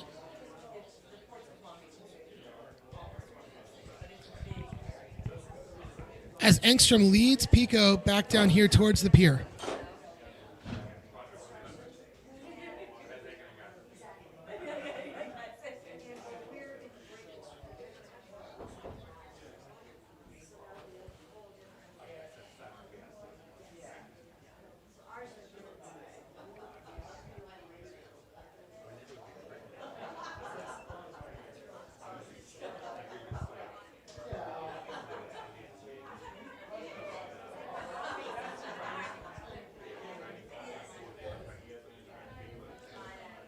In the background now, you see Rory Finnegan sailing across the finish line ahead of Nicole Brault. Nice race there by Rory. Nicole Brault has one race left to go, and I do not know that one more win will secure her a spot. So she's going to have to really work for this last win, and we'll see what the rest of the field does here. As Oscar Engstrom is having some trouble down there below windlass, really slowing down. Picot's going to try to pin him in there against the boat here. The cruisers have an amazing view. Wow, how close was that, folks? I know that those on board windlass probably were not expecting to be that close to the action, but here at the Congressional Cup Stadium course, we have spectator boats throughout the week. They're allowed to park within a safe distance, and a safe distance is up to the skipper of the boat, I guess, what he feels is safe. I know our race committee will do a good job to keep them out of the way, but when it's a Long Beach Yacht Club boat like that, doing a spectator type situation, we want them to be right in the action. But here we are, as we cross the pier, Tom Pico, Oscar Engstrom, must win a race here for Engstrom. Only 2 races left to go.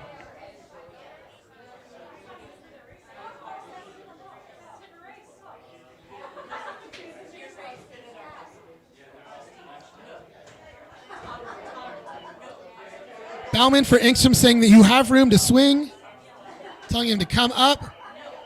Pico is forcing him in here, though. Playing nice this time.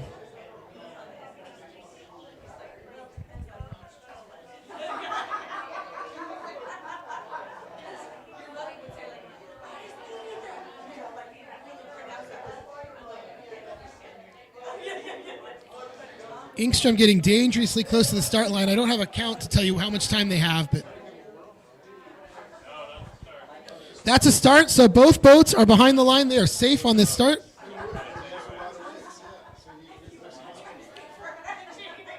Engstrom pinning Tom there into the corner. Great start for Oscar Engstrom in a must-win race. In the background, you see the red Spinnaker leading American Integrated Systems. Christopher Weiss leading his race over Patrick Zabroya.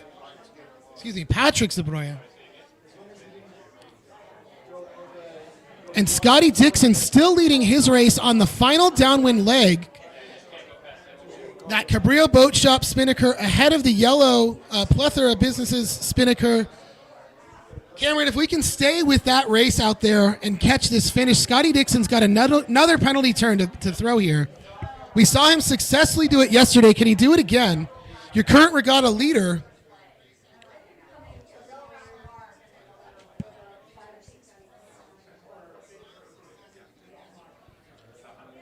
Weiss and Sabroya will have a turn to go back upwind. Scotty coming into the gates. Will he use the other boats as some sort of a pick? Does he have room to do that?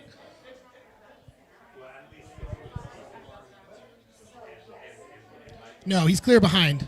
So Dixon will come down to the corner here. He has a pretty decent lead, as you can see on screen. Is that going to be enough to complete a turn and win this race? Scotty Dixon, it's getting quiet because everyone is on edge. Scotty Dixon, about a 4-boat length lead, needs to complete a 360 and cross the finish line ahead of that yellow Spinnaker. Spinnaker coming down for Dixon now, desperately trying to keep it out of the water. Westerlund needs this win, folks. This will secure him a spot in tomorrow's race. Scotty Dixon starts his turn. Westerlund coming in hot. Dixon gets bowed down towards the finish line. Oh my gosh. It looks like Engstrom crossed the line first. I see a double flag here. What's the ruling, folks? We're waiting on the race committee, waiting for a flag to rise on the back end of Loins. That's the closest match we've had this weekend, folks. Another Scotty Dixon thriller. Blue flag. Is that what we see? That's Scotty Dixon. Unofficially, I'm going to call that a Scotty Dixon win. I'm going to wait on clarification, though.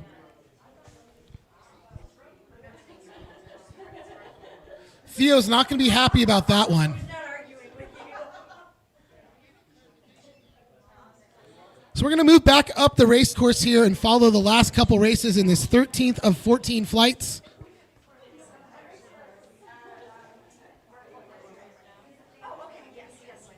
See on screen now Scotty Dixon and team. Scotty choosing not to look anywhere near the committee boat. Doesn't want to think about what they might have to say to him there. Great job by Scotty Dixon to complete that penalty turn. That's the second one we've seen him do in 2 days. Right at the finish line.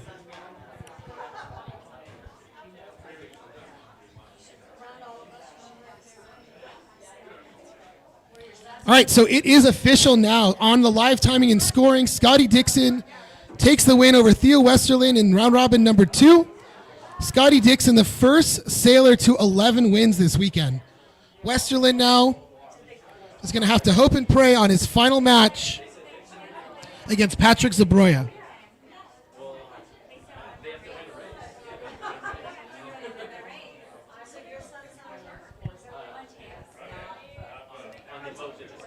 All right, as Cameron makes his way upwind here, we see the Long Beach Yacht Club Spinnaker. That is Oscar Engstrom in his match against Tom Pico. Engstrom also in a must-win situation here.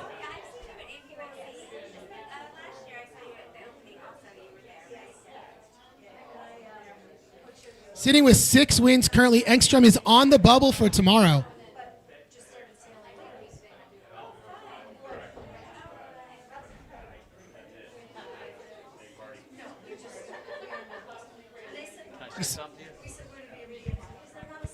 You guys keep saying they do a 360, but you know it's a 270. I know. It's easier. We always say 360 on the boat, just easier to say. I know. They don't have to do a full turn. Right, yeah. And that may be something you can say. Whatever you said. All right, from an official match race, a little clarification for you guys. It's not a full 360. It's actually a 270-degree turn. They have to cross the wind 2 times, though, in their penalty turn. So that's what happens there. All right, so Cameron is making his way back to the pier, following along with Oscar Engstrom in the Long Beach Yacht Club Spinnaker. Engstrom currently ahead of Tom Pico. Needs a win here desperately to make it into tomorrow's race. I will try my best to get a live start timer for you guys tomorrow. The software we're using doesn't make it super easy. Also see a thank you from Carrie Tandy to the race committee and umpires. Absolutely, they are doing a great job. We're on the water minimum 6 hours a day for these events. Remember, there's an hour and a half of setup time before the racing starts. So special thank you to all the umpires You saw I got them some screen time this morning when they did their meeting at the recap from yesterday's race. We're going to come back to the pier cam for a moment. Drone is landing. Engstrom is now rounding. Oh my gosh, Tom Pico just put his Spinnaker in the water. Just off screen. I don't have a way to show you till the drone comes back. That is going to hurt for Pico. That is like a big anchor in the water, full of water. Did a good job to recover, but that is a big help for Oscar Engstrom. Looking back here at the pier, you can see the blue Spinnaker, Patrick Zabroya. Christopher Weiss will come in for a finish here.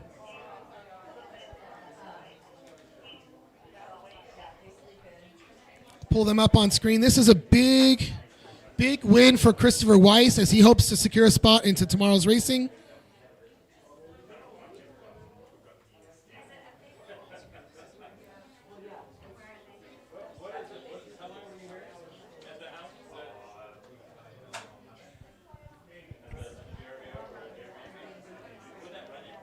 On camera now, Christopher Weiss crossing the finish line. Give it up, folks. 8 wins on the weekend for Christopher Weiss.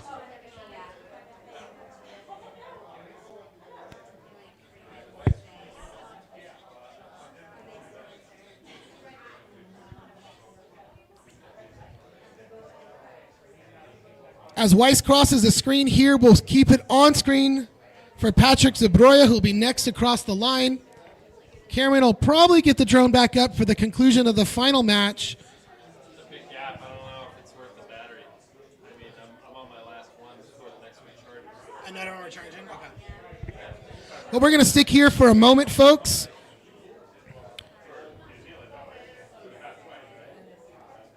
Look back at the pier.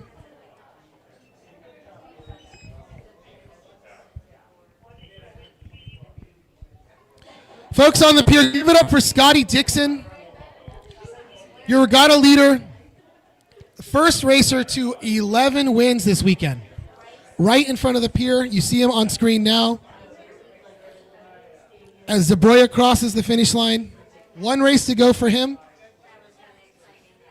So I'm going to spend a moment here and calculate what will happen in this last match. We got Lisa Meyer to chat for a quick minute here. So if you're wondering why Scotty Dixon is wearing orange, it's because he raced last year in Congressional Cup with Yanni Berntsson. So Yanni is actually sailing on a team this year and another Swedish team this year. So we've got 2 competitors with orange, but that's an homage to his now going to be opponent, Yanni Berntsson. All right, inside what intel. a wit that Scotty Dixon is. So, Lisa, don't go far. I want to talk to you for a minute, and you need to pick that mic up to talk to me, though. Tell us, I talked about it yesterday. I did tell the world what you were doing. Although to us, this is the only event happening on the West Coast today. There was a pretty large regatta that took place yesterday. I know you were on board one of the boats heading down to Ensenada. Tell us, who'd you sail with? How'd that go yesterday? So this was, there's actually 2 races that go on. They're run really well from NOSA, and we start at Newport, and there is one group that sails all the way to Ensenada. There's another group that goes from Newport to San Diego. That is the race that I was on. I sailed with Sarah Stangmeister on Rock and Roll with her husband John, and a great crew. Our Commodore Bob Piercy was on that as well. Lots of talent. So we had anywhere from 15, 16 knots to 1. So it was very interesting. The winds were southerly. We did not even put up a Spinnaker until the very end. So very interesting race, but so well run by that group down there in Newport. A lot of great competitors. I think people may still be finishing, or no, they probably are on the way back now from Ensenada. So how long of a race is that, mileage-wise? How far is it from Newport down to Ensenada or San Diego, as your class did? That's a good question. It's about, I can tell you number of hours that it takes, but I don't remember how many miles it is. Probably, but it's really well run, as I said. You got a lot of the big boats out there, but mid-sized boats as well. And we always hear about the larger ocean races, the Transpac, the Sydney Hobart race. We've got the Mackinac Island race. So tell me, what's the fleet like here in Southern California? There is a lot of large boats that do a lot of fleet racing, right? There is. That's for sure. And we support all of the teams that also come in. So as much as that in Southern California and California, we have a lot of big boats here too, and mid-sized boats. There are a lot of boats that come in from around the country, from around the world to race in these. Transpac, of course, is a big one. It'll be on again next year. We have a lot of friends on the Transpac Yacht Club. I've done that race twice. That one is 2,500 miles. That one I know. Yeah, that one I've seen video footage of that. Yes. Pretty cool to have that footage to watch after the fact. We're going to watch here, though. We've got a finish coming up. Oscar Engstrom desperately needs this point to work himself towards a place tomorrow. This would be a 7th win for him if he can pull it off.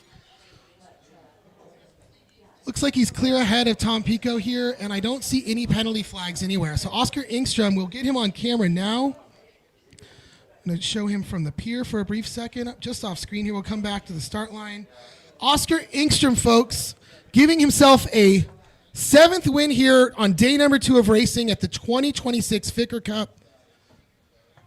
The crowd has gone silent as we wait for this crossing. This will secure him a spot in tomorrow's racing if he can finish here. And it looks like he's going to. Congratulations, Oscar Engstrom, boat number 4 with the Long Beach Yacht Club Spinnaker. 7 wins for him. So let me give you a quick update on scores, and we will go right into a commercial. I'm going to try to get, I see a councilwoman in the house. I've been talking about how happy we are to have the city of Long Beach supporting us in this event. I'm going to try to get Christina Dugan on for a few minutes here and talk about how important it is for the city to partner with clubs like the Long Beach Yacht Club and other nonprofits in the city to host events like this. So give us a quick second here. I'm going to calculate points, and I will be right back with you. And we'll talk to Christina for a quick minute.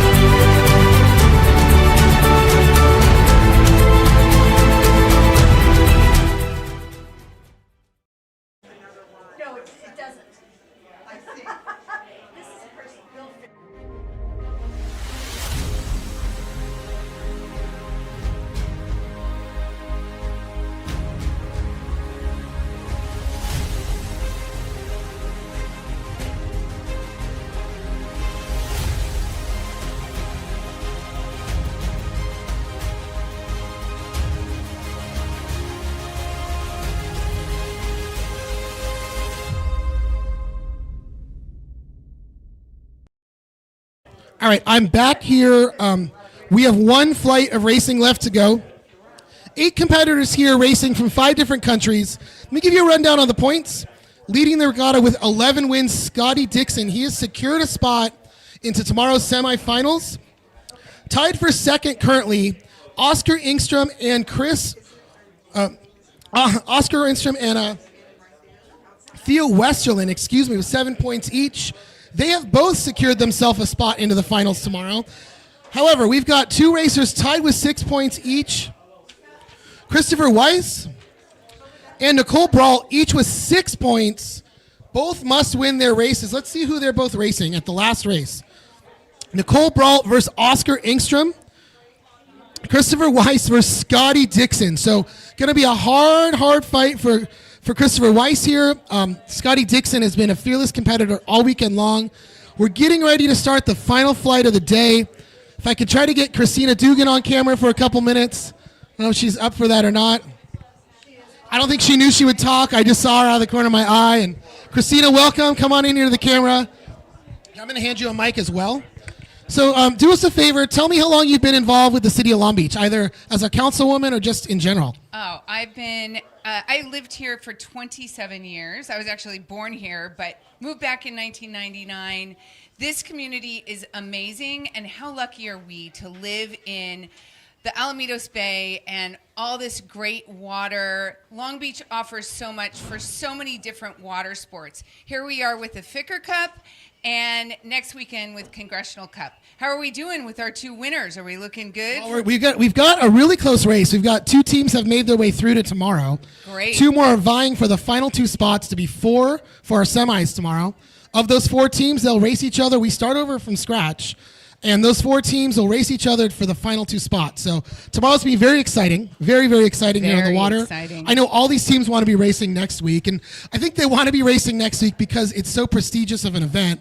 But also here in Long Beach, the community is so great. We have so much fun with the families here in Long Beach Yacht Club. The community, I've seen that the Belmont Shore Business Association has done a lot to promote the racing this week. Tell me a little bit about your district, which includes Long Beach Yacht Club, Belmont Shore, and explain to me how the district or the community of businesses get involved with events like this one, the Olympics that are coming up, the Long Beach Grand Prix last week. How important is it for you guys, for your constituents, if you will, to work with these events? So I was elected 3 years ago. This is my 4th year being the council member for District 3.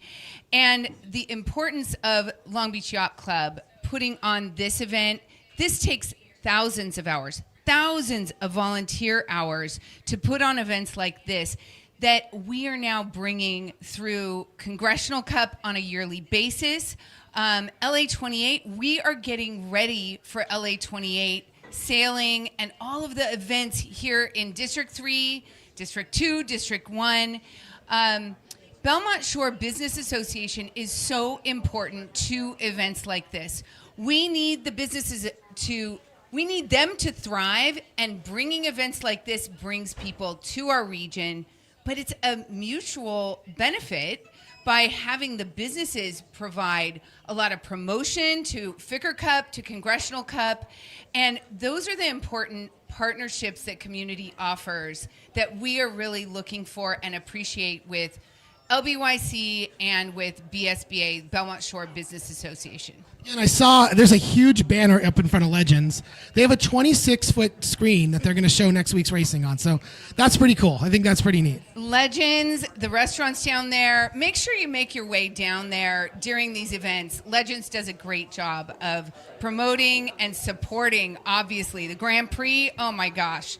Legends did a great job, but so many of the businesses also did such a fantastic job of promoting those. So thank you very much. I want to ask you one more question before you go. I know last year you got to do a ride-along on board one of these boats. Oh, yeah. Tell me, what was the experience like being on a sailboat like this with a professional racer in a head-to-head match race? What did it make you feel like? What was a highlight? What was a scary part? Tell us a little bit about that.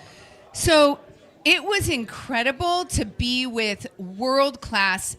I was with an Olympian 2 years ago when I was on one of the boats. It's incredible to be on the boat and really listen to them strategize and focus. These are athletes who are competing at top levels.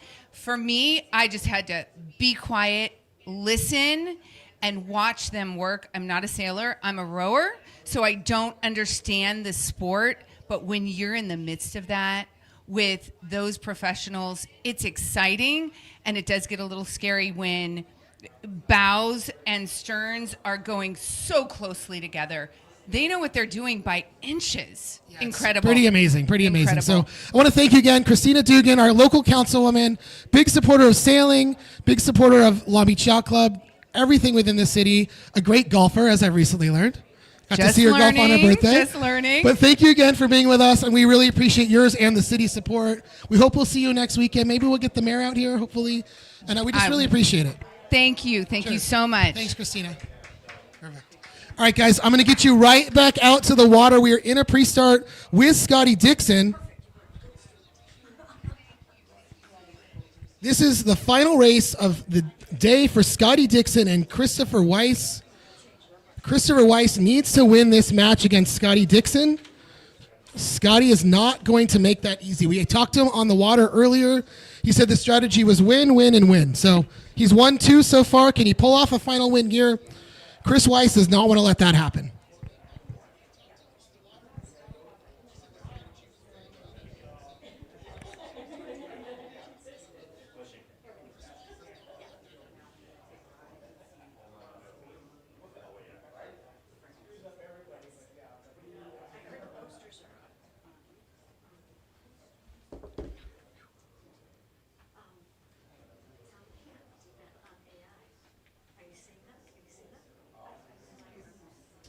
All right, it has fallen very silent in here. I think the crowd is nervous about this final race. It's a hard one to watch because everyone here who is a Scotty Dixon fan They want him to win, but also you want to see a younger sailor like Christopher Weiss have a chance to continue on in the regatta. So 6 wins for Christopher Weiss. Excuse me. You know what? My screen just updated. Christopher Weiss has 8 wins, guys. I'm not right on my count. Why didn't anyone fix that for me?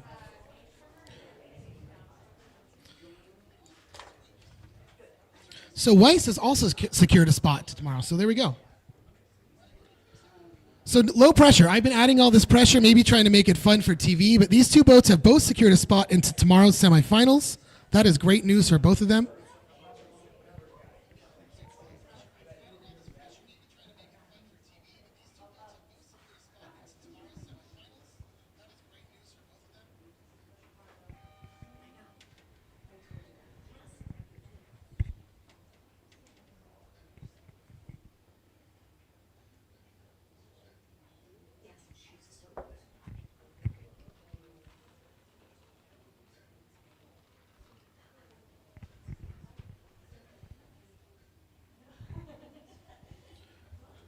So Dixon and Weiss get a clean start here. No penalties in this one. Both sailing upwind now. The next start, here in the final flight of the day, Tom Pico and Rory Finnegan.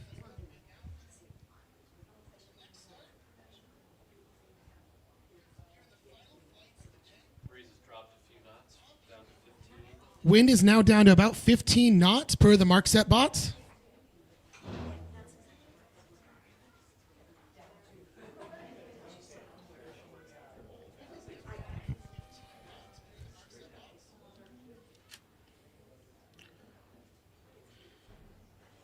You see these big clouds starting to come in out here over Alamitos Bay.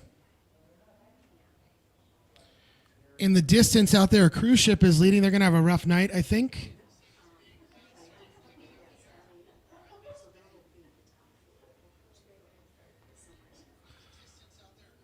So no dial up in this one. Rory Finnegan just sails right around Tom here, straight towards the pier. These 2 sailors, their final race of the weekend, hopefully going to put on a good show for us. There's still a bunch of crowd downstairs on the pier.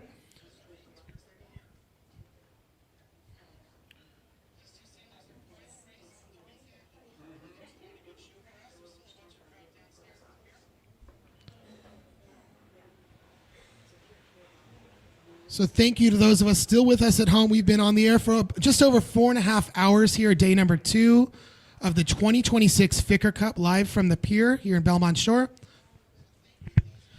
8 skippers from 5 different countries.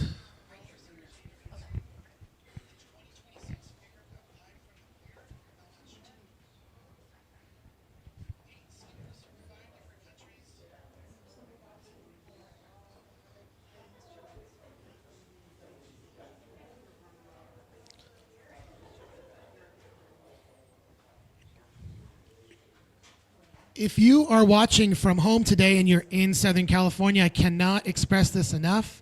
Do everything you can to make your way down to the pier tomorrow. The semifinals and finals are going to be something you do not want to miss as we crown our 2026 Ficker Cup champion and award the final 2 positions into the 2026 Congressional Cup. As they say, the granddaddy of match racing. And from what I've heard from each and every one of these skippers, on their calendar, that is the biggest event of the year. Everyone wants to be in the Congressional Cup. For many of them, it's a dream. For a lot of them, it is the sign that you've made it, and you're having a good year if you're included in that group.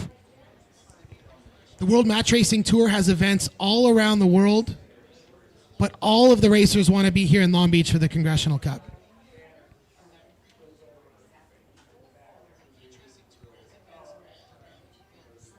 Tom Pico leading the way here across the pier.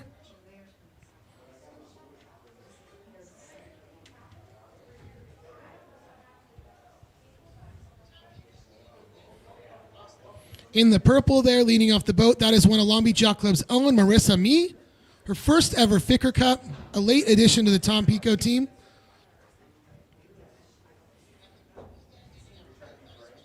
Inside of a minute now for this start.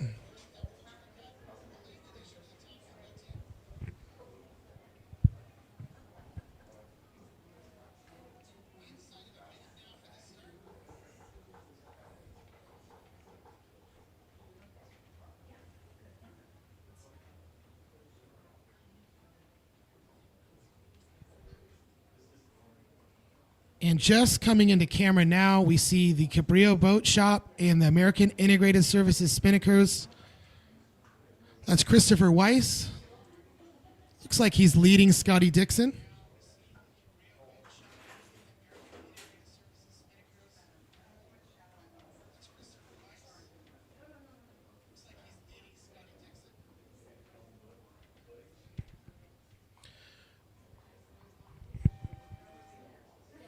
And there's the start horn. So these racers are off penalty free. Tom Pico, Rory Finnegan, their final race of the 2026 Ficker Cup.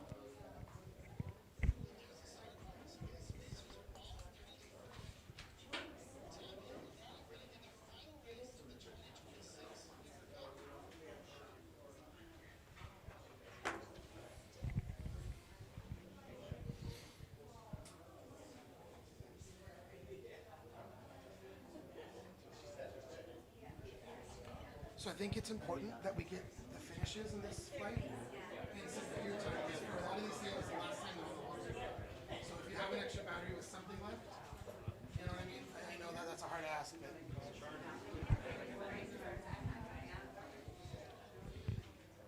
All right, taking a look back here at the pier for our next entrance. This will be the third of 4 races. Theo Westerlin versus Patrick Zebroida.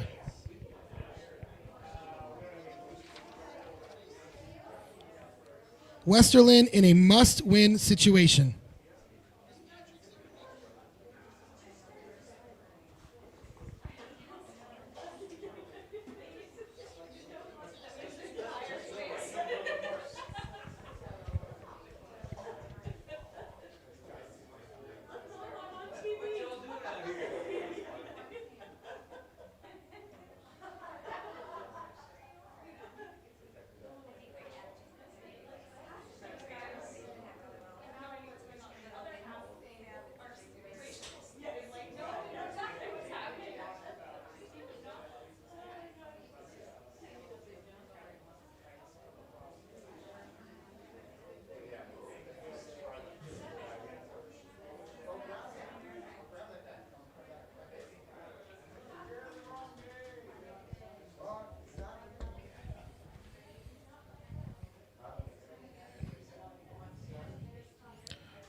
A little close there for Zebroja. We have contact. Zebroja in from the right. Yellow flag penalty. Boat number 7. Patrick Zebroja. Theo Westerlin doing things right here, forcing that contact. Westerlin needs to win this race.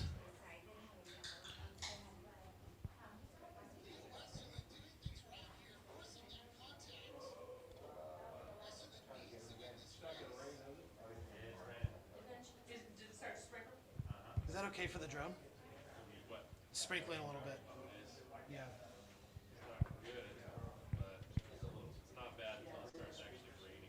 Can it fly in the rain? No. Okay. We are starting to get a little bit of a sprinkle now here on the pier. All right, so you are watching now the pre-start sequence. Theo Westerlin, Patrick Zebroja. Zebroja with a penalty here.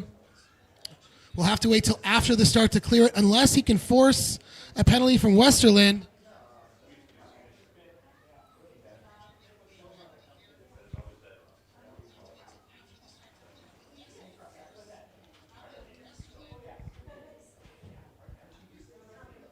Tack away here for Zebroja. Westerlin follows.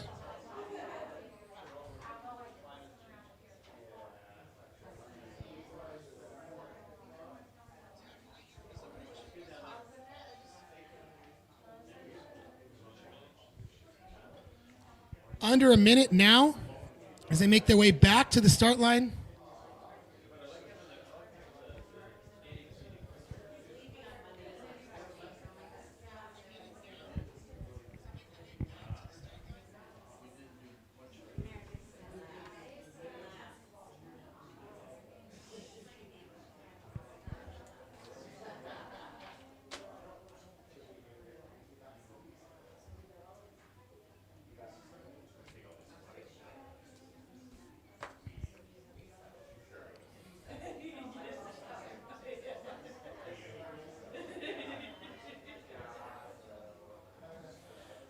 It's looking like we'll have a split start here. Nope. Westerland staying to the left side here.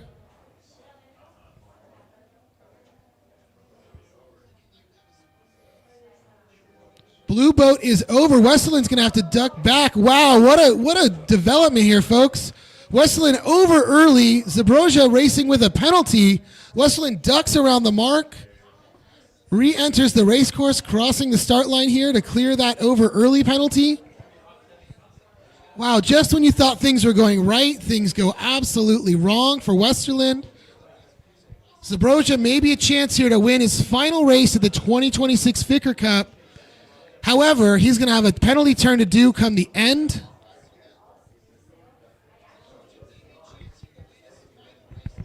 Great shot here, the Polish team as they sail upwind one last time here.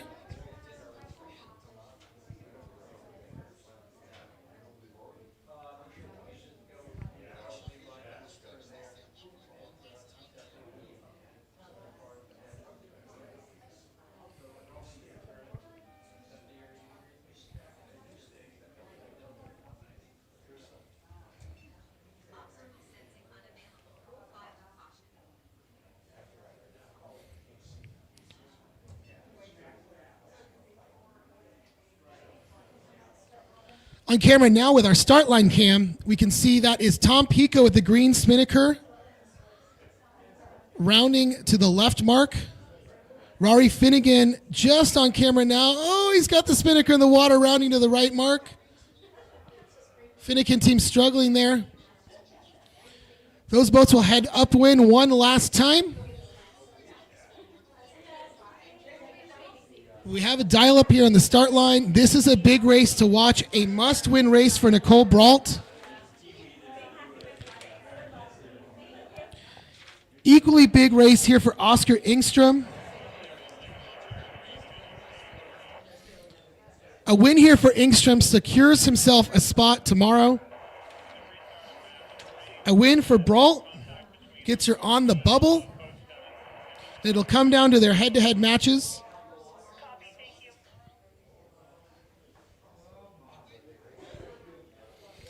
Race boats all over the course here at the Congressional Cup Stadium. Great shot here of Cameron. We can see all four matches at once now.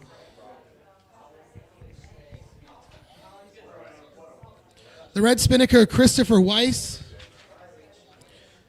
Clear ahead of Scotty Dixon now.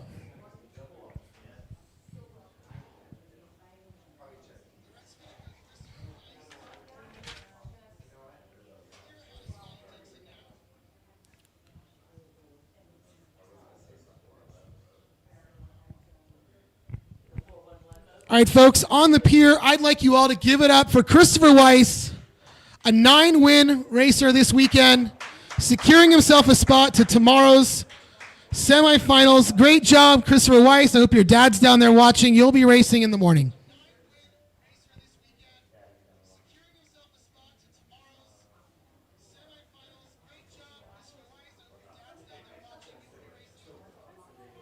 All right, back to our drone shot now.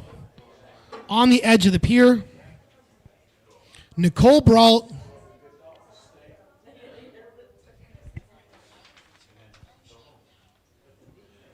Nicole Brault trailing here with Oscar Engstrom. A must-win race for Nicole.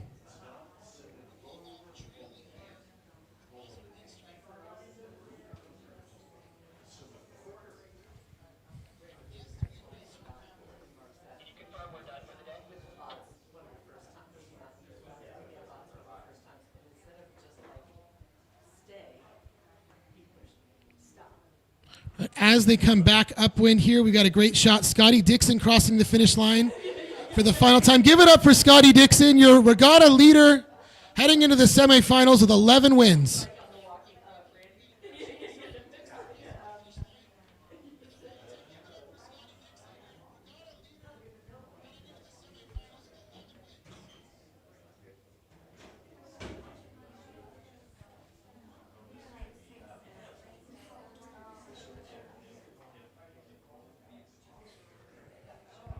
All right, here on the start, Nicole Brault tacks away from Oscar Engstrom.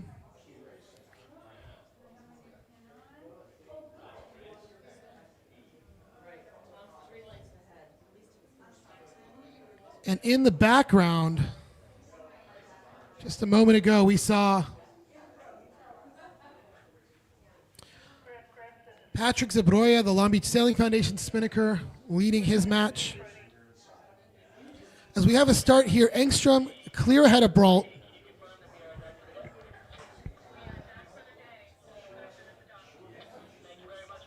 In the background, that blue Spinnaker of the Long Beach Sailing Foundation belongs to Patrick Zabroya.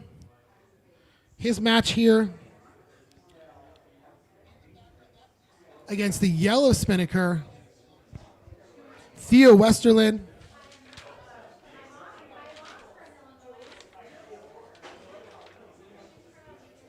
Westerlin desperately needing a win here. Just don't think it's going to come at this point. Although they have another upwind. We'll see. Maybe they will. On the pier now, get up for Scotty Dixon. Dixon racing 11 wins on the weekend. Your leader going into the semis tomorrow. He'll have the choice of who he races against.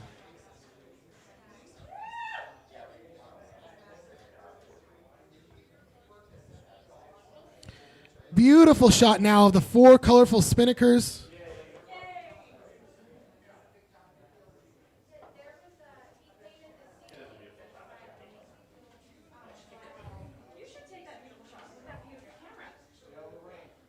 All right, folks, so those of you down on the pier, this will be the final race for 4 of these teams. And those 4 teams are still on the race course. So if you can help me and cheer for them as loud as you can. These racers will be done for the weekend, the 4 teams that do not advance, and they deserve the loudest cheers you've ever given out here on the Belmont Veterans Memorial Pier. So please keep that in mind as these last few races finish for the day. I'll join you outside and assist in that if I need to. You can stay back close here if that helps you. Because we can just take a wide shot. You know, just maybe don't move it as much, leave it close, and we'll do a wide shot to the end. Because it's kind of cool to sail the boats. I just really like to get those last couple finishes.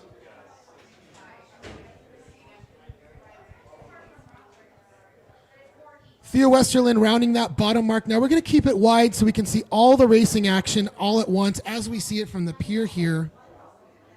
Westerlin heading back upwind. Looks like he's got a yellow flag penalty.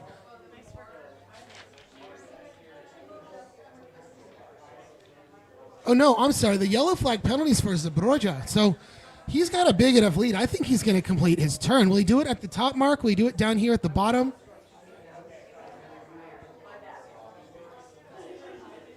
Folks, sailing into the finish, his final race of the day, Tom Pico takes the last win of his 2026 Ficker Cup. Give it up for Tom Pico.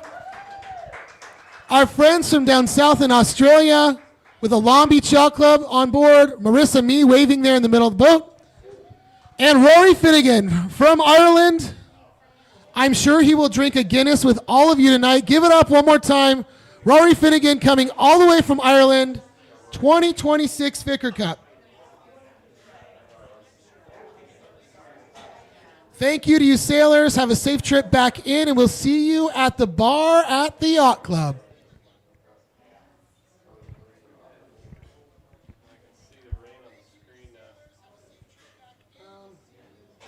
I don't hear it.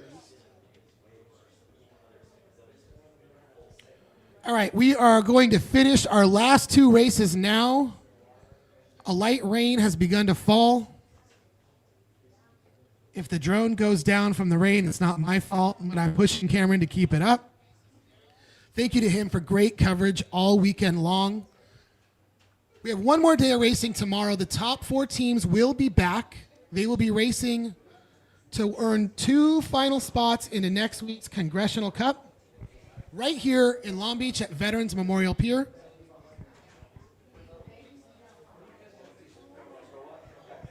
All right, so on the downwind leg now, we have the Port of Long Beach boat of Nicole Brault and the Long Beach Yacht Club Spinnaker of Oscar Engstrom. If Engstrom wins this race, he secures himself a spot tomorrow.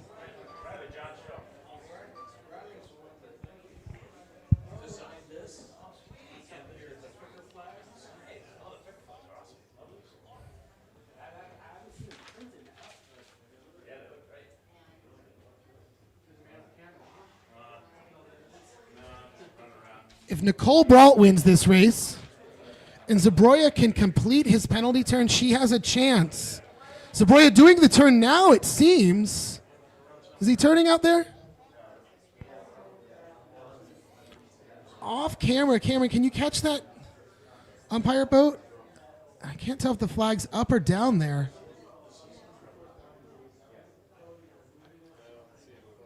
I believe Zabroya's completed his penalty turn already. So if he can win this race, that will buy Nicole Brault a chance to continue on tomorrow. As Nicole Brault here, matching Oscar Engstrom. Wow.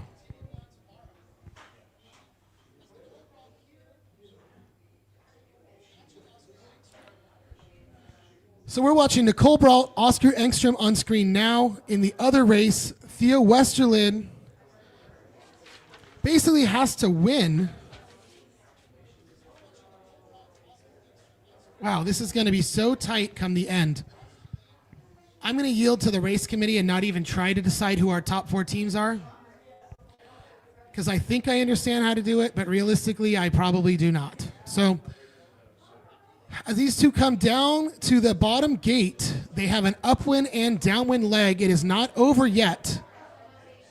Nicole Brault in a good position here with Engstrom, forcing him away, but she's going to have an upwind tack, it looks like, to make back to the lay line to enter these gates. I don't think she's going to make it from there. Oh, she will make it. Okay, great. Spinnaker in the water for the Brault team, though. That's going to slow them down a bit.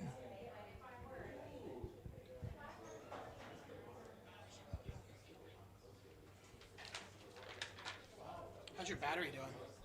22%. I'll get the finish coming down, but I probably won't get it out. You have another battery you can put up, right? Yeah. Okay. So you cut. Charge. That's okay, because I only need like 5 minutes. And honestly, you could stay close. We'll just keep it wide. All right, folks, it is coming down to the end here. 2 races left on the water. Patrick Zabroya leading his race right now over Theo Westerland. Zabroya might be the spoiler here if he can keep straight ahead. Zabroya racing to the finish here. Long Beach Sailing Foundation again on the pier. This will be Zabroya's last race of the weekend. So please join me in congratulating him as soon as they cross that line.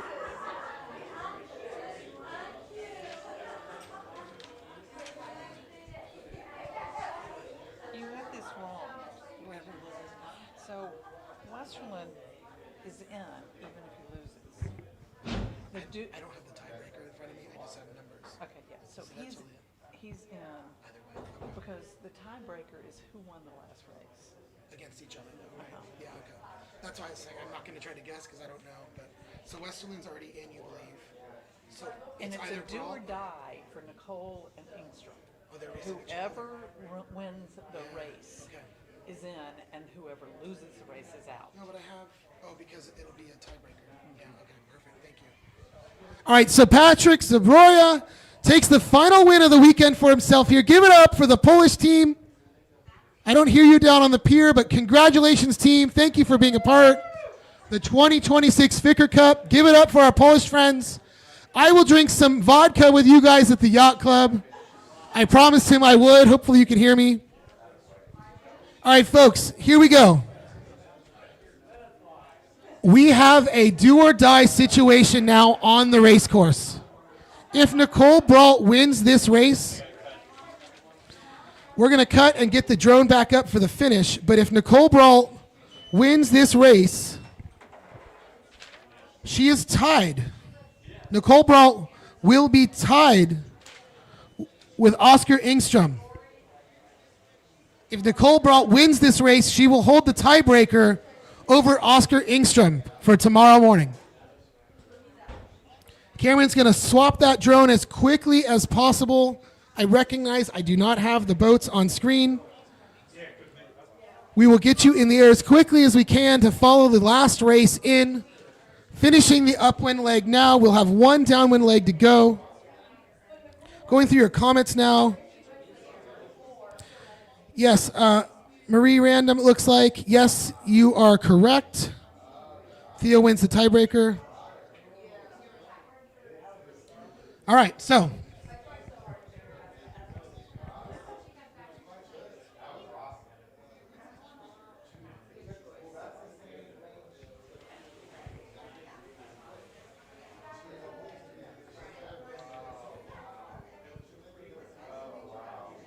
All right, guys, our drone is in the air. What I can see that you will see in a moment, the Long Beach Yacht Club Spinnaker of Oscar Engstrom is first around the top mark. Nicole Brault is close behind.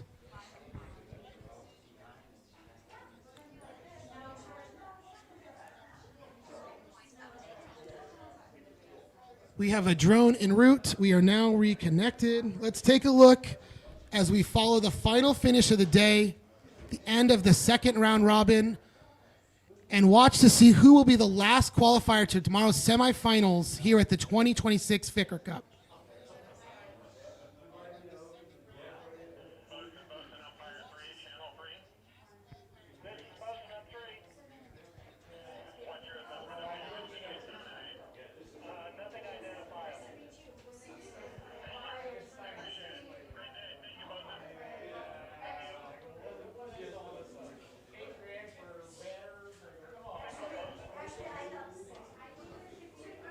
Engstrom sailing down here. Nicole Brault watching him sail away, trying to keep up desperately as close as she can. Half of a downwind leg left to go.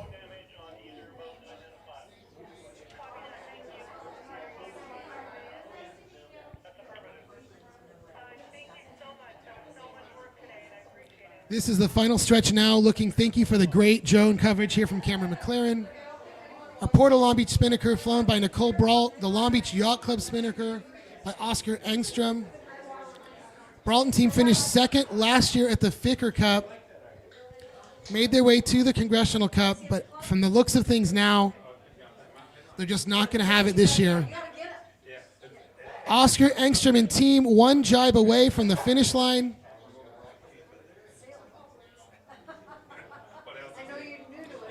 About 10 boat lengths to go, and they will earn their way into the semifinals.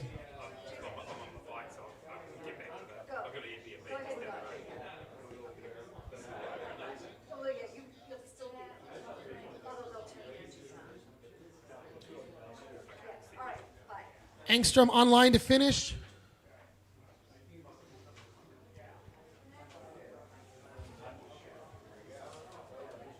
And they have done it, folks. Oscar Engstrom is your fourth and final team into the semifinals tomorrow. Great job to Nicole Brault.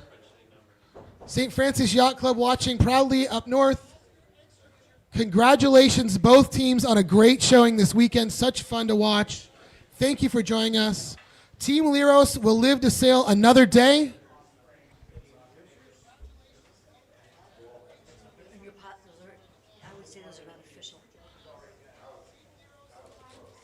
Unofficially, Team Liros will be into the semifinals tomorrow. Engstrom and team, be back in the morning. Nicole Brault, great effort. Thank you for being here with us. We love having you here in Long Beach.